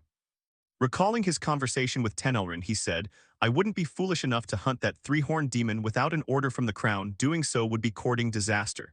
Tenelrin reassured him, don't worry Julian, we'll handle everything on our side. Only then did he realize, did Tenelrin really mean handle in that way? She added, the Church of the Sun sees me as a thorn in their side, and you handed them a proposal. Her words sent chills through Julian. With her keen perception, she immediately suspected, are you hiding something, Julian? He clenched his teeth and thought, does she mean to send it directly to the Shut Eyes unit? The royal secretary wanted to know what happened in Berniden. Because it was urgent, he barged in suddenly, who would have guessed? Apparently he arrived at the wrong time. Julian's expression was a bit awkward then, but inside he was secretly relieved. Perfect timing, Lazarus, thank you for rescuing me just in time. Realizing he had shown up at the wrong moment, Lazarus quickly apologized to Commander Odwin and asked whether he should come back another time. But Odwin had lost interest in questioning. She sighed tiredly and said there was no need, just continue on, Julian, and remember to take these things with you. Julian was genuinely happy now. He left quickly with a smile and cheerfully said, see you next time, Commander. So Julian and Lazarus departed in peace. Fortunately, nothing happened. Lazarus rarely had the chance to walk beside Julian, so he took the opportunity to ask, I heard you defeated the three-horned demon god alone. The rumor had spread throughout the royal capital. Julian only smiled and replied lightly that it was nothing, just a small matter. Outwardly calm, he was actually turmoil inside. My God, I thought I was a goner. The Dawn cult sent the letter directly to us. Isn't that even more important than the three-horned demon god? Thinking that, he turned and gently told Lazarus, wait in the secretariat for me. I'll read this letter and come to you afterwards. After Lazarus left, he slowly opened the letter to see what the hell they had written inside. Contrary to Julian's precautions, the content of the letter was extremely ordinary. But this was strange. If it was a letter from the Dawn cult, it couldn't be nothing but pleasantries. And as Julian suspected, a large, pitch-black snake slowly appeared from within the letter, which surprised Julian. Then the snake spoke to him, saying that the Archbishop wished Bishop Julian to visit the district. It turned out they had placed a sound masking spell on the letter. Judging by its tone, Julian guessed it was probably written by a leaner. They were likely after the demon stone from the three-horned demon god in Berniden. But weren't the commander and the secretariat the only ones who knew exactly when he'd return to the capital? Yet the Dawn cult had early information and contacted him so accurately, this made Julian question things. How did the Dawn cult know the precise time to contact him? It remained an unanswered mystery. He promptly arrived at the Dawn cults. The people there were quite fearful at Julian's appearance. Everyone's eyes kept turning toward him, and Julian could only manage an embarrassed smile. Whenever he went somewhere that wasn't his, strange gazes converged on him, which made him uncomfortable. Is everyone okay, Dawn cult? After standing frozen for a moment, someone came out to greet him, Bishop Aliner. Upon meeting her, he complained that too many eyes were on him and he felt uncomfortable. Of course, Bishop Aliner looked at him and laughed. Haha, you really are amusing. I've been putting pressure on everyone since earlier who would dare come near. So Julian left with Bishop Aliner soon after. She dispelled her disguise and returned to her true form. Along the way, the incident Julian caused in the capital was brought up again. Bishop Aliner was genuinely fascinated discussing it. That he alone defeated the three-horned demon god and even burned the Purun forest, truly impressive. Bishop Aliner paused, then continued, I want to hear this heroic tale from you personally, it's truly intriguing. Julian was naturally pleased to have a fan, but his expression shifted immediately afterward. She really knows how to flatter Aliner, but please, next time could you not send such blatant letters? I find it rather inconvenient personally. Contrary to Julian's seriousness, Aliner felt completely casual. Oh my, what's there to make you uneasy? With that arcane seal, no one can read it, right? Julian replied cautiously. Of course, there's always a chance something goes wrong. I hope it won't happen again. Aliner, hearing this, was very curious. So how do you intend to keep in touch now? Do you have another plan? Julian cheerfully answered, of course I do. Julian decided that from now on he'd meet in person to receive information. After all, he was worried about being discovered as linked to the Dawn cult, so safety comes first. Aliner was naturally surprised but remained calm and replied, haha, so you already know where I usually am, do you? Actually, she had guessed inside. Perhaps he only wanted to see her reaction. How could he know her true identity when she hid it so carefully? So Julian left Aliner, still worried, behind and quickly departed. Tenelrin was overjoyed to see Julian's arrival. He shouted in delight, finally, Bishop Julian has appeared. Do you know how badly I wanted to meet you? All right, now show us what you brought. It's the demon stone from the three-horned demon god that you single-handedly destroyed, right? But of course Julian didn't actually bring the demon stone here. He replied to him with a smile and said, I did not bring the demon stones. Tenelrin, puzzled, asked again, didn't you defeat that demon god all by yourself? Then where is its demon stone? Julian cheerfully replied, I handed that demon stone over to the royal secretariat. Tenelrin's gaze grew angrier and angrier as he snarled and repeated, what? But Julian calmly affirmed again, yes, your excellency archbishop, I handed the demon stone obtained after defeating the three-horned demon god to the royal secretariat. The other bishops, trembling, said that the archbishop was truly furious now. Are you insane? At that moment a blood-red demonic jade appeared in Tenelrin's hand. He growled, explain quickly why you did this. Although Julian didn't want to, he still had to justify his actions. I said I'd take one step back to advance 3 steps. Not only Tenelrin was angry, others in the cult were equally upset. They saw this as betrayal and insisted on punishing him immediately. Hearing that, Julian turned and mocked them. As I predicted, your thinking is too shallow. The other bishops, enraged, shouted at him, what did you say? He had to explain to them, if I really wanted to betray you, I certainly wouldn't have shown up here again. The reason I deliberately gave the demon stone to those people was to use their intelligence network. The stone I sent them was the first officially discovered three-horned stone. If the Empire recognizes its potential and uses, they'll actively hunt for more. We only need to find one location for a stone, then we can find more. Tenelrin understood his intent and praised, not a bad idea. Others objected. Merely for that reason to give up the stone was something the cult simply couldn't accept. Knowing that this reason might not suffice, Julian cheerfully said, of course there's another reason. Since I single-handedly defeated the three-horned demon god, all sorts of rumors have spread, things like I'm the pillar of the Shut Eyes unit, the next holy sword, and... He raised one finger and shouted, a hero. Julian continued to explain to them, all eyes are on me, and among them are our enemies as well. Among them is someone you know well, the Archbishop. Don't you want to know who is plotting against us? The people of the Dawn cult were disgusted by this. He was just babbling nonsense. Archbishop, drag him out quickly. Seeing them ready to attack, he prepared to fight back, placing his hand on his sword and shouting, planning to face me? How amusing. Then come at me, and a bluish power began to envelop his blade. Tenelrin, standing nearby and seeing the imminent clash, shouted, wait. Who interfered in this matter? At that moment a fearless bishop lunged forward to strike Julian, but Julian blocked the blow. Julian then tossed him aside and counterattacked, charging forward. He drove his blade into the man's abdomen. The bishop coughed up blood from that strike and collapsed on the spot. After felling the bishop, Julian stood proudly there with a smile. He looked down at the body lying on the ground. After finishing off the bishop, he calmly told them, if you want to know, I'll tell you. It was my former master, the holy sword Hayden Reich. That name must sound familiar, right? Rage erupted. The archbishop gritted his teeth as a blazing red aura surrounded him. It seemed Urian's words had truly struck his limit. Meanwhile, Urian kept his trademark fox-like smile. He was secretly pleased that his plan to manipulate relations between the Dawn cult and the Holy Swords was going even smoother than expected. The one who did this to my face, the archbishop roared in hatred. His clenched fist trembled, showing that the scar on his face was an unbearable wound. Seeing that bitter hostility, Urian simply observed from behind. He thought the mask wasn't mere theatrics but truly hid a resentful secret. In a mocking tone, Urian continued to sow doubt. He played the innocent, worried about being investigated, which made the other party trust his lies all the more. The bait was taken. The masked man was stunned by the truth Urian revealed. He believed his cold-blooded former master would trust no one, not even an old disciple. A handshake sealed it, marking a new alliance built on deception. Power and hatred had officially bound the two together. Urian, now I understand why you joined the Dawn cult, the archbishop said, fully convinced and thinking he'd found a like-minded ally. But behind Urian's narrowed eyes and pleasant smile lay utter contempt. He privately mocked how completely the other had misread his true purpose.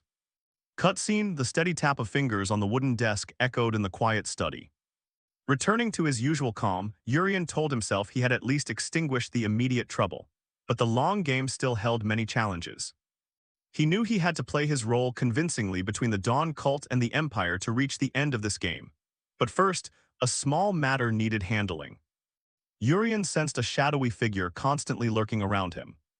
It seemed someone was watching his every step without realizing they'd been exposed. At first he intended to ignore it, but the watcher left more and more careless traces, like an amateur spy trying too hard. A cold smile appeared in the darkness. Urian had guessed the identity of the one secretly following him, and it was.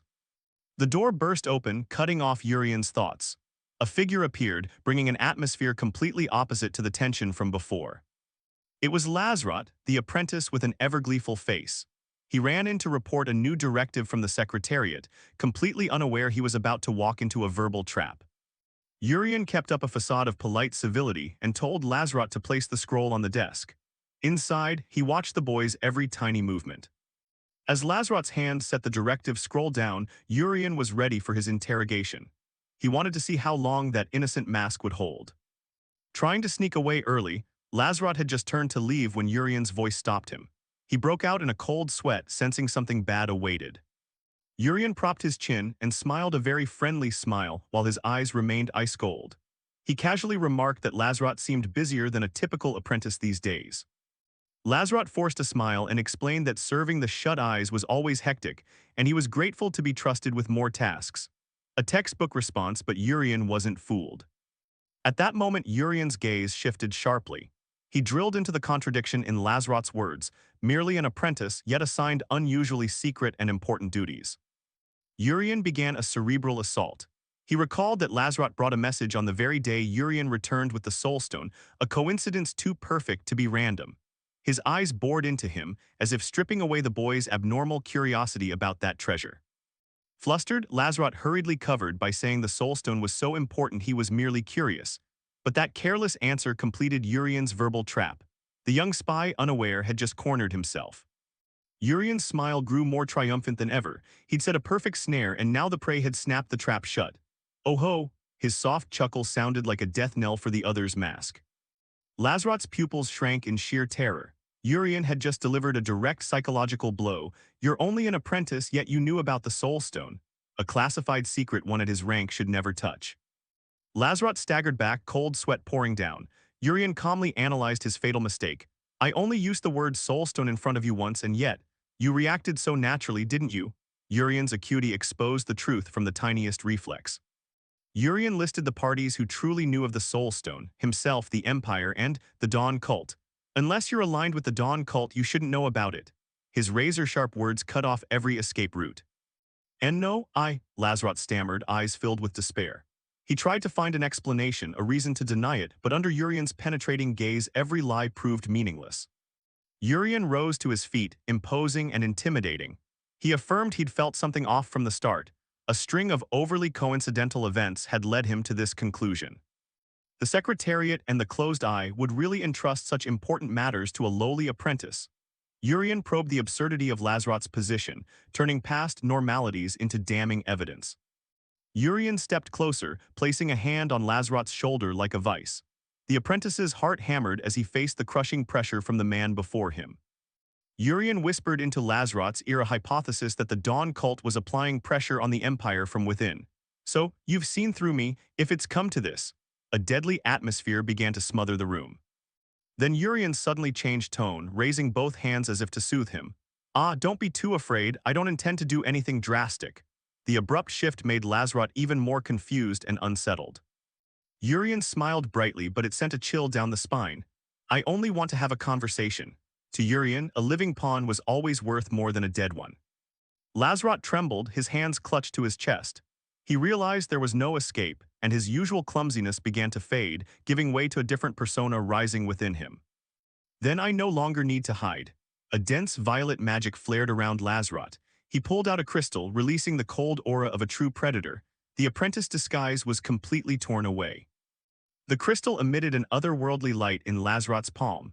It was the tool he used to perform mental magic, deceiving everyone's perceptions all this time.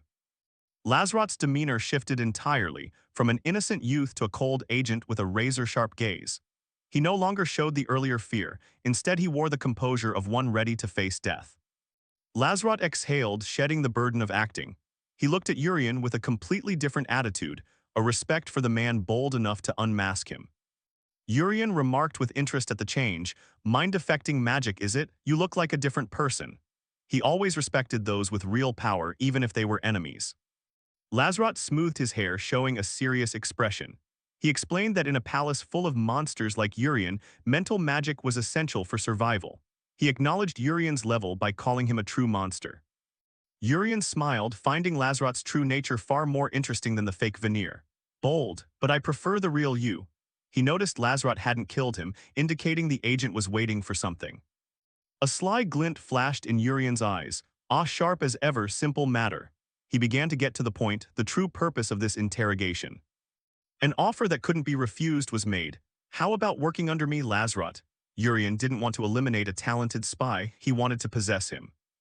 Lazarot froze, narrowing his eyes in suspicion. He couldn't believe his ears. "What are you saying?" A loyal member of the Dawn cult was being courted by his target. Urian laughed loudly, making his intent clear. "Exactly as you heard, be my spy. I mean a double agent, a bold plan to turn the enemy's peace into a weapon for oneself." Lazarot stood stunned, his mind reeling at Urian's audacious proposal. He couldn't fathom why this man would act so brazenly independent. "Precisely, Lazarot," Urian answered nonchalantly, fox-like eyes narrowing as if certain of victory. A horrifying thought made Lazarot tremble. "Don't tell me, you intend to betray the Dawn cult." He realized the man before him was more terrifying and unpredictable than any force he'd served. Urian tapped the table leisurely, words dripping with irony. "Feels heavy, doesn't it? I merely want my moves to be a bit more convenient." His nonchalance at the accusation of betrayal tightened the atmosphere. Lazarot narrowed his eyes in suspicion, realizing he'd been drawn into a dangerous mind game. "Playing with words, you really think I'll obey you just from a few sentences?" A professional spy like him wouldn't be easily subdued. Urian laughed, flipping through a stack of documents as if holding the other's fate. "Of course not. I'm not shameless enough to ask for help without fair compensation." Behind the pleasant smile lay a sophisticated blackmail scheme. Danger sparked in Urian's gaze as he mentioned a name. "You've been diligent donating to that orphanage, haven't you?" This was the trump card he'd prepared to crush Lazarot's will. Lazarot's pupils dilated in utter horror. He couldn't believe his deepest secret had been exposed so easily. "That sum is impressive, especially for one labeled an apprentice." Urian's praise now sounded like a death sentence. Urian watched his praise reaction at leisure, knowing he'd struck the vital spot. "That place means a lot to you, doesn't it, Lazarot?" The agent's silence was the clearest answer. "If something unfortunate were to happen there," Urian left the sentence hanging with a cold smile. He didn't need to state the threat, the other's imagination would complete the brutal picture. Lazarot ground his teeth, hatred etched into every muscle. He felt helpless as his greatest weakness was used as leverage by a sly, fox-eyed manipulator. Sensing the tension was high enough, Urian suddenly laughed and waved the stack of papers in his hand. "Haha, I'm joking, don't give me that terrifying glare." His constant psychological shifts left the other completely disoriented. Urian placed his hand on the table, once again stressing cooperation. "Just help me a little." His offer now carried a very different tone, coercion wrapped in the guise of negotiation. He narrowed his crafty violet eyes and made a mocking promise. "I'll send a generous gift to that orphanage." That gift could be patronage or destruction, all held in Urian's hands. Lazarot blurted in shock, "A gift?" He realized he had no choice but to become a double agent, serving the very man he was meant to watch. Urian laced his fingers together, his smile growing more smug. "Indeed, I've recently taken an interest in charity, you see. A perfect villain always hides his schemes behind noble actions." Lazarot's last glance betrayed bitter acceptance. He had been completely subdued by Urian's wit and ruthlessness. The Dawn cult's game now had a crucial double agent under the fox-eyed air. A few days after those tense events, the story continued at an ancient mansion where dark plots quietly unfolded. Inside, Bishop Aiden, eyes keen as a blade, was interrogating his subordinate. He pressed to know whether Lazarot had brought back what he had requested. Lazarot respectfully presented a sealed tube, acknowledging his presence before Bishop Aiden with absolute obedience. He reported that this was Swordmaster Haydn Reich's next route, exactly as Bishop Aiden had asked. He also mentioned a petition from the Noble Council. But Bishop Aiden paid no heed to those nobles. To him, the only thing of value was Haydn's whereabouts, and he ordered immediate reporting to the Archbishop. Lazarot bowed and obeyed, but the sweat on his brow and his uneasy gaze betrayed the turmoil within. This abnormality did not escape Bishop Aiden's fox-like eyes. He noticed Lazarot's pallor and began to suspect his loyalty. Deep down, Lazarot was torn. Should he reveal the truth or continue hiding the secret about his sister Chernia? Even if the Dawn cult protected him, her future lay in another's hands. Memories of the meeting with Urian returned. The heir had promised to write a recommendation so Chernia and the other orphans could enter the prestigious Bayer Academy, a life-changing opportunity beyond compare. Facing the difficult choice, Lazarot clenched his fist and bowed his head in silence. Urian's kindness had become an invisible chain binding his mind. In the end, he chose to lie. He forced a smile and said nothing had happened, trying to dispel Bishop Aiden's suspicion. Meanwhile, elsewhere, Urian's footsteps echoed steadily on the stone. The young heir walked with ease and composure. The maids greeted his return with deference. Urian was no longer the despised noble, he was someone everyone respected. Urian offered a gentle smile, saying he had merely been lost in thought as the maids moved in to tend his coat. A perfect exterior hid deep inner thoughts. Yet deep inside, Li Siwu struggled. He realized the scariest thing wasn't manipulating others, but that he no longer felt any guilt about it. He recalled the moment he recognized Lazarot as a spy. Urian's instinct immediately found the man's weakness to exploit without hesitation. Urian told himself that if Lazarot had been a bit calmer then, he might have seen the truth behind his promises. He was so worried about the orphan children that he didn't notice the paper Urian held had nothing to do with the orphanage. A perfectly executed psychological move. Urian fell into thought, realizing the old Li Siwu would never have possessed such judgment and ruthlessness. His humanity was fatting with each scheme. Just then, Angelica, the housekeeper, approached to report there was an urgent message from the main family sent to him today. Urian showed a flicker of surprise mixed with annoyance. The main family's people disliked him, why were they suddenly reaching out now? It turned out to be an invitation to Lady Renia Cryofart's wedding, Urian's older sister. An official invitation from the Cryofart family head. Urian's first reaction was to decline. He told the housekeeper to reply that he was too busy with work and could not attend.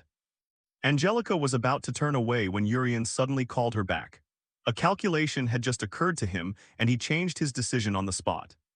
Smiling mysteriously, he declared he would attend the wedding, having realized the Cryofart family held something immensely valuable. However, before departing, he needed to prepare a truly classy appearance.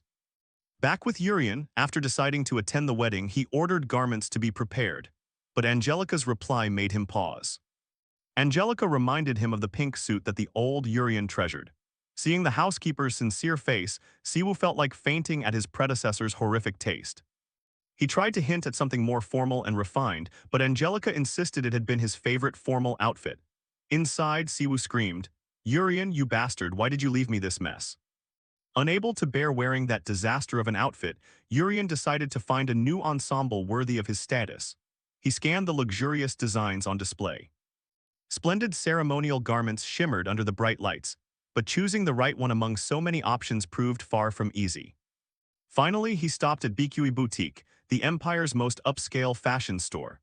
Staff quickly came forward to greet him warmly, though they couldn't hide their embarrassment at Urian's visit. Urian strolled in, scanning the expensive clothes. He thought to himself that with his terrible taste, he would definitely need strong support from the shop's staff.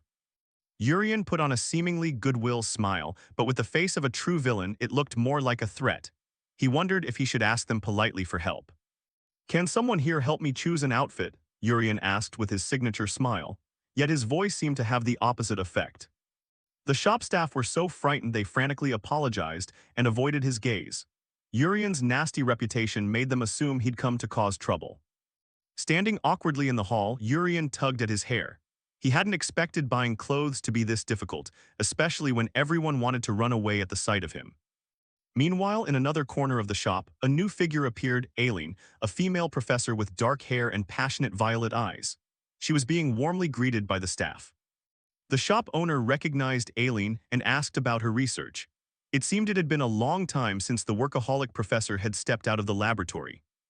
Aileen could only give an embarrassed laugh. She explained it was the nature of professors to be submerged in endless theory and experiments. Suddenly, Aileen grew dramatic. She lamented that someone had bought up all the moonstones, almost ruining her heartfelt thesis. She silently cursed the culprit with resentment. Fortunately, the Empire recently requested a new study on a substance called Hansuk. It was the lifeline that would allow her to continue her research career. Aileen was fired up, asserting she could now write a thesis even better than before. She silently thanked whatever anonymous person had discovered Hansuk, not knowing that person stood very near her. When asked the purpose of her shopping today, Aileen revealed she needed a formal outfit to attend an upcoming wedding ceremony. It was the wedding of Renia Cryofart, the third daughter of the prestigious Cryofart family. The shop owner couldn't help but marvel at the name of such an influential house. Seeing this, the owner offered to show Aileen some of the most formal evening gowns. Aileen nodded in agreement, happy to let an expert advise her. Sighing in relief, Aileen felt wonderful to finally have a day away from dry research to indulge herself a little. She excitedly wandered the shop, impressed by the variety and splendor of the designs. BQE Boutique truly lived up to its reputation. But her joy was short-lived. Aileen's violet eyes widened in shock when she saw a familiar figure standing in the main hall. "Why, Urian?" Aileen froze as she saw the man inspecting a deep red coat. She couldn't believe her bad luck to run into this notorious noble in such an upscale shop. The feeling of being watched made Urian turn his head slightly. In an instant, Aileen darted behind a folding screen, heart pounding as she tried to shrink away, hoping the fox-like man wouldn't notice her. Urian suddenly paused, his eyes narrowing in suspicion. He sensed a presence watching him from the shadows, then wondered if he was simply being oversensitive. The truth was it wasn't imagination. Aileen hid behind the screen, heart racing. She blamed herself for acting on instinct and fleeing like a guilty person. Peering at Urian through the crack, Aileen thought about his status. Though from a branch of the Cryofart family, his presence here was clearly to prepare attire for the upcoming ceremony. She wondered if he truly considered himself part of that family. What surprised Aileen most was Urian's taste. He used to wear tight outfits that looked like walking sausages, yet today he was suddenly looking at things that seemed normal. Aileen's eyes bulged when she saw Urian pick up a particular outfit. Panic showed on her face. Wait, could he really be planning to choose that? As for Urian, he inspected the deep red coat with smug satisfaction. With his zero fashion knowledge, he told himself it looked suitably formal and would surely make him stand out. Seeing this, Aileen bit her finger, sweat pouring down. She understood that if Urian wore that to the wedding, he would wreck the ceremony's solemn atmosphere with his fashion disaster. Aileen struggled inwardly. She considered leaving it, but her presence was beginning to draw attention from other customers. Finally, with the pride of a lady, she decided she could not stand by and watch a fashion catastrophe unfold. She stepped out from her hiding place and called out in a serious tone, "Lord Urian." Urian turned, a bit surprised to see an acquaintance in this situation. Aileen strode forward and pointed at the deep red outfit in his hands with a skeptical look. She bluntly asked if he really intended to buy it, leaving Urian looking bewildered. Urian immediately recovered his confidence and sneered that a professor buried in research like her couldn't understand fashion. His familiar taunt made Aileen indignant, thinking his obnoxious personality hadn't changed over the years. Aileen began her lecture, suggesting that perhaps Urian was so used to wearing flashy outfits without regard for others that he failed to grasp the true meaning behind this design. She pressed him, asking if he knew what the outfit represented. Urian started to feel flustered and replied confusedly, "Huh." His earlier confidence vanished before Aileen's unusual seriousness. She wondered whether he genuinely didn't know or was pretending. Aileen stepped closer, her voice dropping dramatically. She posited that perhaps Urian harbored such a deep grudge against the Cryofart family that he intended this as a statement. With blazing eyes, she asked bluntly, "Are you trying to use this outfit to express your intent? To purge the entire nobility?" The overblown accusation made the boutique's air grow stifling. Urian broke out in a cold sweat, utterly stunned by the eccentric professor's inference. He simply thought it was red and classy, there was no noble genocide plot. He shouted in extreme confusion, "What the hell are you talking about?" All eyes fell on the bizarre deep red outfit with a zipper running down the front. To Aileen, it was the pinnacle of a fashion disaster, a weapon capable of destroying any elegant party. The fashion war between villain and professor had officially erupted. Julian wiped a bead of sweat from his brow and replied that she suddenly appeared and started talking oddly. He was just trying to choose something to wear to the wedding. Outwardly calm, inwardly he was starting to suspect something. Eileen answered that she was talking about the emblem on the back, which made Julian puzzled. "Repeat the emblem." Eileen moved to the garment and turned its back up to reveal an emblem of three swords piercing a throne. She began to explain the Febrant's royal symbol. It was the insignia knightly houses displayed when they executed an enemy who had sworn oaths. She hesitated on, nodding that nowadays it had lost its original meaning and become a fashion trend. But for a notorious man like him to wear that emblem to a wedding. Julian's face darkened and he stroked his chin, replying, I understand. Though inwardly he was in chaos. He'd never played Julian before, how could he know? He tried to act cheerful but began to grumble inwardly. Flipping through all these clothes was exhausting, and Julian's instincts kept drawing his eyes to pinks and neon. Julian started weighing whether to ask Eileen for help. He replied, I give up, and Eileen breathed a sigh of relief, glad he finally got the idea. He put on a sly face and smiling lifted the hideous neon vest, saying, I will buy the outfit I like. Eileen's eyes went wide in shocked disbelief as she asked, that one? Seeing her expression, Julian smiled inwardly, knowing Eileen, if he kept choosing outrageous clothes, she wouldn't ignore it. Julian forced a fake calm smile and replied, yes, and the pants must match perfectly. At this, Eileen, unable to stomach his taste, asked, do you really intend to wear that to the wedding? Her hand trembled in anger as she clenched it. I can't stand by and watch anymore. She pointed at him and shouted, in the name of House Donashan, I will find the perfect outfit for you. Julian smiled inwardly, just as planned, but outwardly remained calm and replied, thank you, truly the house of every artist. Then the two went to choose clothes. Julian smugly thought how easy it was to read the other's mind, while Eileen, hair disheveled, judged, who knew your fashion sense was so awful, you wear academy uniforms all day. In the end, Eileen finished by selecting Julian's outfit, and the wedding day arrived. The guard trembled as he took the invitation Julian handed him. He stammered as he looked at Julian's appearance. Your invitation has been validated. He put on a confident smile, smoothed his sleeve, and stepped inside, thinking to himself that he could enter safely wearing the outfit Eileen chose, but I feel a bit uneasy, perhaps Julian's emotions are surfacing. Actually, I don't want to go either, but there is one reason I must attend. He pictured a medal and an orange stone, the Hansuk that the Criffart family was keeping. Julian recalled playing the game. He remembered a few routes to obtain Hansuk besides hunting demons in the game. One involved talking to the Criffart family to receive it. He stepped forward to open the door. At the thought of his father, Julian felt choked.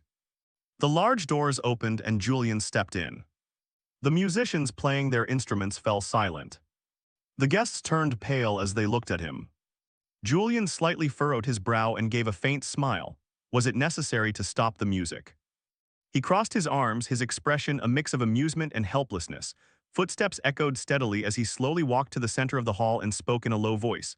So you actually came, your gaze is still the same as before. He smiled faintly, the corners of his mouth lifting. Well, it's to be expected. It would be strange if they were truly happy to see me. Before he finished, a joyful voice rang out, Julian. A figure rushed over, a white dress shimmering under the lights. The girl threw her arms around him, making Julian startle and lean back.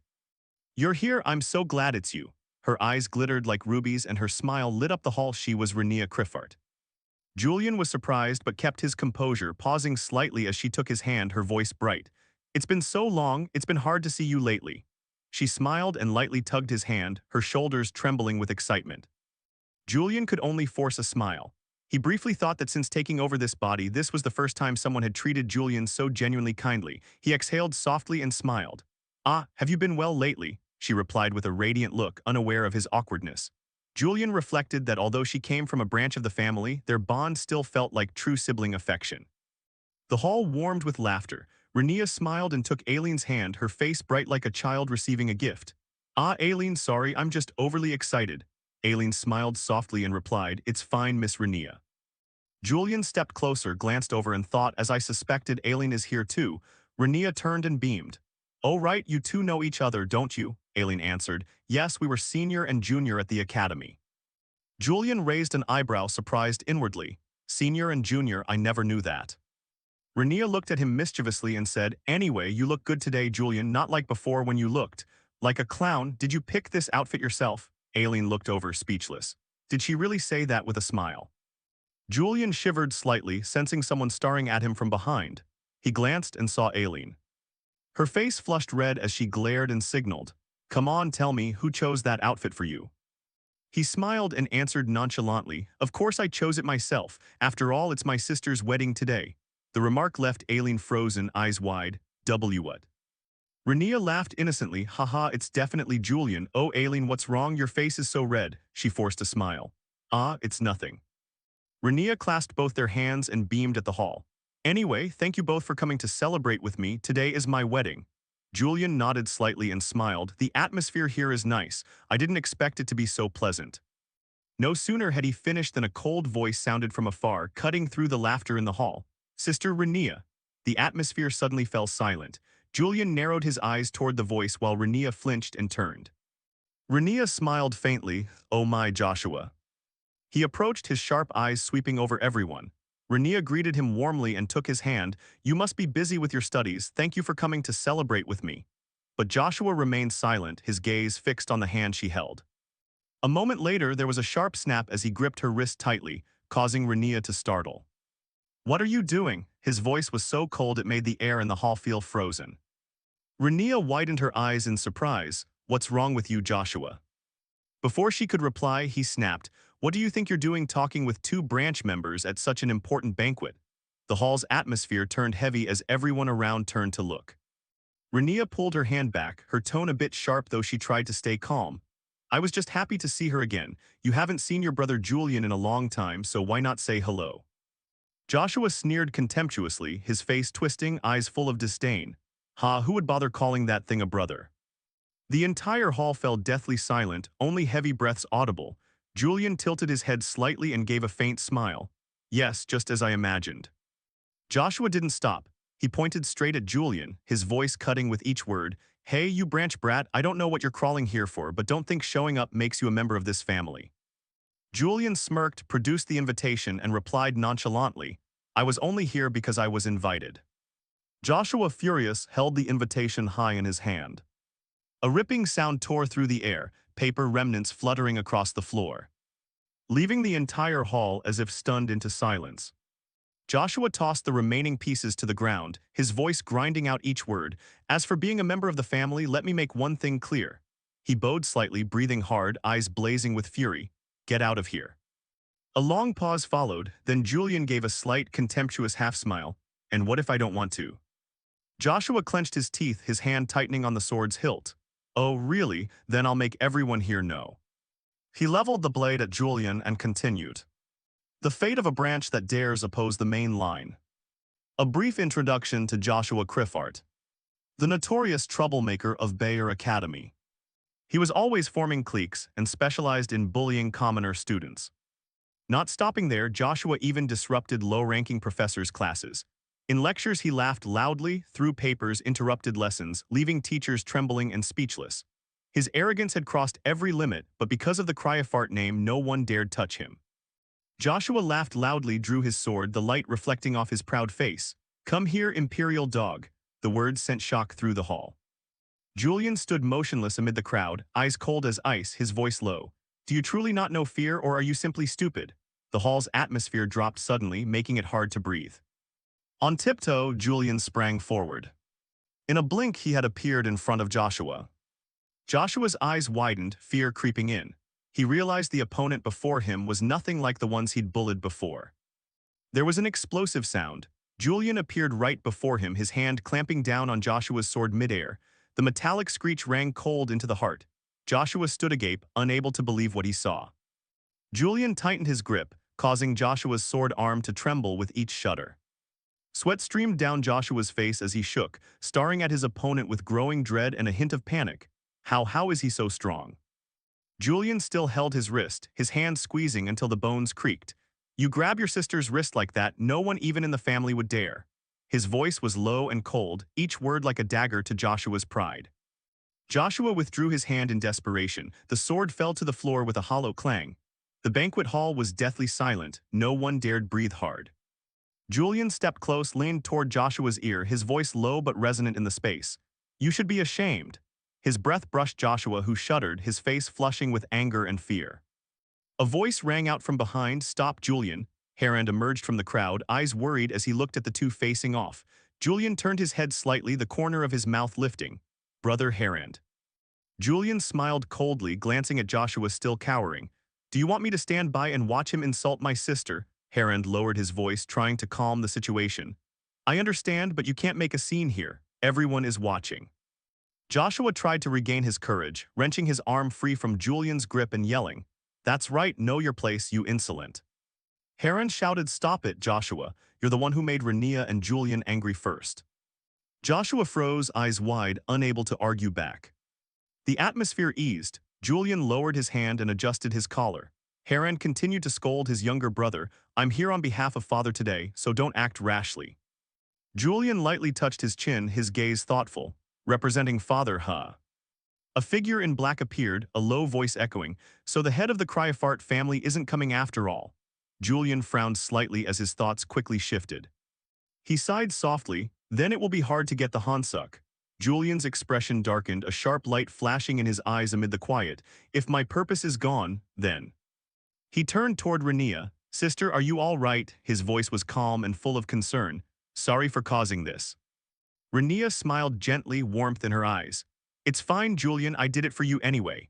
Julian thought to himself, in a place full of hypocrites, she's the only one so normal that her calmness is almost frightening. Rania waved her hand lightly. I'm fine, don't worry about it. Julian bowed his head slightly, if you say so. Julian stepped back, then I will take my leave.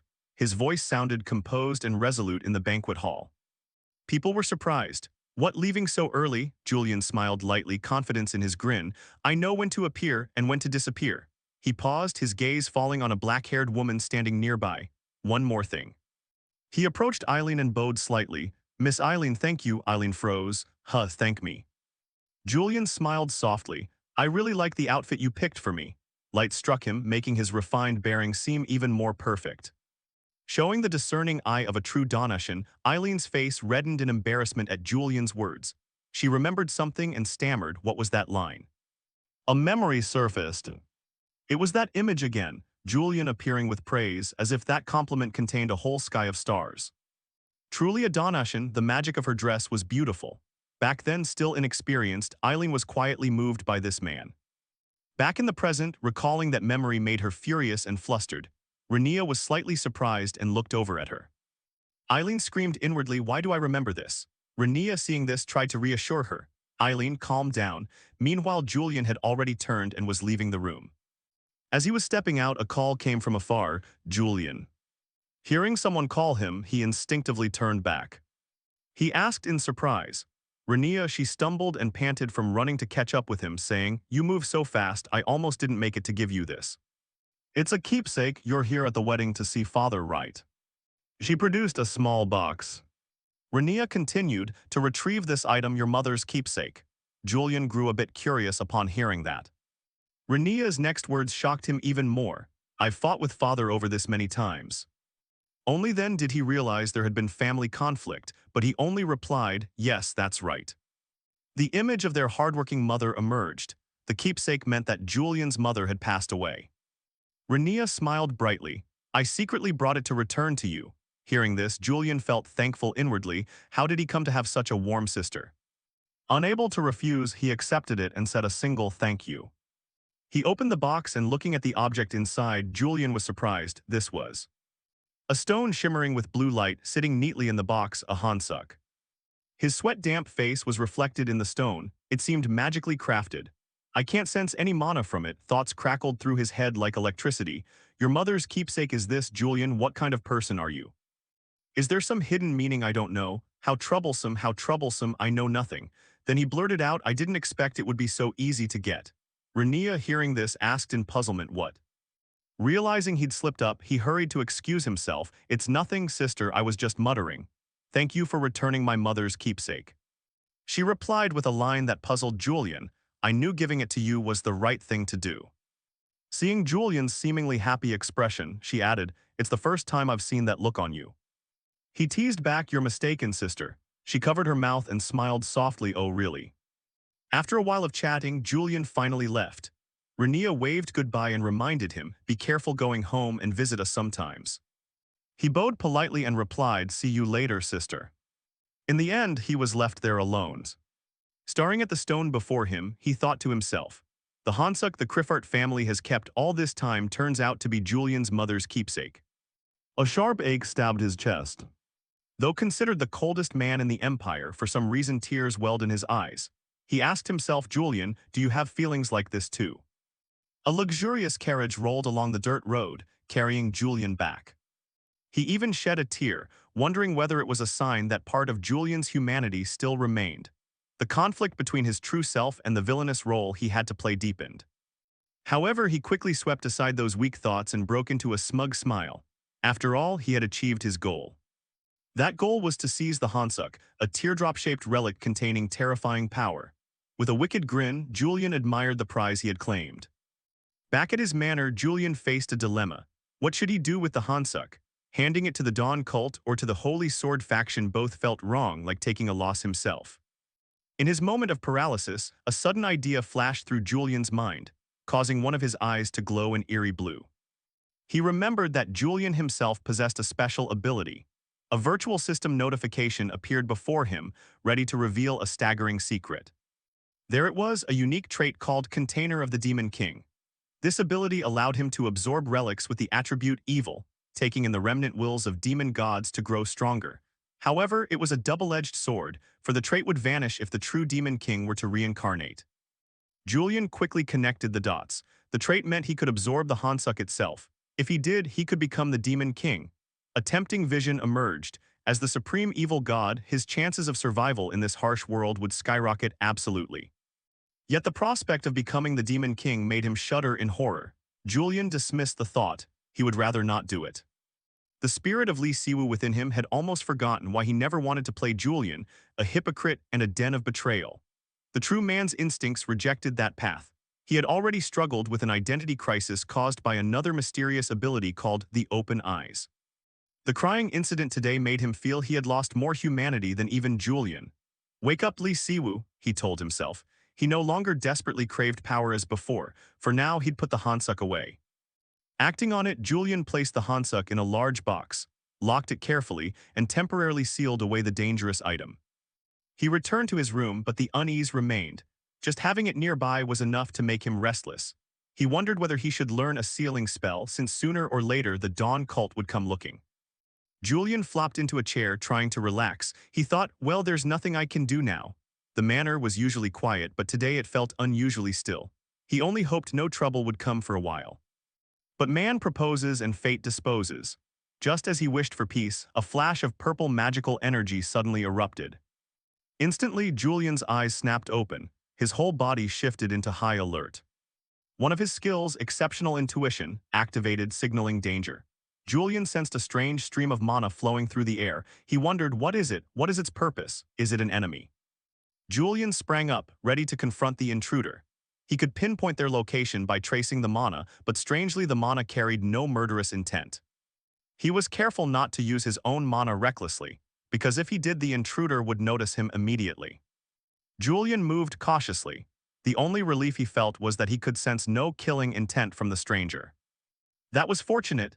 Given Julian's past wrongdoings, it wouldn't be surprising if an assassin came. He moved toward the mana source, his own room. There he found the intruder. A beautiful woman with striking aquamarine hair, Alina, was calmly sitting in his room, sipping tea. Alina seemed to sense Julian's presence. She turned with a deliberately surprised look. Oh, you're back. Julian froze and blurted, Alina. On the other side, she continued sipping tea nonchalantly.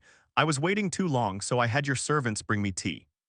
Alina cheerfully added, at least you can do that for a guest, can't you? Hearing that, Julian didn't answer but fell into thought. How did she get in magic? Seeing the purple mana radiating from Alina, Julian guessed silently that she used charm magic to control the servants. Shaking off his thoughts, Julian sat down, exhaled, and asked, Bishop Alina, what brings you to my manor? Alina's image reflected in the teacup replied, just a bit of friendly mingling between allies. Hearing that, Julian's face darkened with anger. He thought, you broke in just to socialize. Alina went on, of course not, I have another reason, I have something to ask you. Julian was slightly startled, so they're getting straight to the point. Setting the teacup down, Alina asked, recently you succeeded in subduing a demon during that slum mission, right? Julian, seeing nothing odd, answered, yes, that's correct. After hearing his confirmation, Alina continued, that demon took on a human form, didn't it? Looking into her eyes, Julian guessed, I see you're testing how much I know about demonification. Then it's best to answer directly. He then answered confidently, yes, one person suddenly transformed into a demon. Elinor found that intriguing. But Julian's next remark surprised Elinor a little. However, the horn on that demon differed from the one Lord Tenelrin showed us. Not believing what she had just heard, Elinor asked again, what? Julian kept his expression and replied, I mean it was a replica modeled after the horn Tenelrin crafted. Isn't that what you wanted to ask? On the other side, Elinor asked gravely, so how much do you know about demon horns and the demonification phenomenon? Julian smiled faintly, not as much as you think. Elinor stood up, covering her chest with her hand, and said, all right, no beating around the bush, seems you know almost everything. Seeing that, Julian mocked, holding out his hand, so has your curiosity been satisfied? Turn around behind Elinor and kick, then I don't even need to test you. She turned and walked away, saying, you seem very well versed in Dawn cult matters.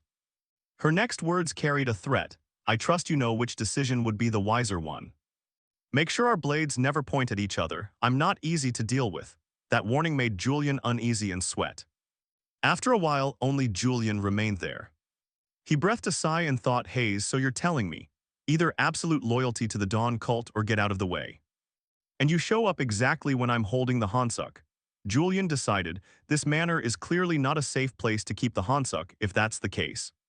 Later, Harand appeared holding the box containing the Hansuk. He asked Julian, are you going to hand it to me? Sitting there, Julian answered, yes, Harand.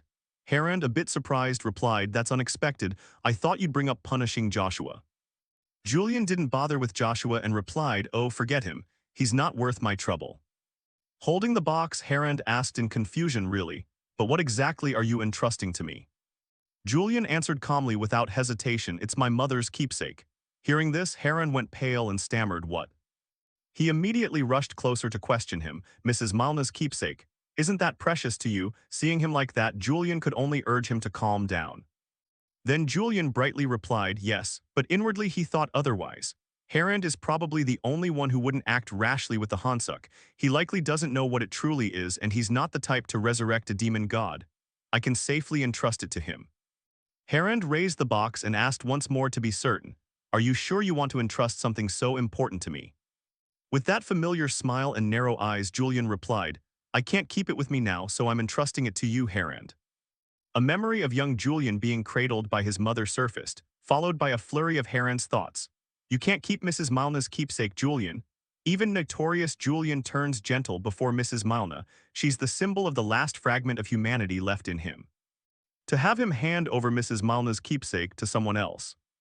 Isn't that a declaration that he will live entirely as the Empire's hunting dog, a monster with no way back? Harand looked at Julian with a fearful expression. How could he be so cruel? Seeing that expression, Julian realized it was another misunderstanding and thought handing the Hansuk to him should be fine.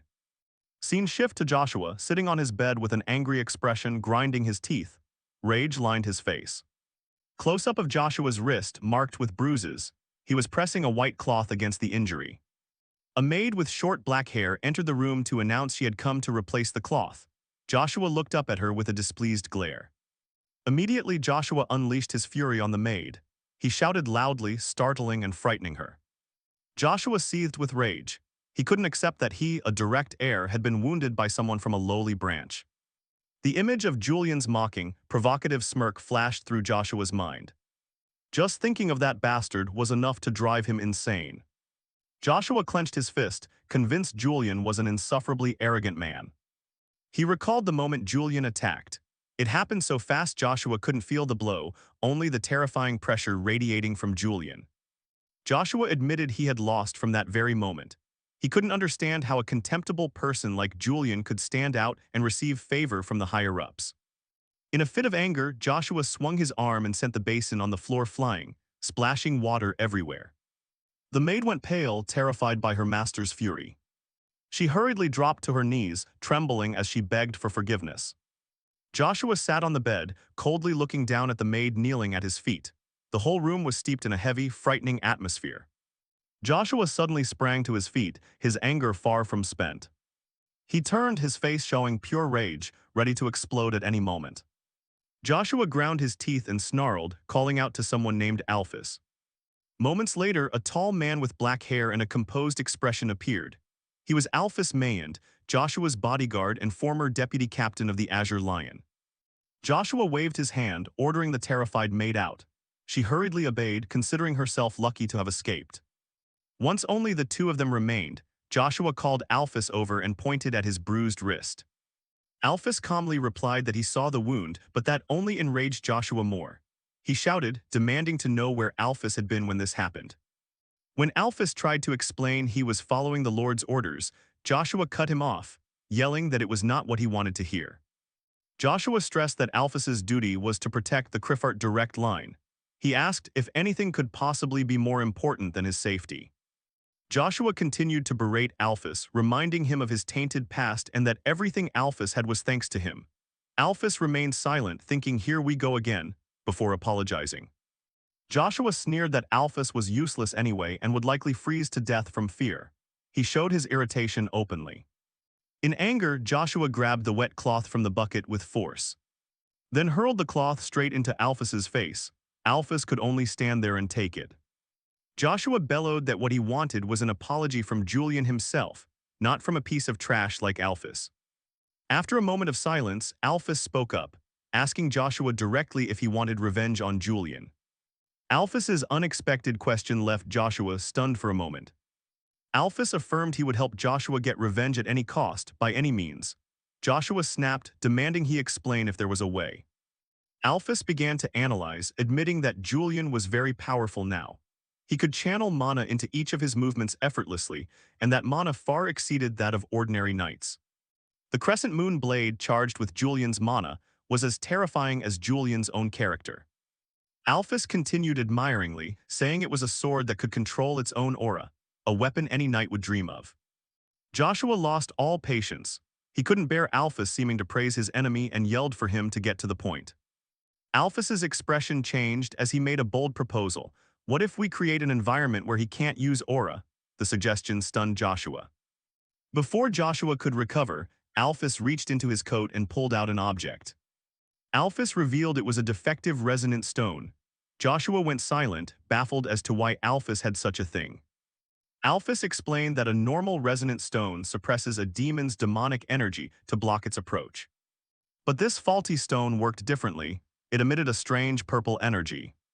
As the stone approached, Joshua felt an invisible pressure pressing down on him, causing him to buckle. Alphys explained that this defective stone, instead of suppressing demonic energy, suppresses the mana within a person. Just erect a barrier from it and use it on Julian. Joshua immediately realized the problem. He shouted at Alphys that if they used this, he himself wouldn't be able to use aura inside the barrier either. Alphys calmly replied that Joshua wouldn't need aura. He revealed he had something else, surprising Joshua, who was still sitting on the floor. What Alphys revealed was a demon horn radiating dark energy. Joshua was stunned to recognize it as a horn. The scene shifted elsewhere. Julian was leisurely tending to a pot of orchids in the sunlight.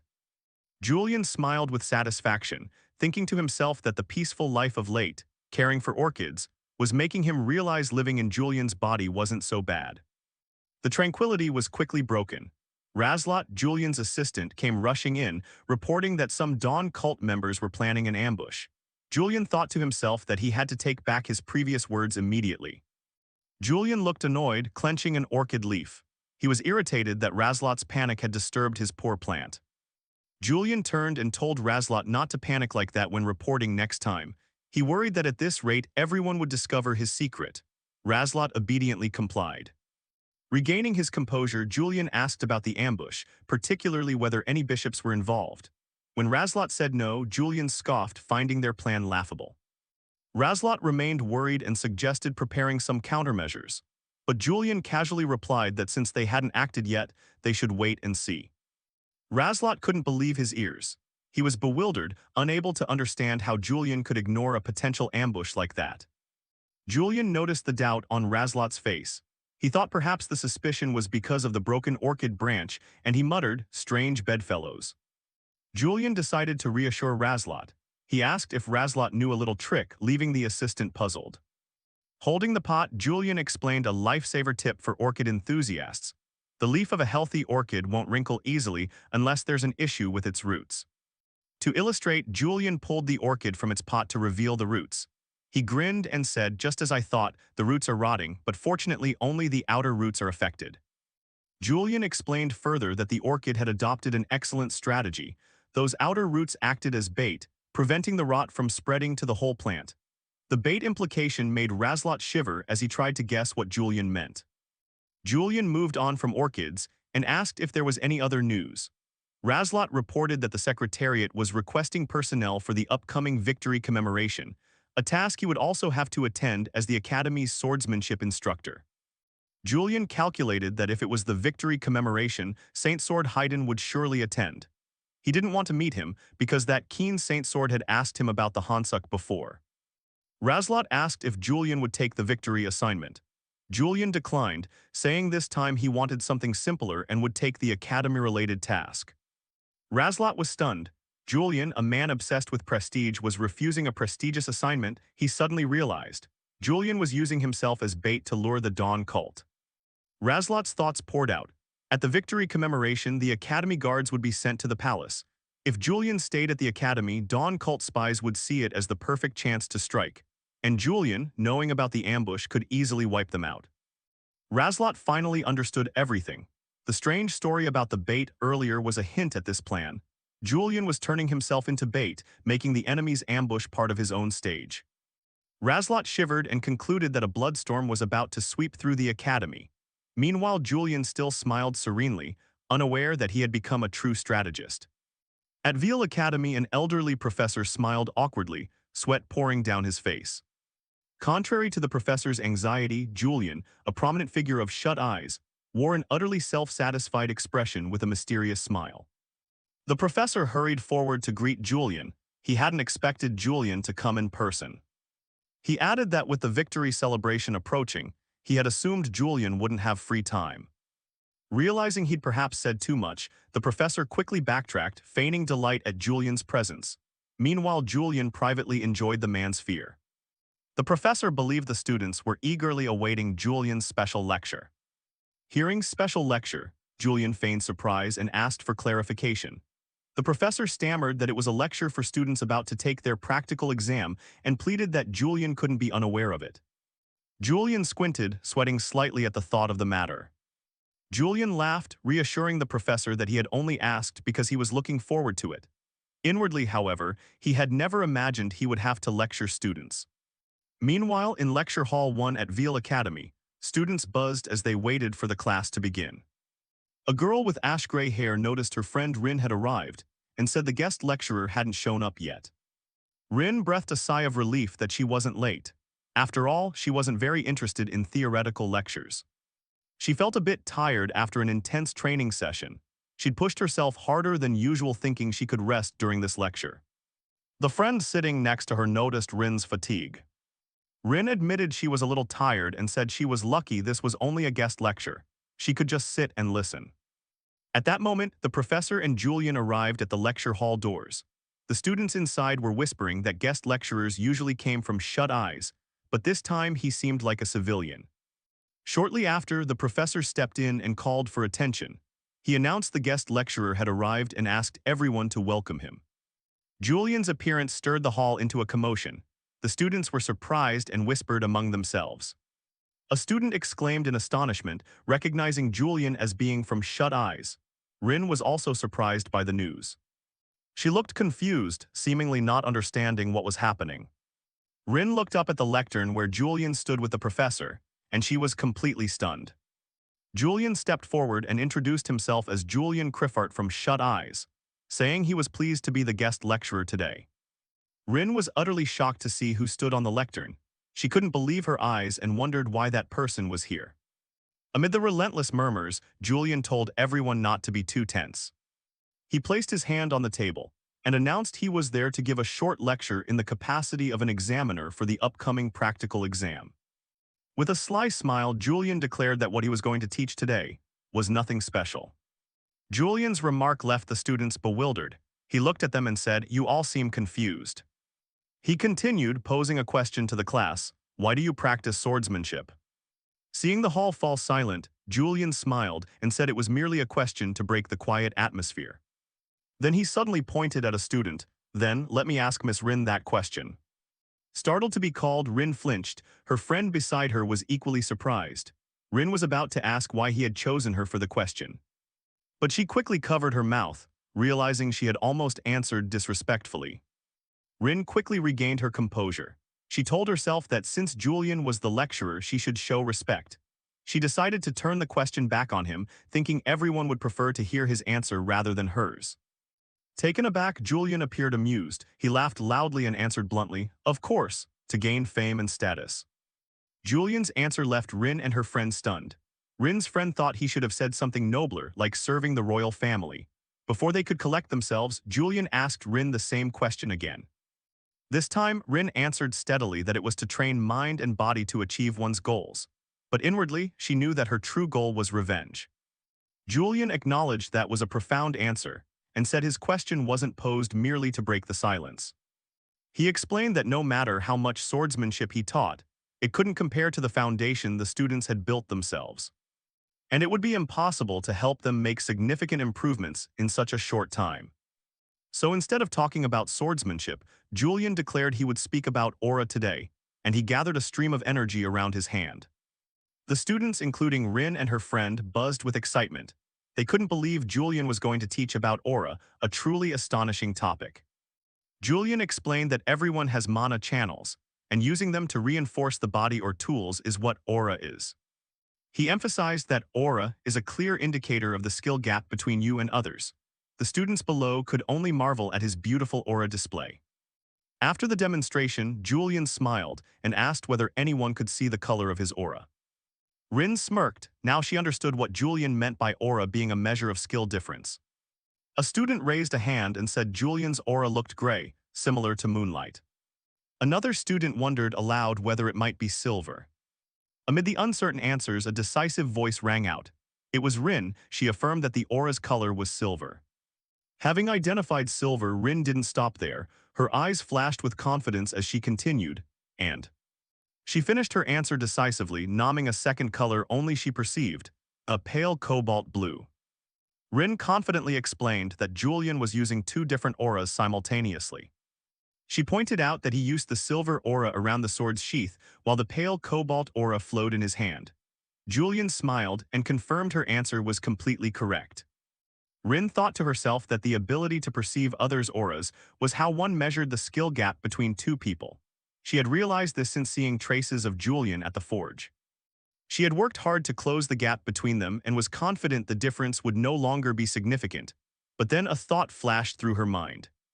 Julian raised a finger to his lips, signaled for silence with a mysterious smile and said, "There's one more." Rin was frozen, her eyes wide with horror. She couldn't speak, only stammered, "Impossible." Instantly, Julian released a third, enormous aura that engulfed him in a blaze of brilliant blue energy. Rin and the entire lecture hall were utterly overwhelmed, unable to believe the terrifying power. At the end of the lecture, Julian unleashed the third radiance, an ability no student in the class could detect.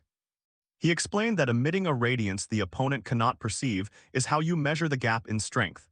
It's also the assurance that you will never lose. Hearing Julian's words, Rin ground her teeth in anger. She realized the class divide between her and Julian was unbridgeable. She bitterly admitted her own pride.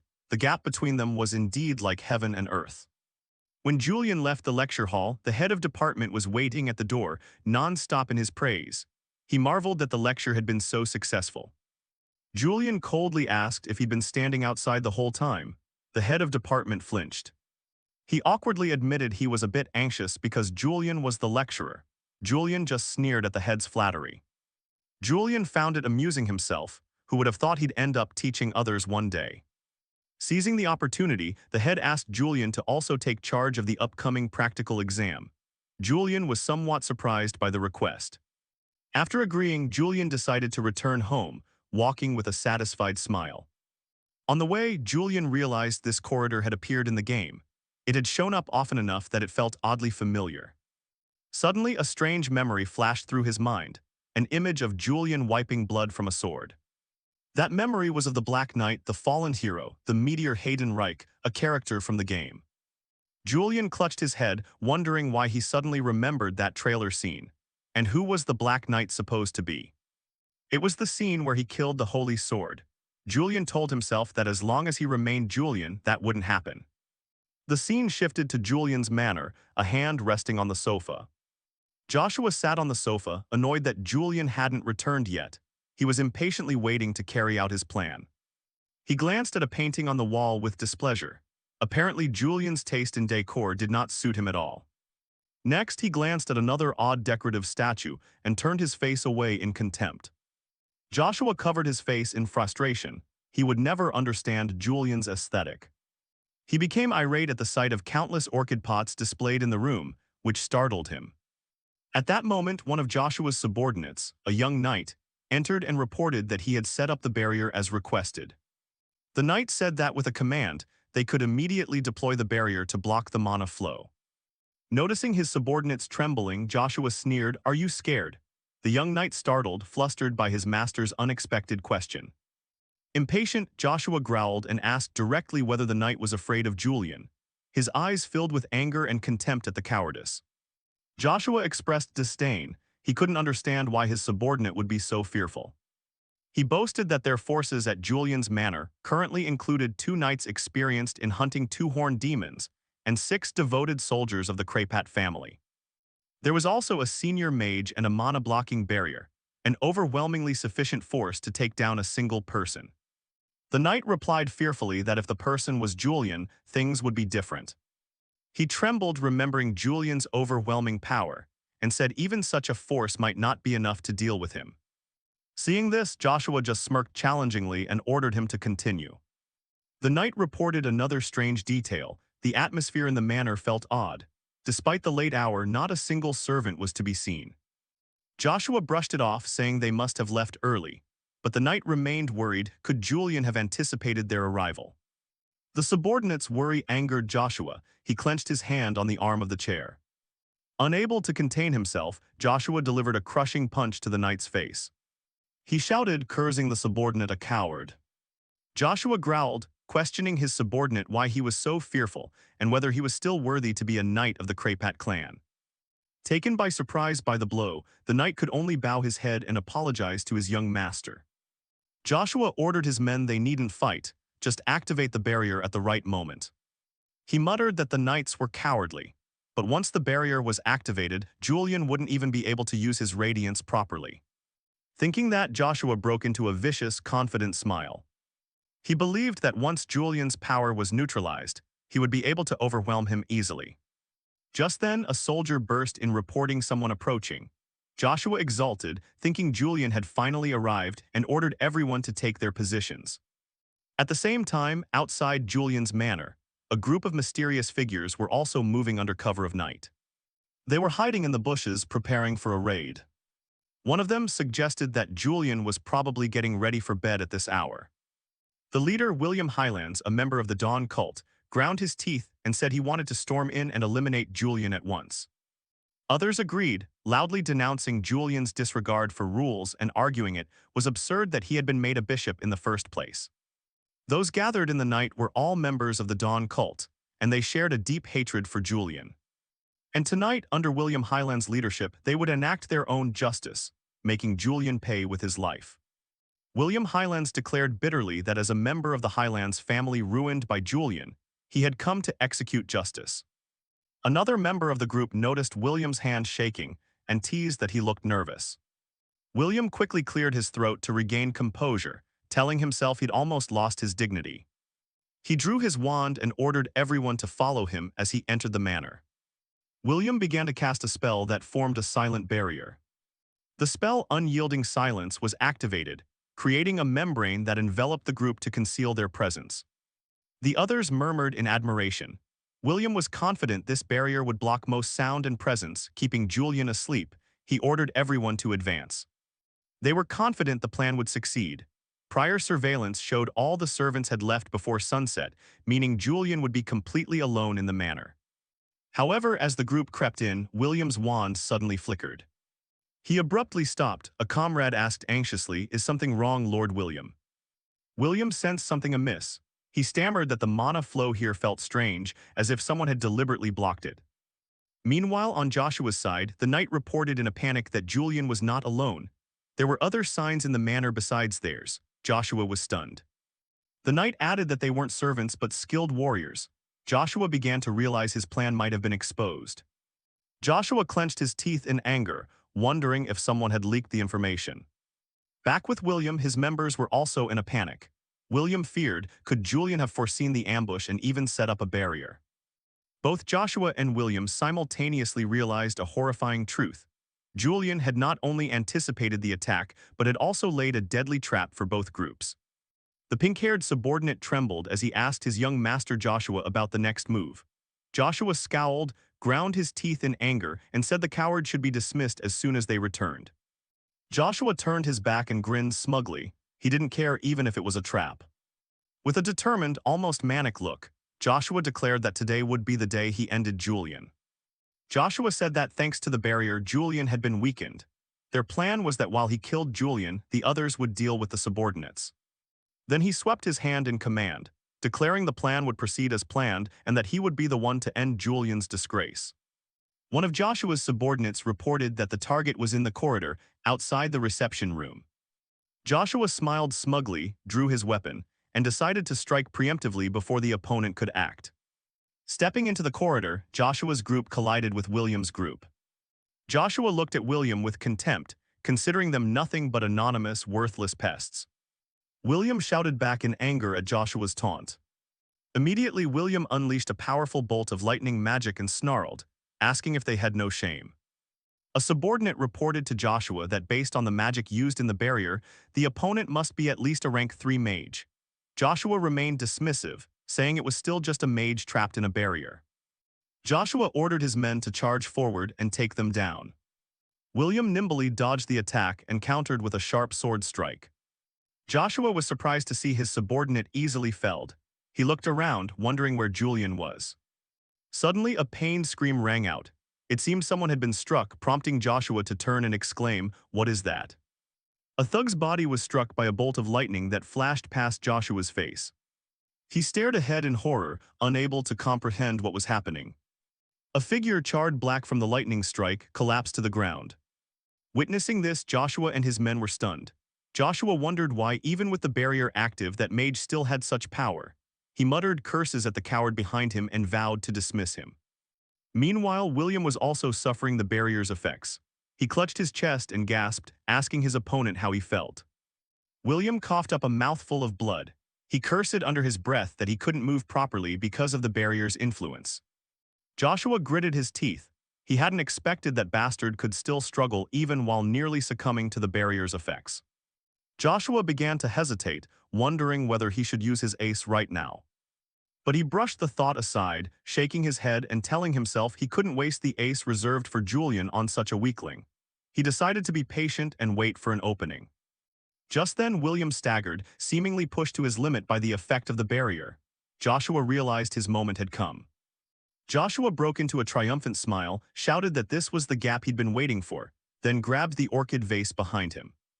Taking advantage of William's weakness, Joshua threw the orchid vase toward him. Caught off guard, William was also stunned by what was being hurled at him. Immediately, Joshua lunged forward and closed in on William. Backed into a corner, William tried to use lightning magic once more. However, Joshua was one step faster. He knocked William's staff aside, stopping the attack. Overwhelming his opponent, Joshua burst into a mad laugh. Joshua drove a knife into William's shoulder. William let out a cry of pain as blood began to flow from the wound. Joshua pressed the sharp blade to William's throat, completely controlling him. Joshua taunted his opponent, saying that even a third-rank mage couldn't move inside this barrier. With his eyes glowing purple with anger, Joshua growled, calling William nameless trash and asking how he dared block his way. He pressed the sword harder to William's neck, demanding to know how much Julian had paid him. Accused without cause, William could only stare and ask, "What?" Joshua continued to sneer, saying that 5,000 or 10,000 nar for his life was disgracefully cheap. Not giving him a chance to explain, Joshua delivered a crushing kick to William's face, making him cry out in pain. William desperately raised his hands, trying to stop Joshua. He shouted in panic, insisting that he had not been hired by Julian. Pinned to the ground by Joshua, William still tried to explain that he was telling the truth, that he too had come today to ambush Julian. This unexpected confession seemed to give Joshua pause. He asked, "Really?" But Joshua quickly regained his cruelty. He said it didn't matter whether it was true or not, for daring to stand in his way, William had to die. Sensing Joshua's murderous intent, William's face filled with terror as he stammered pleas for mercy. Joshua raised his sword high, preparing to finish off his opponent. As Joshua was about to strike, a mocking tusk tusk sounded from behind. A pair of elegant shoes slowly stepped into frame, signaling the arrival of an uninvited character. The newcomer was none other than Julian. He spoke calmly, saying quite a few uninvited guests had shown up tonight. Joshua turned, stunned by Julian's presence. Joshua couldn't believe his eyes, wondering when Julian had arrived and how he hadn't sensed any presence. Julian, with a half-smile and composed demeanor, was recognized by the mage on the ground, who cried out in horror, "Julian." Joshua took a step back, thinking to himself that Julian really was a monster. However, instead of paying attention to the terrified men before him, Julian focused on the broken orchid pot on the ground. He picked up a shard, lamenting that it had broken. The gesture recalled the presence of Lee Siwoo within Julian. Only then did Julian turn to Joshua's men and coldly say that they had barged in and caused a disturbance. Trying to reassure himself, Joshua shouted to his men not to be afraid, because inside the barrier they could still fight purely with swordsmanship. Julian bent down and scooped up a handful of soil from the broken plant pot. He looked at the soil in his hand and said regretfully that he quite liked that pot. Julian's strange behavior left Joshua utterly confused and speechless. He wondered if the powerful aura he felt was real. At that moment, a huge blue magical radiance erupted from Julian's body, engulfing the hallway. He confirmed the barrier was definitely active, implying this power was not yet his full strength. Julian gave a sinister smile, declaring that it seemed he needed to finish the lesson in etiquette he missed last time. Joshua could only stare in horror, wondering how the radiance could be so vast. Flashback earlier when Julian was on his way back to his mansion. But as he neared home, he sensed a strange atmosphere enveloping the mansion. Julian realized not only had the external atmosphere changed, but the mana here was also unstable. He smiled, for what he had been waiting for had finally arrived. Julian was certain someone had come to ambush him as warned earlier. After all, many harbored hatred toward the villain named Julian. He walked forward leisurely, knowing naturally someone would want to settle that grudge. But Julian now was no longer weak as before. He was strong enough to complete the Moonlight Sword. He wondered whether he should confront them himself. Inside the mansion, a plant pot had been smashed to pieces. When Julian entered, a scene of chaos met his eyes. Someone lay collapsed in a pool of blood. Julian was slightly surprised. Had they fought among themselves without him intervening? Julian suddenly realized something. His statue was also broken. He felt annoyed that they had really ruined everything. Lee Siwoo, the one living inside Julian's body, thought that if the real Julian were here, he would have shouted in anger. But he was not the real Julian. He did not want this life to change his emotions, but when he saw the plant pot, it was the orchid pot he cherished. A fierce emotion surged. Julian cried out in pain, "Angelica." He knelt down, unable to believe the sight before him. Memories flooded back. It was the first plant he had watered after becoming Julian, and the first plant he had named. Pain turned into anger as he gritted his teeth and called Angelica's name. Rage flared. Julian vowed to avenge Angelica. His true self, Lee Siwoo, seemed to agree with this. Julian unleashed his power, ready for slaughter. He activated the Moonlight Sword. To honor Angelica's death, he would kill everyone who dared harm her. But suddenly, Lee Siwoo's reason returned. He wondered why he was so furious over just an orchid. He wondered if this was another change brought by becoming Julian. Until now, he had only been playing Julian, trying not to let the role affect him. Trying to calm himself, Julian told himself not to be swept away by emotion. It's only a small orchid, yet the image of Angelica kept flashing in his mind. Julian's memories returned to the days he cared for Angelica. He had watered the plant every day, placed it by the window to catch the sunlight, wiping the leaves before bed, and even giving it a bit of fertilizer as a special treat. And yet they dared do that to Angelica. The more he thought about it, the angrier Julian became. At that rate, he would really kill them. The scene snapped back to the present, with Julian now standing opposite Joshua and William. Julian tried to calm himself and decided to change the subject. He said he hadn't hired anyone. Julian asked the two assassins what they planned to do now. Joshua and William looked wary. Julian mocked them, asking if they had any other plans now that the nighttime ambush had failed. Joshua fell silent. Julian assessed the situation silently. He could easily deal with Joshua. But the problem was that mage. He didn't know what kind of magic the man used, so he wouldn't be easy to handle. Alone, Julian could easily overpower either of them, but if both attacked at once, it would be troublesome. Julian told the two assassins bluntly that they should know they couldn't defeat him even if they worked together. And Julian never spared an enemy who bared fangs at him. He believed they were aware of that. But out of mercy, Julian decided to give them both a chance. He ordered the two assassins to fight each other. Both froze. Julian declared that whoever won would be allowed to live. Joshua, furious, thought Julian was toying with them. He shouted that even if they had snuck into Julian's mansion, they were nothing but shrimp in his eyes, were they not? But privately, Joshua thought differently. With that foolish mage and the power of the horn, maybe he could crush Julian. Suddenly, the mage showed a strange reaction. He trembled and cried out in pain. Joshua asked in surprise if he was all right. William screamed maniacally. Joshua panicked, urging the mage to calm down and cooperate to fight Julian together. William yelled wildly, knowing Joshua intended to stab him in the back to be the sole survivor. Meanwhile, Julian just stood there with an enigmatic smile, enjoying the staged internal skirmish he had arranged. Blinded by fear, William screamed that he would kill Joshua to live. Joshua called William an idiot and reminded him that someone like Julian, the smiling executioner, would never spare the victor. But William didn't heed a word and cast a fireball spell at Joshua. On this side, Joshua tried to brace himself and fight back. Then Julian regained the initiative, leaping up to strike at William. He swung his sword, aiming straight for William. The sharp blade pierced through William's body. Blood spurted as William collapsed in shock.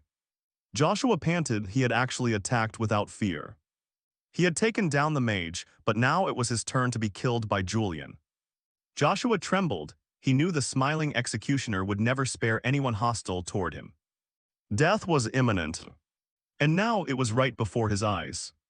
After the battle ended, Julian looked down at Joshua lying gasping on the ground and sneered that he must have had a bloody and painful fight. Cornered, Joshua desperately searched for a way out of his precarious situation. In that life-or-death moment, he suddenly remembered the demon horn Alpha had given him. It was an item said to grant the innate power of demons. Joshua thought that if he used it, he could kill Julian, or at least escape. As he reached for the horn, Joshua panicked when he noticed his trousers had been burned through by the earlier magic. A voice suddenly rang out, making Joshua turn in shock. "This is the demon horn." William seemed to seize on an idea in his head and spoke up, "Wait." He had nothing left to lose. He thought he had no hope left.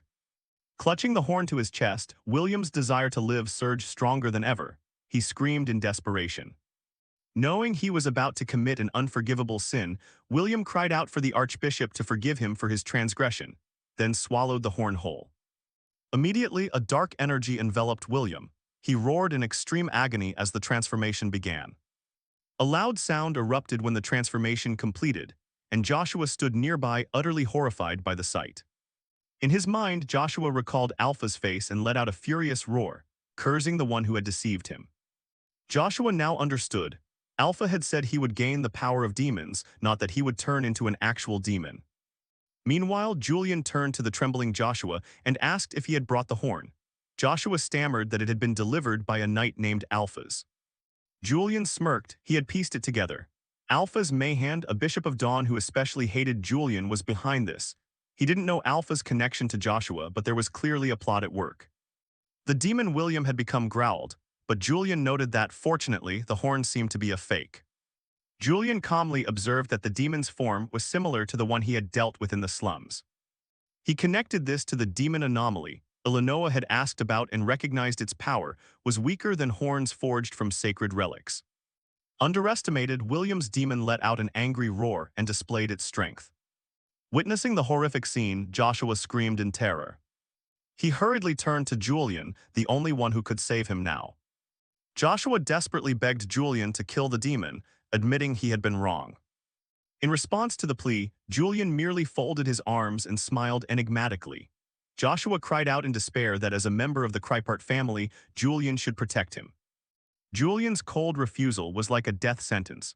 As his last hope was extinguished, Joshua horrifiedly realized the demon William had assumed a ready stance. Seconds later it leaped forward. The demon William, without hesitation, struck a killing blow at Joshua. Amid Joshua's piercing scream of agony after that blow, a strike hit his chest and blood poured out. Julian watched and taunted, "If you don't try harder, you might actually die." After clutching his wound before Julian, he stammered, "My lord." Joshua's face showed utter terror. He begged in tears, calling Julian big brother and pleading for mercy. Julian thought to himself how quickly he had turned. At that moment the demon suddenly growled, startling Joshua. But the demon ignored him and walked straight past. Julian stood calmly. He felt the demon's murderous intent shift toward him. He curled a cunning smile. Guided by Julian's instincts, all he wanted now was to send this demon to hell. Julian thought to himself that he really was a fool, someone who hated demons so much. Had ultimately become someone who craved demonic power. Julian spoke as he stepped forward, facing the demon directly. The demon William roared and lunged, but Julian nimbly dodged the attack at the last moment. He let out a chuckle of amusement at his opponent's ferocity. Unfazed, Julian delivered a swift slashing stroke that bisected the demon, then tauntingly called it a bug crawling toward him. It let out a crazed roar of pain. Immediately after, the demon's whole body collapsed to the floor. He followed up with another sword stroke. The demon could only scream in agony. Julian was momentarily surprised by what he saw next. The wounds on the demon began to heal themselves. Julian realized this was a demon with regenerative abilities. He inferred that the demonization process often transferred the abilities the human had possessed. Julian quickly analyzed that William's desperate will to survive had likely been amplified, turning him into a demon with regenerative powers. Seeing this formidable ability, for a moment even Joshua wondered how one could kill something like that. But to Julian, it was not frightening at all. On the contrary, Julian found the situation rather intriguing. Julian continued reasoning. He recalled that William had been a mage capable of using high-level magic. He further analyzed, would a high-level mage when demonized only gain regeneration? There had to be more. To Julian, the case was truly fascinating. That was when he decided to use his trump card. Julian's eyes flashed as he activated a special ability, the skill Clairvoyance. With Clairvoyance, Julian understood that no matter how good regeneration was, destroying the demon core, the equivalent of the person's heart, would solve everything. The Clairvoyance skill began scanning the demon's entire body, analyzing its structure. Before long, a concentrated source of energy was detected. The demon's critical weak point was revealed. Julian smirked triumphantly. The demon core was located right on its head, an overly exposed position. He laughed loudly, thinking it was as if the demon was begging for death. The demon William rose to its feet once more. It began checking its arms. The wound seemed fully healed, which made Julian remark on how fast the recovery was. The demon stood firm, growling defiantly, its body completely restored as if it had never been wounded. Julian's sword flashed with electric light. He assumed a stance ready for a real fight. "Come on, fight me again."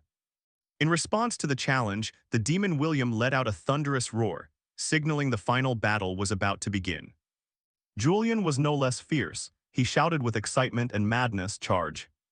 Julian drew his sword, a blue light wrapped around it, ready for battle. The demon William let out a hoarse roar. Its fury seemed to shake the surrounding space. Without hesitation, Julian charged. His sword flashed with an eerie blue light as he slashed a straight strike at the enemy. Julian swung his sword with terrifying speed, creating a razor-sharp streak of light in the air. Julian's slash was so fast that the demon William couldn't react in time, and could only take the full brunt of the attack. A deep cut appeared, severing the demon's arm. Blood sprayed everywhere, proof of Julian's fearsome strength. After the strike, Julian broke into a smug smile, as if he completely controlled the fight. He murmured contemptuously, "A pointless struggle." Provoked, the demon William madly charged at Julian, determined to settle the score with the one who had wounded it.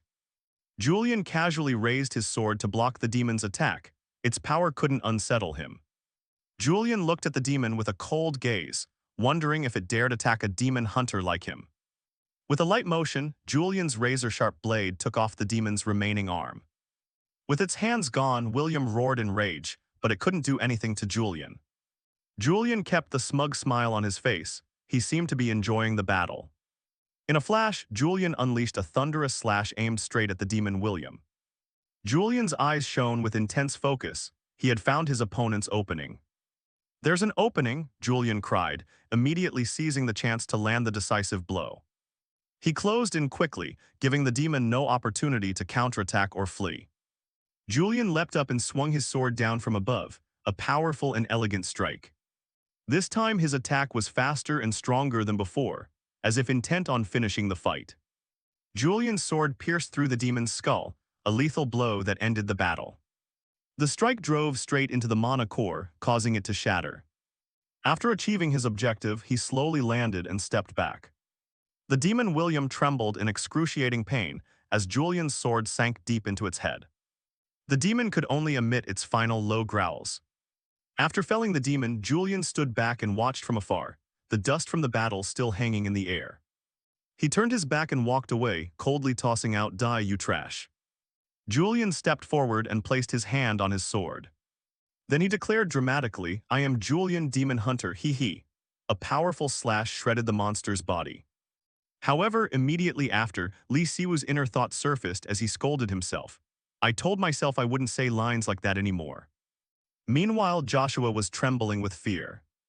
Joshua stammered, "I am possible," unable to believe what had just happened. Julian turned back, his gaze coldly fixed on Joshua. Seeing Joshua kneeling on the ground, Julian merely asked, "Hm." Julian bent down, wearing a sinister smile as he thought, "He's scared, huh?" He continued, "Considering you ambushed me in the night, a harsh punishment would be entirely deserved." But Julian had another plan. He knew that one day Joshua would hold great power within the Krypart family. So Julian thought it would be very clever to chain Joshua early to make him easier to control later. Julian grabbed Joshua by the collar and said, "Now then." He helped Joshua to his feet and said enigmatically, "Well done, you survived after all." Joshua was still terrified, stammering in reply, So, is that so?" The scene shifts to Julian's lavish office. He sits pensively at his desk, holding a purple crystal and thinking, "An artificial horn, huh?" Julian continued thinking, "I didn't expect to see another replica from the slums right here in the capital." Julian recalled that in the original story, the Dawn Society's influence reached the capital, and these replicas caused all kinds of trouble. Julian recognized a worrying fact: this is happening too fast. According to the original work, this wouldn't occur until Lin Ronbel graduated from the academy. Julian remembered that Lin harbored intentions to avenge those who created these replicas. And then he recalled that the one who had stopped the spread of those artificial horns was the Black Knight. The Black Knight was a mysterious figure operating in the capital, always hiding his true identity behind a black mask. In the original, the Black Knight secretly suppressed the Dawn Society with overwhelming power, his image engulfed in flames. His true identity was the Sword Saint Hayden Reich, the protagonist of the original story, living a double life. Julian reasoned that if the Black Knight had appeared, those artificial horns couldn't have surfaced so quickly. At the very least, rumors would have spread. So why was the capital so quiet? Julian wondered if it was because Bishop Pintle hadn't shown up yet. Julian recalled that the Black Knight only became famous after stopping Bishop Pintle and reclaiming a soul stone. From his position, Julian had always regarded the Black Knight as a covert ally in preventing the Demon King's revival and dismantling the Dawn Society. Yet that ally had taken no action. Julian brushed off the negative thoughts. No, impossible, Sword Saint Hayden Reich would never ignore a threat to the people. This belief went beyond the story. It stemmed from Julian's personal faith in Hayden Reich, because he was the main character, a true hero. Julian returned to the present. He looked at the fragment of artificial horn on the desk and thought, anyway, what's important now is. With a determined expression, Julian concluded, it seems an example must be made. He decided to take action himself to control the situation. Julian drew his sword, a blue light wrapped around it, ready for battle. The demon William let out a hoarse roar. Its fury seemed to shake the surrounding space. Without hesitation, Julian charged. His sword flashed with an eerie blue light as he slashed a straight strike at the enemy. Julian swung his sword with terrifying speed, creating a razor-sharp streak of light in the air. Julian's slash was so fast that the demon William couldn't react in time, and could only take the full brunt of the attack. A deep cut appeared, severing the demon's arm. Blood sprayed everywhere, proof of Julian's fearsome strength. After the strike, Julian broke into a smug smile, as if he completely controlled the fight. He murmured contemptuously, a pointless struggle. Provoked, the demon William madly charged at Julian, determined to settle the score with the one who had wounded it. Julian casually raised his sword to block the demon's attack. Its power couldn't unsettle him. Julian looked at the demon with a cold gaze, wondering if it dared attack a demon hunter like him. With a light motion, Julian's razor-sharp blade took off the demon's remaining arm. With its hands gone, William roared in rage, but it couldn't do anything to Julian. Julian kept the smug smile on his face. He seemed to be enjoying the battle. In a flash, Julian unleashed a thunderous slash aimed straight at the demon William. Julian's eyes shone with intense focus. He had found his opponent's opening. "There's an opening," Julian cried, immediately seizing the chance to land the decisive blow. He closed in quickly, giving the demon no opportunity to counterattack or flee.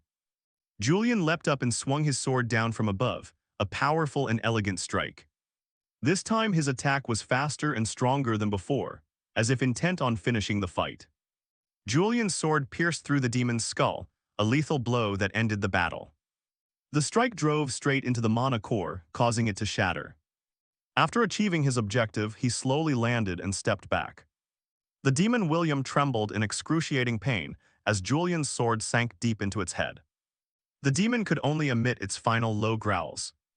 After felling the demon, Julian stood back and watched from afar, the dust from the battle still hanging in the air. He turned his back and walked away, coldly tossing out, "Die, you trash." Julian stepped forward and placed his hand on his sword. Then he declared dramatically, "I am Julian Demon Hunter, hee hee." A powerful slash shredded the monster's body. However, immediately after, Li Siwu's inner thought surfaced as he scolded himself. "I told myself I wouldn't say lines like that anymore." Meanwhile, Joshua was trembling with fear. Joshua stammered, "I am possible," unable to believe what had just happened. Julian turned back, his gaze coldly fixed on Joshua. Seeing Joshua kneeling on the ground, Julian merely asked, Julian bent down, wearing a sinister smile as he thought, "He's scared, huh?" He continued, "Considering you ambushed me in the night, a harsh punishment would be entirely deserved." But Julian had another plan. He knew that one day Joshua would hold great power within the Krypart family. So Julian thought it would be very clever to chain Joshua early to make him easier to control later. Julian grabbed Joshua by the collar and said, "Now then."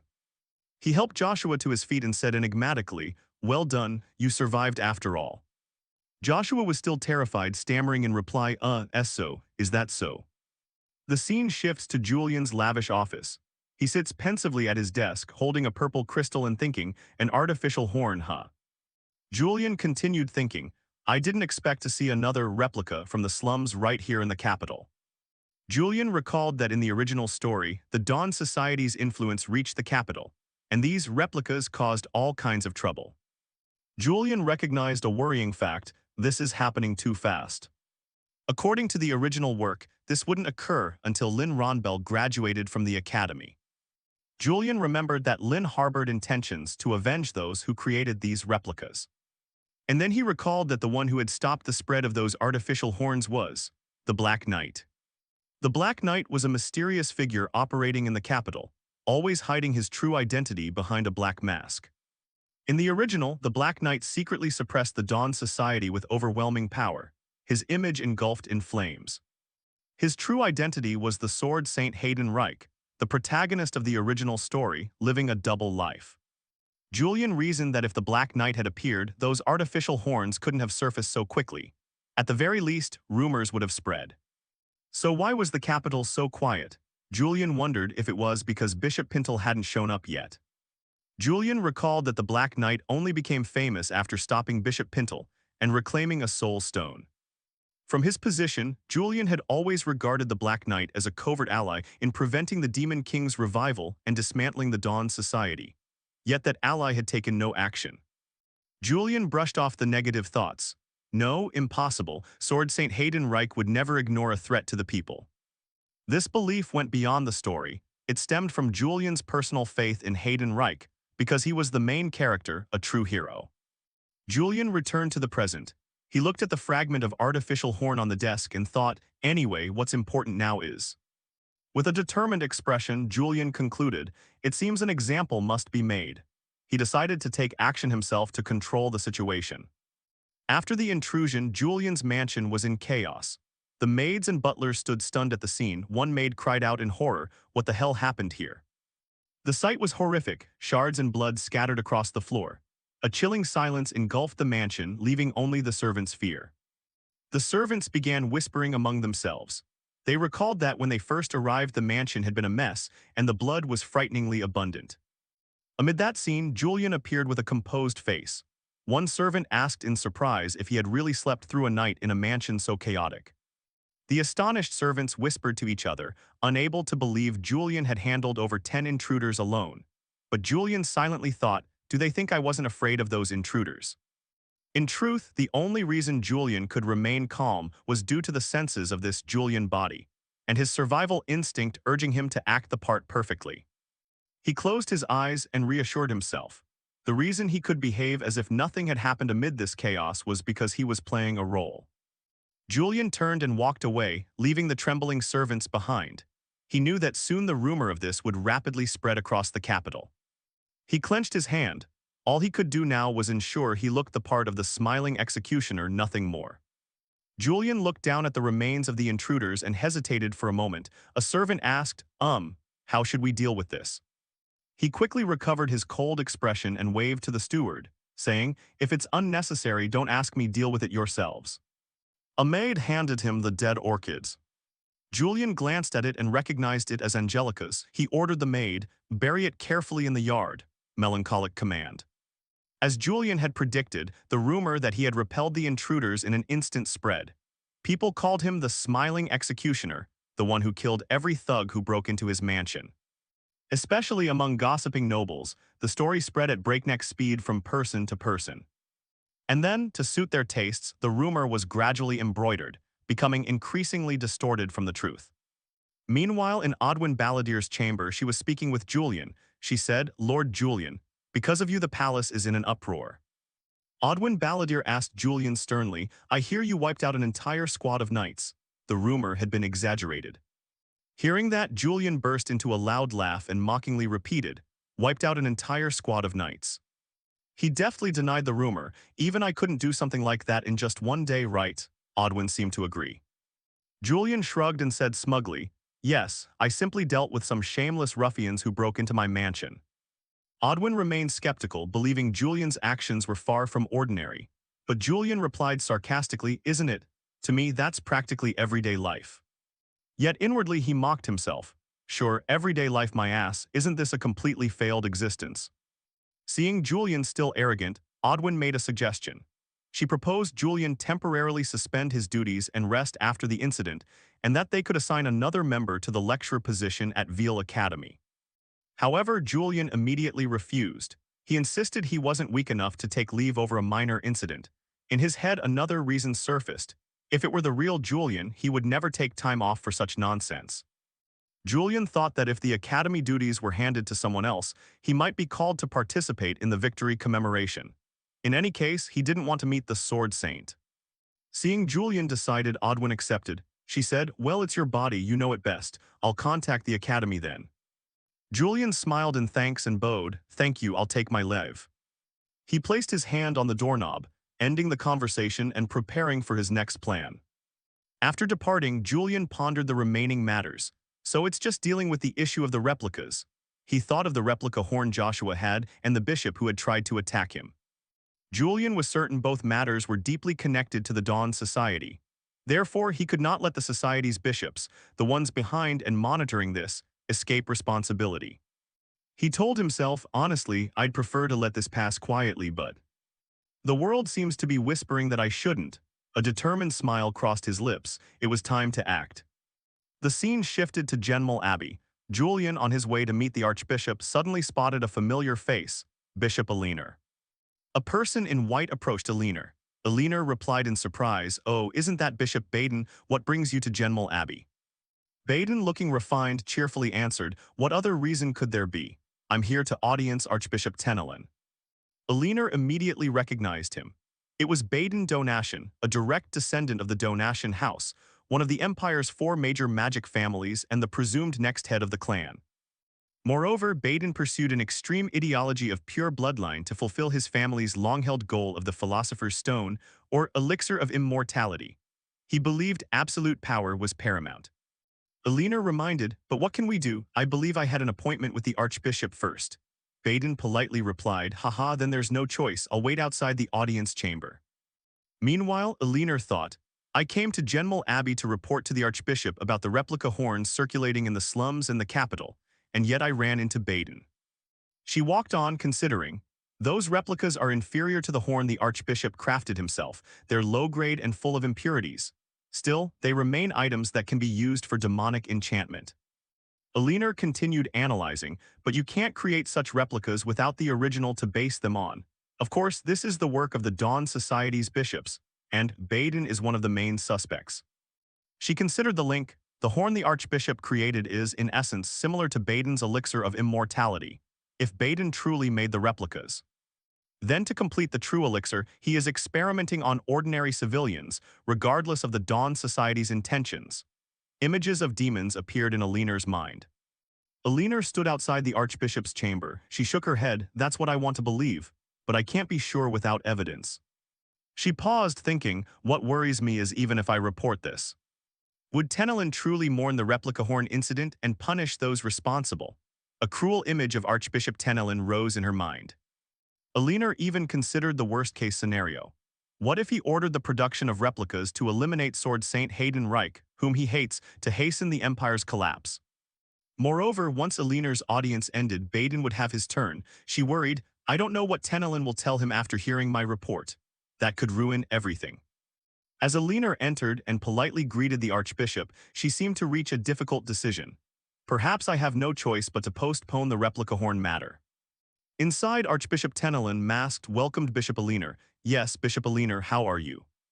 Aliner bowed respectfully and replied, "Well, by your grace." But at that moment, the audience chamber door suddenly burst open. Julian stood there, blocking the light, causing Aliner to turn in shock. Both Aliner and the Archbishop froze at the unexpected arrival. Aliner stammered, "J. Julian."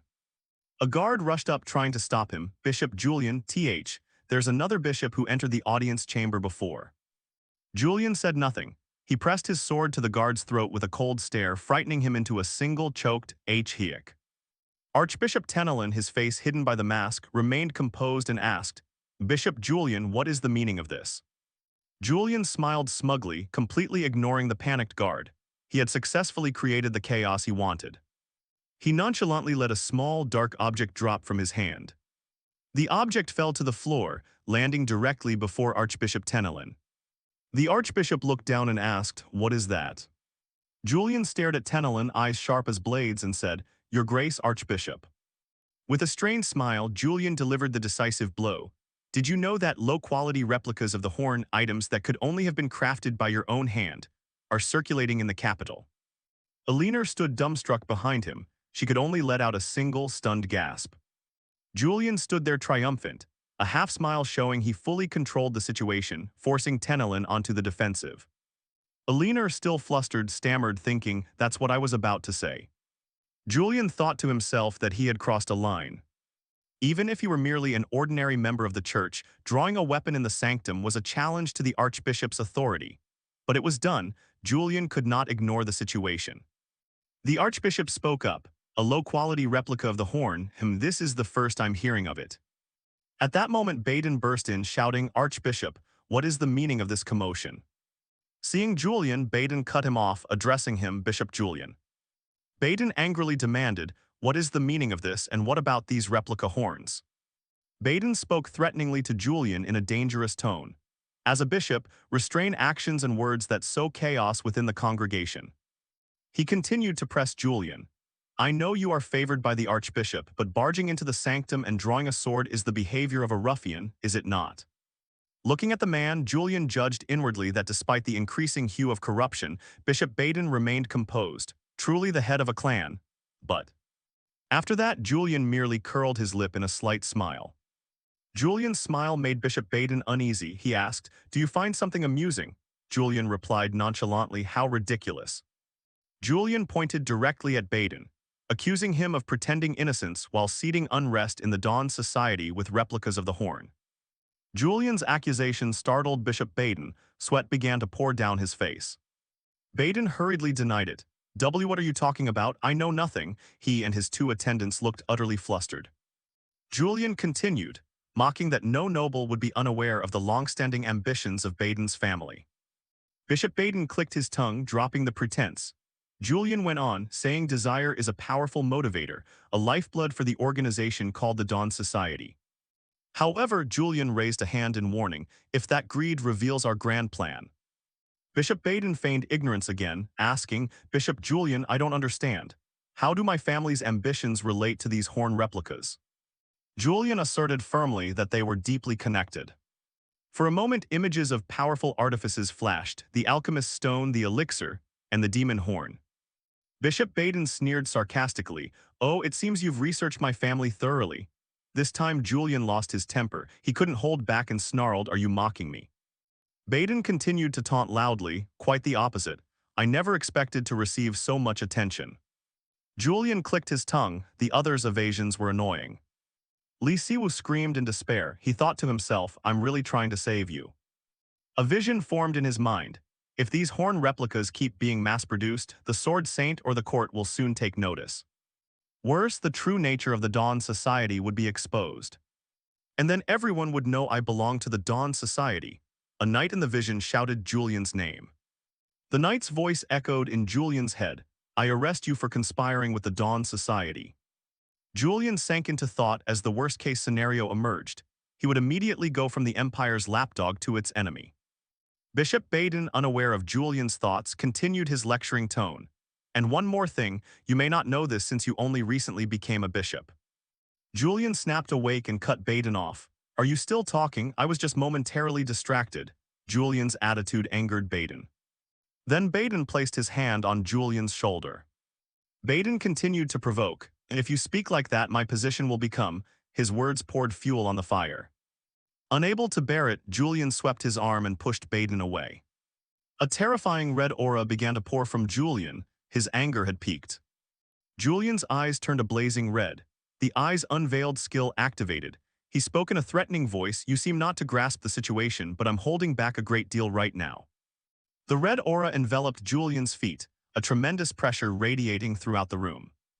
The other members of the Dawn Society, those in purple cloaks, were terrified by Julian's power.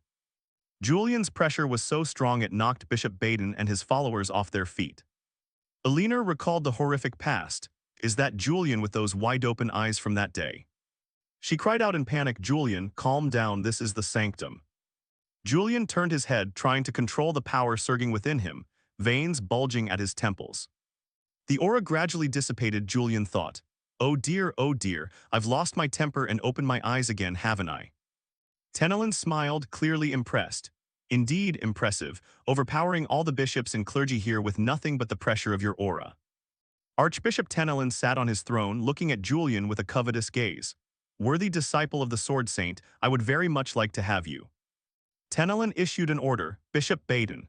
Under Julian's pressure, Baden dropped to his knees, trembling as he replied, "Why yes, your grace." Tenelin asked Baden directly, "Are you truly producing replicas of the horn that I created? Speak truthfully." Baden bowed his head and confessed, "Yes, that's correct." Tenelin showed displeasure. "That is not good, acting on your own without informing me." However, Tenelin immediately shifted his tone, "But I'm not particularly bothered." Bishop Baden looked up, relief visible on his face. Archbishop Tenelin laughed wildly. "Compared to the horns I forge, they are merely poor replicas. If even such copies can oppose the court, that's a good thing." Julian still pressed the issue. "But your grace, he conducted experiments on commoners to improve the replicas. Are you truly okay with that?" Archbishop Tenelin smirked. "What's wrong with that? Citizens who obey the Empire's laws are complicit with the Empire's ideology." Tenelin continued his reasoning. "If using them strengthens the Dawn Society, what's the problem?" The remark stunned Elinor. She realized, in the end, I was wrong.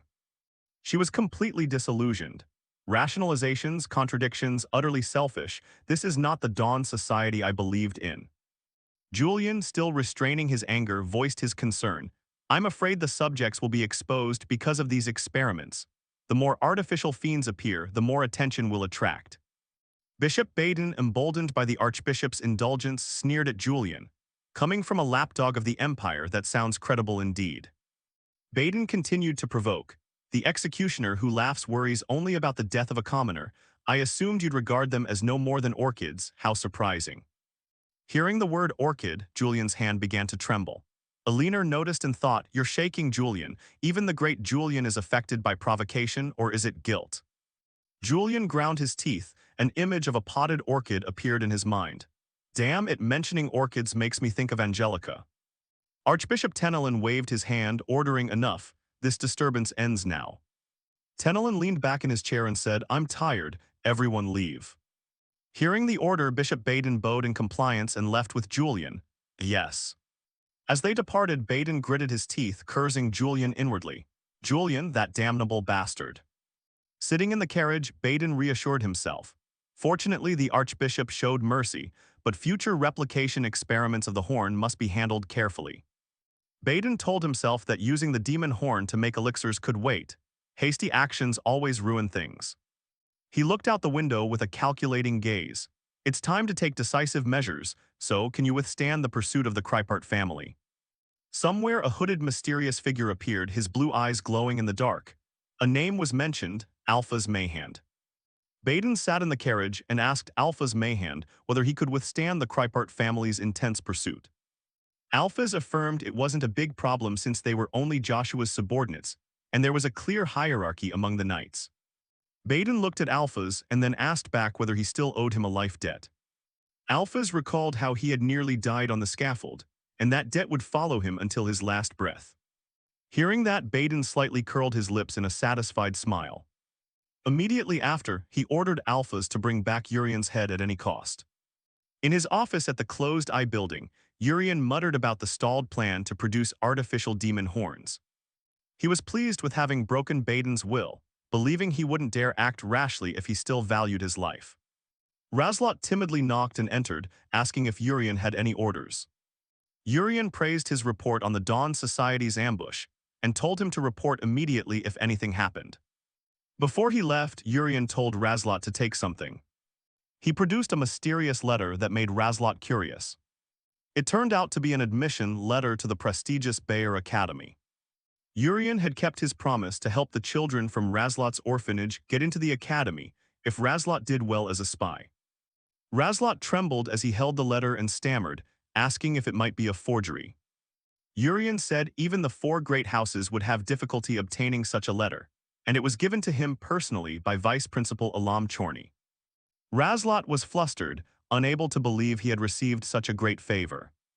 Urian confirmed that with this letter the children could sit for the entrance exam, and Razlot bowed his head, choking with gratitude.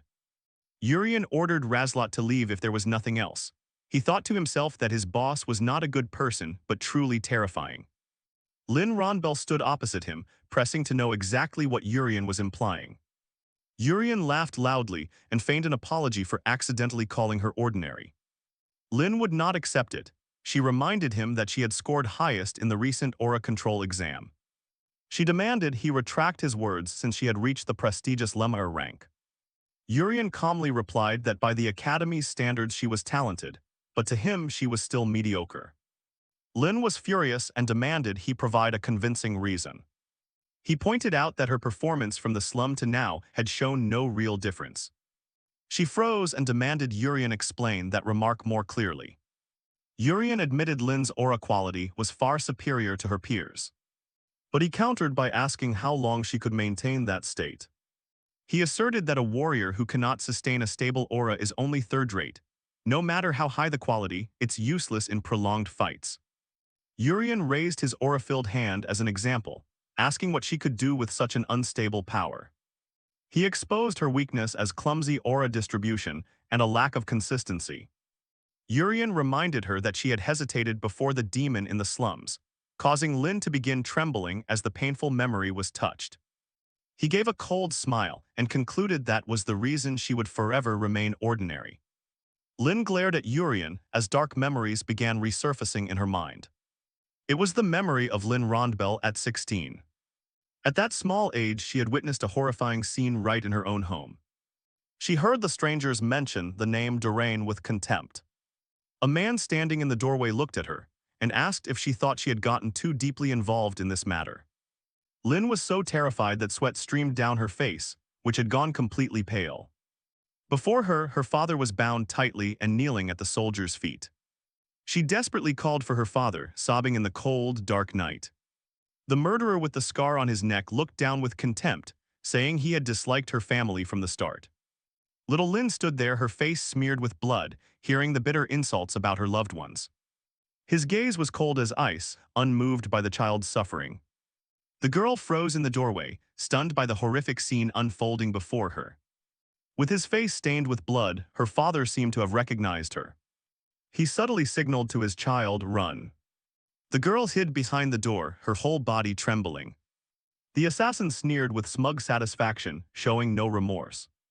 As he swung his sword, he shouted that her family should never have left the Dawn Society. Lin covered her face and sobbed uncontrollably. The pain was too great for a 16-year-old child. Her legs gave way amid the room filled with the breath of death.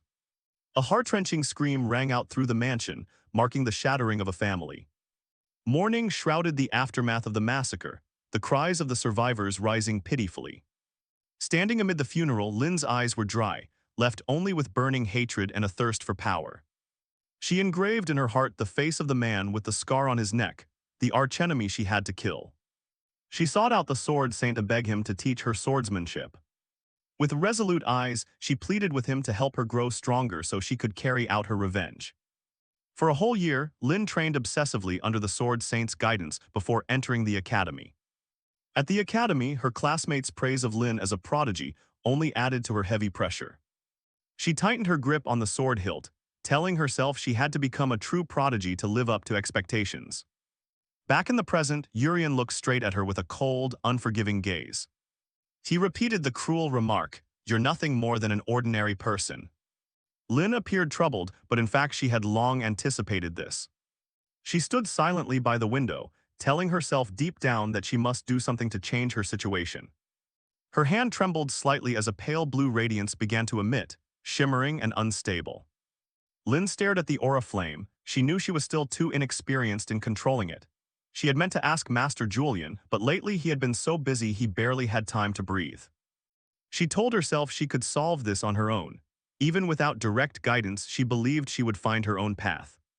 Remembering her father's advice, that if the heart desires something, make it clear. If intuition is wrong, correct it. Lin strode forward decisively, the urge to speak with Julian once more burning in her mind.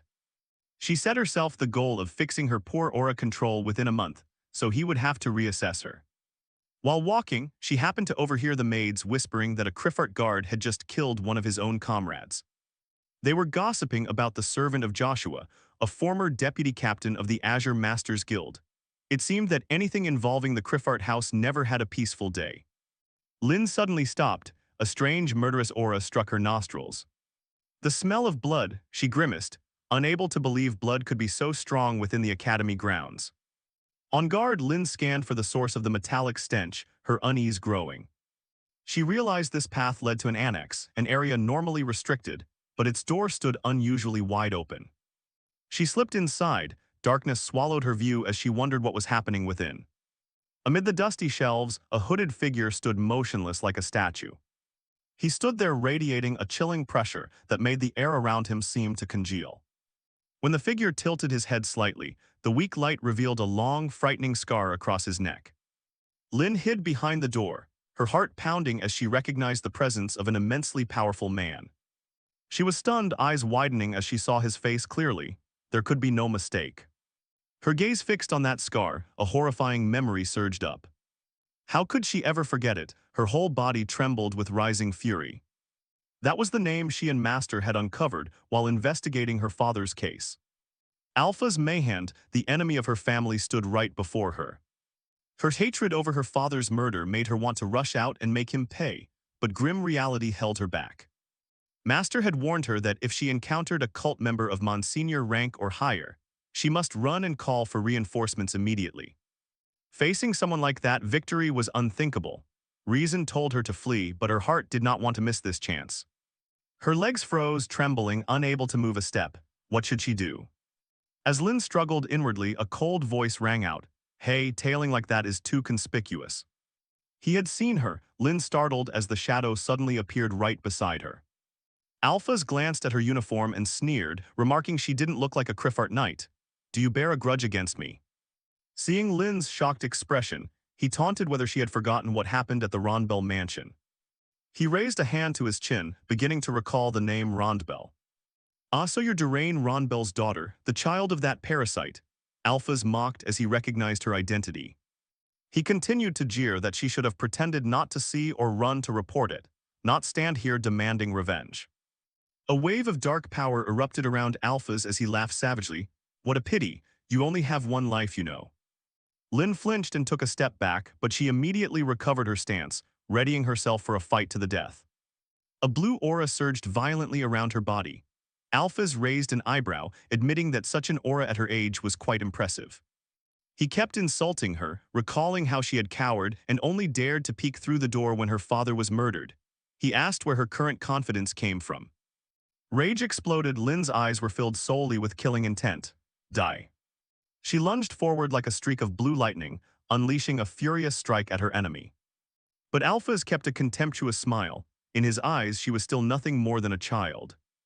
Lin charged like a moth to a flame, but Alphas merely sidestepped and evaded that gaping opening in her attack. He didn't forget to taunt her, saying she was letting emotion completely overwhelm her reason in combat. Lin clicked her tongue in frustration. Her impatience was costing her the precision she once had. While trying to recover, her feet suddenly slipped on the floor. Lin staggered, her balance gone at the most critical moment. Panicked, she realized she had exposed a deadly opening to her opponent. Alphas didn't miss the chance. He immediately drove a powerful knee into her abdomen. Lin tried to twist around, but it was too late to mount any defensive move. A violent force hurled her away, slamming her hard against the rear wall. The impact echoed sharply through the quiet interior of the building. Lin collapsed, her head spinning from the speed and malice of the attack. Alphas watched her form and then suddenly paused, vaguely sensing something amiss. He raised his hand to inspect it. Faint streaks of radiance still clung to the skin. A flash of amazement crossed his eyes. Apparently his sight had not misjudged her action. He smiled in approval. To aim for my hand in that brief moment, truly impressive. Still, to Alphas her skill remained far from his level. He strode forward.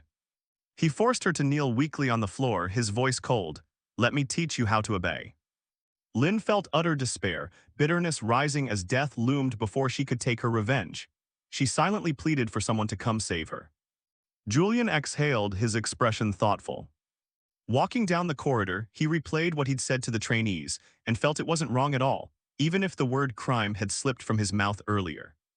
As for Lin, her swordsmanship had clearly improved in stance and breathing, but the crux remained her aura, which was still problematic. She possessed more mana channels than average, but if she controlled her aura in the usual way, the mana within would soon be depleted. Her master should have helped her handle this, but he was likely busy, so she had to fumble through on her own. Julian decided to set the matter aside for now. A professor approached Julian, greeting him and thanking him for his hard work on supervisory duty. He chatted cheerfully, saying that since Julian had taken over supervision, the number of student complaints had noticeably dropped. Julian replied nonchalantly, suggesting that students capable of complaining had already graduated and become full knights. The professor hesitated, asking if Julian had encountered any trouble when he suddenly assumed this post on the very day of the victory anniversary. It seemed some in the royal family were beginning to watch his actions. Julian smiled and asked back. The man began to sweat, adding that the silence perhaps stemmed from Julian's connection to Sword Saint Hayden Reich as his most talented disciple. The professor looked noticeably worried when mentioning Julian's private affairs. Julian cheerfully asserted that the conflict between him and his master had long been resolved, but inwardly he thought that was a complete lie. Seeing Julian so at ease, the professor finally breathed a sigh of relief. Julian, however, knew all too well that meeting the Sword Saint again was a major risk. Suddenly he remembered something and asked Julian about Lynn Rondbell, the only one who had contested his evaluation. He handed over the form, saying that although Lynn had received the highest score, she still demanded Julian amend the assessment on her record. Julian reached for the form, which took the professor slightly by surprise. Julian took the paper and calmly explained that since it was his duty, he wanted to handle it personally and properly.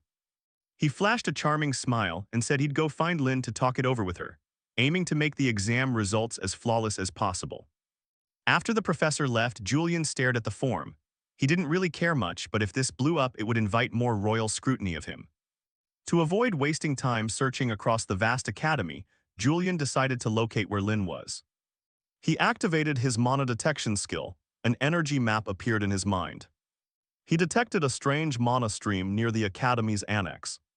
Upon arrival, Julian sensed another mana source present. He had to admit it was quite impressive. Alpha stood there mocking Lynn.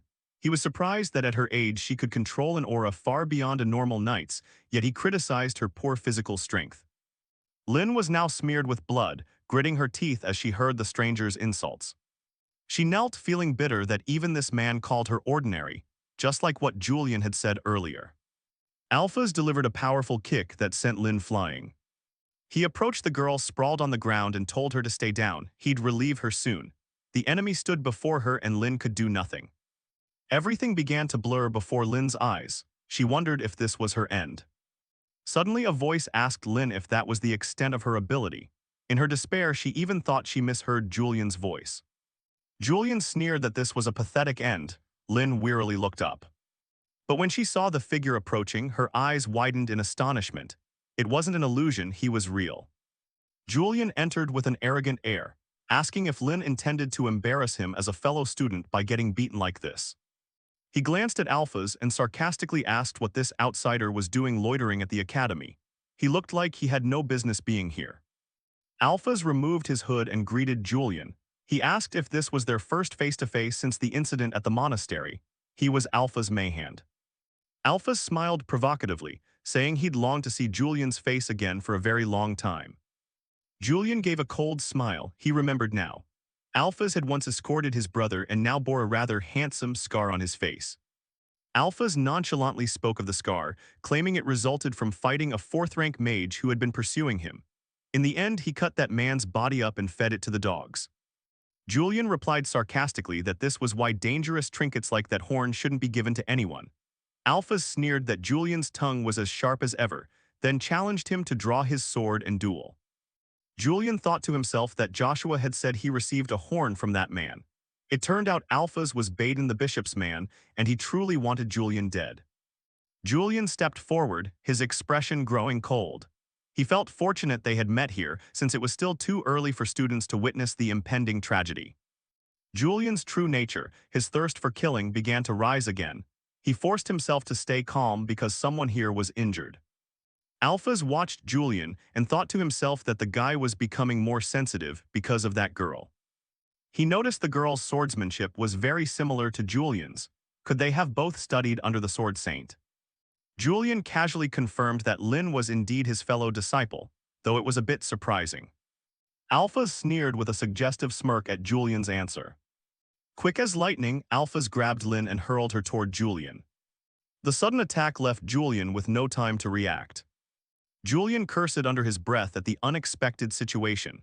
He knew that if a protagonist like Lynn died, the world would be thrown into chaos. Alphas kept up the overwhelming assault. Julian understood that if Lynn died, his meta-knowledge of the game's plot would collapse. Although his instinct told him to abandon Lynn to free his hands to fight, Julian couldn't do that. He moved quickly to protect her. Julian caught Lynn, supporting her as she was utterly exhausted.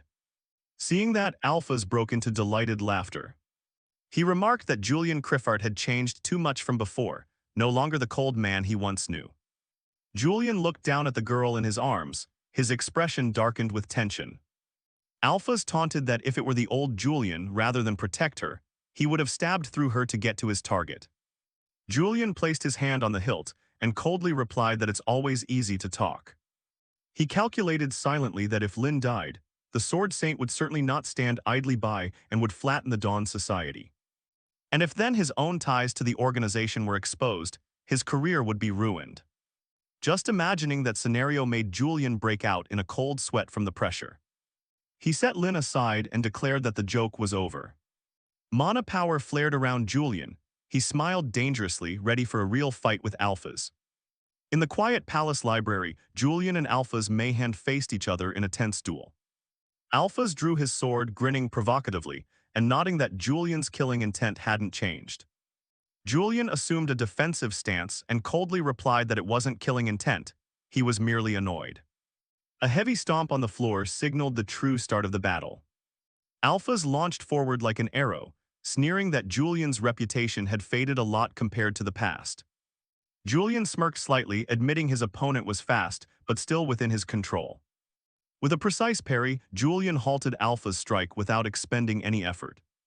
The skill elite swordsman instantly activated the moment the two blades clashed and sparks flew.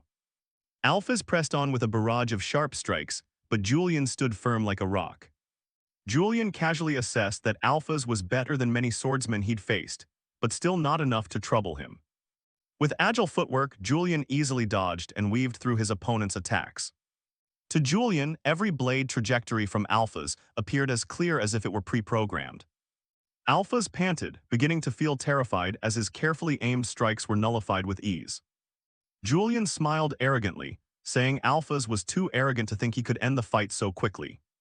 Julian began to counterattack. The pressure from his blade made the surrounding air feel viscous. The two figures wove through the library, producing blinding streaks of light from the clash of metal. Julian remained composed, silently observing to find an opening in his opponent. He noticed Alphas reacted extremely quickly, making him wonder if the opponent was deliberately exposing a weakness to trap him. Alpha's eyes showed obvious tension when facing a Julian so cold and unyielding. He swung his sword in desperation, a rising unease as if he himself were the one falling into a trap. Julian smiled faintly, as if every development of the fight was part of his calculation. A golden opportunity appeared. Julian knew a single thrust to the gut could finish Alpha's immediately. But his hand froze at a thought. If he drove the blade in, he would become a murderer. Hesitation showed on Julian's face. He recalled that those he had slain before were demons, not people. He realized his fatal mistake. Alpha's, spiteful though he was still flesh and blood. Exploiting Julian's momentary distraction, Alpha's roared in fury and lunged with a direct slash. Julian flinched in alarm, but that brief hesitation caused him to lose the initiative. A cold blade tore through Julian's shoulder, leaving a deep wound. He staggered back in pain, inwardly cursing that his habit of internal monologue in the game had cost him in real life. Blood sprayed everywhere, and Julian staggered as the pain began to shred his mind. Dizziness from blood loss hit him. Julian fought to keep his trembling legs steady. Alphas didn't miss the chance. He pounced like a beast, calling Julian a fool for letting his guard down. A powerful sweep knocked Julian onto the cold floor. Julian coughed up blood, but instead of worrying about his life, he lamented the ruined favorite coat. He blamed his own naivety. That needless hesitation had put him in a perilous situation. Alpha stood there laughing arrogantly, delighted to have easily defeated the man he hated. Julian bitterly realized Lisehu's soul was unconsciously restraining this body's combat instincts. He clenched his fists, understanding that to survive in this brutal world he could no longer keep his hands clean. Alphas continued to taunt Julian by bringing up the memory at Banfist Bridge, reveling in the reversal of fortunes. Those words stirred no memories. Julian only found the name of the man before him increasingly vexing. To face the dangers ahead, Julian decided to cast off leniency and play the perfect villain. Alphas looked down from above with contempt, ordering Julian to crawl between his legs if he wanted to live. Alphas smugly declared that if Julian endured the humiliation and crawled, he would forgive the incident at Banfist Bridge and spare his life. Julian coldly replied that he had no memory of that bridge at all. He casually admitted he had lost his memory, a secret he had never revealed to anyone. Alphas assumed Julian had gone mad from fear of death, while Julian knew speaking that secret was to steal his own resolve. Alphas began to feel confused, not understanding why Julian chose this moment to confess that. At that instant, the special skill Eye Awakening activated, driving Julian's emotions to the peak. Julian's eyes flared a deadly red, emitting a murderous aura that made the air seem to freeze. Alphas was aghast to realize the atmosphere around Julian had completely changed. There was no hesitation left as before. Julian lunged at wind-tearing speed, becoming a streak of black and red that ripped through the night in the library. A razor-sharp blade swept down, accompanied by the spray of blood in midair. Alphas could only gasp in shock at Julian's terrifying speed, but any effort to dodge was already too late. Cold sweat streamed down Alpha's face as he realized death stood right before him. Alpha's sword flew from his hand, and a severed part of his arm spun suspended through the library. He stood stunned for a moment, staring blankly at the air where his arm had just been taken. A blood-curdling scream tore the air as the excruciating pain from the slash began to torment Alpha's. Alpha's eyes bulged in shock, unable to believe the situation had reversed so brutally. Julian curled his lips in a cruel smile. He realized that striking down a human was not as hard as he had thought. Amid the blood-heavy atmosphere and wearing the smile of a true villain, Julian calmly declared it had been easier than he expected. Julian charged like a whirlwind, utterly overwhelming his opponent. Sweeping blades sliced the air, allowing the enemy no room to breathe. Alphas could only stare in helpless disbelief at this terrifying speed. His sword was knocked free and clattered to the floor. He panicked, groping for a weapon, but it was already too late. Julian delivered a finishing slash, rending the air. Blood sprayed as the blade sank deep into Alpha's flesh. A violent kick sent him sprawling, utterly unable to resist. Julian looked down coldly, mocking the fool who dared expose his back to him. Alphas crawled away in terror, murmuring that even demons weren't this cruel. He gulped for each ragged breath, his face contorted in horror. Julian casually stepped on the defeated man, striking a haughty pose. He reminded him that if he wanted to perform swordplay before him, he should ask permission first. And of course, he had no intention of granting that right to someone about to die. The gleaming blade was slowly pulled from its sheath. Julian drove the point into a deadly pressure point on his chest. He casually explained the location of the life void, a vital meridian that determines life. A deathly smile crossed his face as Julian declared that the man's death was only a matter of time. Alphas coughed up blood, his breathing became ragged and painful. Even near death, he cursed, claiming Julian relied on the favor of the archbishop. The golden-hilted pommel struck down mercilessly once more. He croaked that most of the high clerics didn't like Julian at all. His vision blurred. To him now Julian looked no different than a monster. He vowed he would wait for Julian in hell before his body went completely still. The light in his eyes went out completely, life had faded. Julian withdrew his sword, leaving a long streak of blood across the cold floor. He told himself the eye awakening skill had made defeating this opponent as easy as playing with a child. Suddenly, Julian jolted, realizing he'd spoken his inner thought aloud. He suddenly noticed Lynn Ronbell lying nearby, her breath exceedingly weak. It seemed her prior internal injuries had caused her to collapse completely. Julian worried, wondering if Lynn had heard the secret about the Dawn Society or his feigned memory loss. If she were still conscious, everything would become extremely complicated. Julian hesitated. He didn't want Lynn to die, but the risk right now was too great. Darkness shaded his face as he stepped closer to the unconscious girl. A cold thought arose. If she truly knew the secret, everything would have to end differently.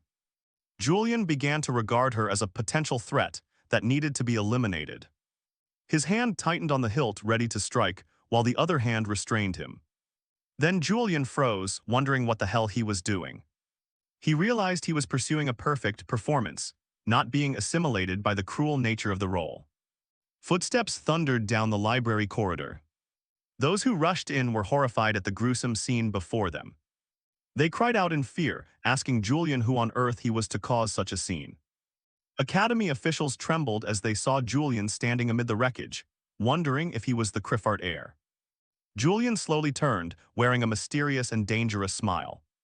He casually greeted the vice principal and announced that a little trouble had just occurred here. Meanwhile in the infirmary, Lynn Ronbell gradually woke from a long faint. She was shocked to find herself in the Academy's sickbed with her wounds bandaged. Memories of Alphas, the man who killed her father, and of being saved by Julian suddenly flooded back. Lynn gritted her teeth and clutched her fists, feeling ashamed at her own weakness. She tormented herself that all her efforts at revenge were meaningless since she had accomplished nothing. At that moment, Julian appeared beside the bed and coldly asked if she had regained consciousness. Lynn forced herself up and thanked Julian for saving her life when she was on the brink. Julian looked at her calmly, a faint smile appearing on his lips. He bluntly declared he did not see it as a debt, merely a bit of compassion for a struggling classmate. Lynn bowed her head in admission, for she understood better than anyone the harsh reality she faced. Julian suddenly pulled out the petition she had written and asked her to reconsider it seriously. He mocked her as brazen for writing the petition without admitting her complete inability to control the spotlight. Lynn stood stunned, trying to argue, but her words choked by Julian's sharpness. Without waiting for her reply, Julian coldly tore the petition to pieces in front of the young woman. Lynn realized she had been overly arrogant about the title of genius, acting only to satisfy her cheap pride. She covered her face in regret, wondering what meaningless things she had wasted her life on. Unexpectedly, Julian revealed that she possessed more mana meridians than a normal person. Lynn looked up in astonishment, unable to believe her ears at that remark. He began instructing her how to accumulate mana not only at the major acupoint, but also by utilizing the other meridians. The young woman silently wondered why someone so versed in power and luxury like Julian would give such sincere advice. Julian closed with, "We're classmates after all," but Lynn thought he was indirectly warning her not to soil the reputation of the Holy Sword. He asked if she had any other questions, and Lynn tremulously asked about the fate of the assassin. Julian's terse reply, "He's dead," left Lynn completely stunned. Julian scoffed, saying the scene had been brutal and that it was good she had fainted and didn't have to witness it. Lynn unexpectedly revealed that she still vaguely remembered the conversation between him and that alphas. The air suddenly grew stifling, and Julian began sweating profusely at this alarming information. He feared inwardly that after that incident the identity of Julian he was impersonating would be effectively dead if the secret were exposed. Lynn recalled his words about losing everything, and thought Julian must have lost loved ones to the Dawn Society as well.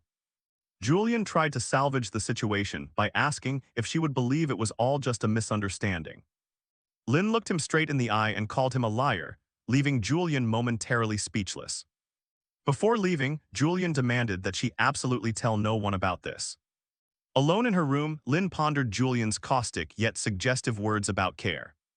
Her gaze hardened more than ever. Lynn vowed to redouble her efforts to achieve her revenge. Julian stepped out of the room, his silhouette showing deep contemplation after the tense conversation. He inwardly cursed when he learned Lynn still remembered the dialogue with alphas. This time he was as good as dead.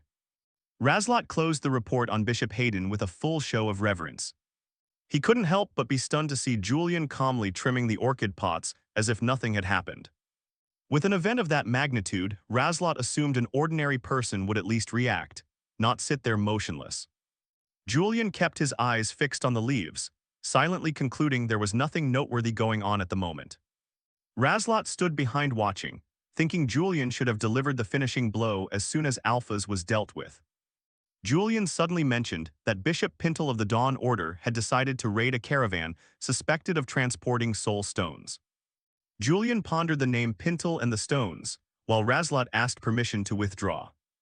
As he turned to leave, Julian suddenly remembered something important. He asked whether that letter of introduction would help. Razlot replied that it would and thanked Julian as he nodded and allowed him to go, privately realizing it was Julian's subtle way of reminding Razlot to act as a loyal spy. Left alone, Julian flopped down onto the sofa with a pensive expression. He spread his arms and wondered why everything was unnaturally quiet. There should have been someone coming to settle scores with him by now. Julian thought perhaps Rin hadn't noticed anything unusual because she hadn't been fully conscious then. Baden's side was also strangely silent, even though he had earlier sent alphas to kill him. Julian pictured Hayden Reich as the Black Knight being the one to finish off Bishop Baden, so he didn't need to get his hands dirty. That was the secret identity Hayden Reich used whenever he didn't want to reveal himself as the Holy Sword. He only needed to prevent old Baden from doing anything reckless before the name Black Knight echoed throughout the capital. Thinking of the reduced workload, Julian couldn't help but break into a sly smile.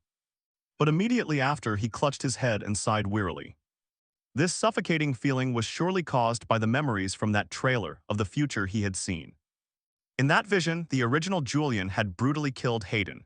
He feared Julian's instincts would overwhelm his own will. To avoid being consumed by that instinct, Julian told himself he needed to train even harder. He decisively rose from the sofa. He warmed up his limbs a bit to loosen his frame before beginning. At the palace's third training ground, the knights were diligently hunting their skills. The clash of weapons rang dryly across the sunlit training yard. The vast training ground featured wooden mannequins set up for practice. Julian's arrival caused those around him to whisper.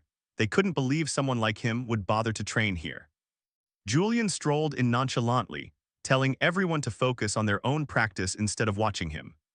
Standing before the weapon rack, he thought the moonstone sword was fine, but relying on a single weapon wasn't wise. Julian rubbed his chin, considering that this might be the right moment to try an entirely new weapon. His hand reached out, searching for something different among the pile of arms. Everyone was astonished to see him pick up a spear, since Julian's specialty was known to be swordsmanship. A figure suddenly approached from behind Julian. It was an orange-haired squire who called out and invited Julian to spar. Julian immediately recognized him as the one who had earlier shown fear at his appearance. He glanced at the unensigned armor and guessed the boy was trying to use him as a stepping stone to impress the officials nearby. Clearly, the boy was targeting his weakness by using an offhand weapon. Julian smiled and agreed, thinking that fighting a real person was at least less boring than stabbing a dummy. The crowd watching from afar assumed this weapon switch was just another show of Julian's excessive arrogance.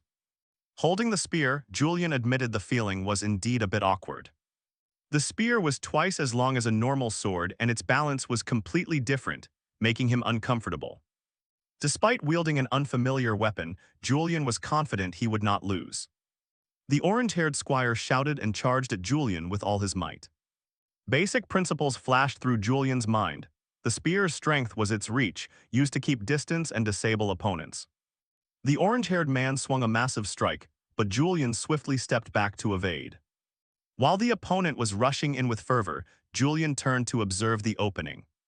He drove the spear's tip hard into the ground right in front of the squire's boots, creating a powerful shock. Julian curled a mocking smile and taunted that at such a pathetic level, the boy shouldn't dream of joining any knightly order. The orange-haired boy turned pale with fear, speechless under Julian's tremendous pressure. He was used to Julian humiliating opponents even in light sparring. Julian added a powerful shove with the spear, causing the squire to stagger backward. Julian thought to himself that if the opponent closed in, this long, cumbersome spear would lose its advantage against a short sword. He concentrated intensely, determined not to give the squire any chance to get close. Julian's gaze turned cold. He wouldn't allow his pride to be wounded by an unknown upstart. Julian's hands tightened on the spear shaft. He decided to use more force to finish the match. The clash of weapons rang out with a piercing clang as Julian stopped his opponent's strike. The orange-haired boy panicked, realizing Julian's strength was unstoppable. He was completely overwhelmed. Julian's spear sliced through the air with dizzying speed. Julian bared his teeth in exhilaration, seemingly carried away by the fight. The orange-haired squire screamed in terror. A glancing slash across the chest tore the squire's black tunic open, and fresh blood began to seep out. The squire froze, clutching the wound at his chest, disbelief written across his face. Julian coldly retorted, asking if the boy had any right to challenge him with such meager skill. Julian's eyes now looked like a hunting beast's, frightening the squire into groans of terror. He fled in blind panic, stumbling away while babbling apologies for foolishly challenging the wrong person. The onlookers began to whisper excitedly, convinced Julian truly was an unstoppable monster. Julian watched indifferently, reminding himself he wasn't a madman who killed sparring partners. He gave a faint smile, insisting the wound had not been inflicted intentionally by him. From afar, Harand came running, calling Julian's name and urging him to stop. The victory was already obvious. Julian turned and smiled gently at Harand, explaining that he wasn't the sort to readily slaughter others as the rumors claimed. Harand forced a nervous smile, sweating and unsure whether to trust Julian's words or his own eyes. Julian sighed softly, realizing even a single training session was exhausting. Julian encountered Harand inside the palace, He greeted him, nodding it had been a long time since they'd crossed paths here. Haran jumped, hastily explaining he'd just returned from Lord Orn's secretary's office on orders. Julian remained silent, staring at him with a probing look. Mentioning Orn Criffart, he was the former head of the house and now chairman of the Elder Council, a man who deeply despised Julian. Old Orn worshipped pure bloodlines and served as the royal family's bloodhound. He was irritated to see Julian's fame surpass the four great houses. Julian smiled and told Haran not to worry. Whatever went on in Old Orn's office likely had nothing to do with him. As he was about to leave, Haran suddenly called him back to ask about Madame Malna's keepsake. Julian paused. It was the soul stone necklace he had secretly taken and asked Haran to hold. Haran looked anxious, repeatedly asking if it was really safe for him to keep such an important item.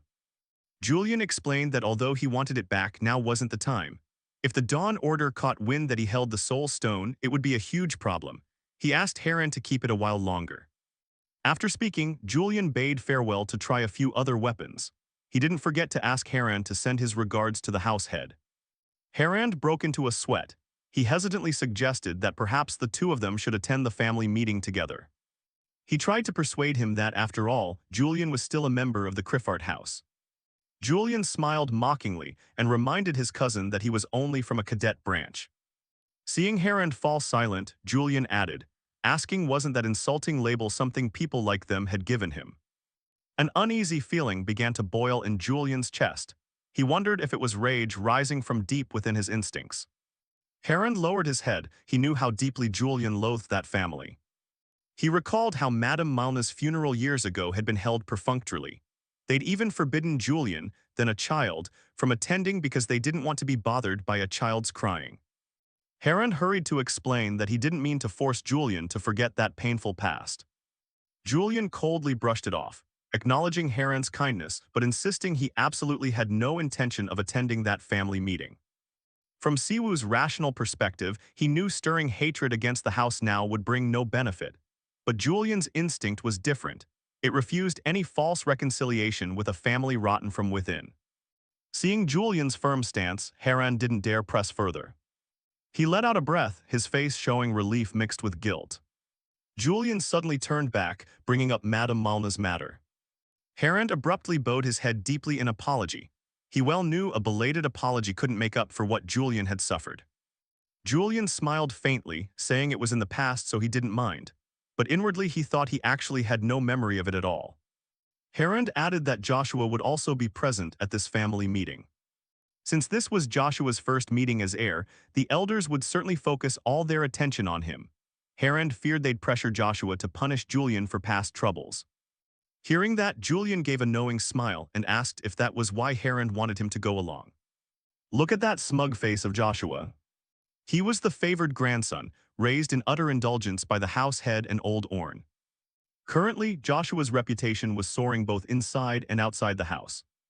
Everyone believed it was only a matter of time before he officially became the next successor. But Julian had already prepared a surprise gift for this cousin. He told Haran not to worry, that there was nothing to be concerned about. As he left, Julian sneered, saying that in any case the brotherly relationship between him and Joshua had recently seen some very deep developments. Haran stood there dumbfounded, completely unable to understand what Julian was implying. Rapid footsteps echoed down the palace corridor. Joshua strode angrily, scowling and cursing Julian as a bastard. He stood before the meeting room door, trying to regain his usual composure. Inside, Old Orn had already noticed the presence of his favored grandson. All the most powerful elders of the Criffart house were seated at the table, awaiting a drama about to unfold. Chairman Orn spoke coldly, asking everyone to settle so the meeting could officially begin. He glanced around with a stern face, unable to hide his habitual displeasure. Joshua sat there with sweat beading on his brow. He was extremely tense under the elders' pressure. He recalled the prior warning. In this meeting, Julian's name would surely be dissected. Thinking of Julian made Joshua shudder. That cousin's gaze seemed to pierce through all his sins. Julian had bluntly threatened Joshua, saying the matter involving Alpha's Mayhand was not small enough to be ignored. Julian forced Joshua to disclose everything he knew about the Alpha's Mayhand case to the secretary's office. Not stopping there, Julian also demanded that Joshua take responsibility for arranging all the compensation for the damages from this scandal. And most importantly, Julian wanted Joshua to publicly support him as a full member of the House at today's meeting. He was being backed into a corner. Joshua ground his teeth in fury. If he hadn't been swept up by his emotions and had stayed calmer, things might not have gotten this bad. He resented having been cornered by Julian. Recently, the Council of Elders and the Criffart House had been watching Julian with growing hostility. They were only waiting for an excuse to send him back to the Northern Front again. Returning to the main agenda, Chairman Orn declared that today's meeting would focus on the Holy Sword's stance toward the House. Everyone knew the Holy Sword had very close ties to the Second Prince. This put considerable pressure on the balance of power. Chairman Orn analyzed that if the Holy Sword officially backed the Second Prince, the succession would almost certainly tip in his favor. However, the faction of the Third Prince Kaldrak could not be underestimated either, having secured support from much of the military at the front. Then there was the Fourth Princess, backed by a powerful tower of magic. The political landscape was becoming extremely complex. Old Orn emphasized that none of those groups could compare to the Holy Sword's renown. The only one qualified to be weighed against it now was Julian. But everyone knew that Julian himself had little interest in this struggle for the crown. Old Orn sighed, calculating. Orn argued that if Julian continued to show indifference, the current situation might become even more troublesome and chaotic. Then he turned to ask Joshua's opinion. After all, this was the first time the young man had attended such an important meeting. Orn understood Joshua was probably nervous, but still wanted to hear him speak as a distinguished member of the House. Joshua inhaled deeply and sprang to his feet. He knew there was no turning back. He recalled Julian's threat. "Don't you dare come up with any stupid idea. If this reaches the secretary's office, you're finished." Wearing a fake smile, Joshua began his plan of using the master's stick to beat him. He murmured, "If that's the case." He spoke up, saying that since everyone was talking about Julian's brother, he too had a few words to say. Joshua boldly proposed that the House should take this opportunity to formally recognize Julian as a legitimate member, instead of keeping him in the cadet branch. This proposal shocked everyone in the meeting room. One elder couldn't help but shout, asking Joshua if he knew what he was saying. But behind that smile lay a vicious plot. Joshua thought to himself that he would destroy Julian's reputation by praising him to death, turning him into a target for every other faction.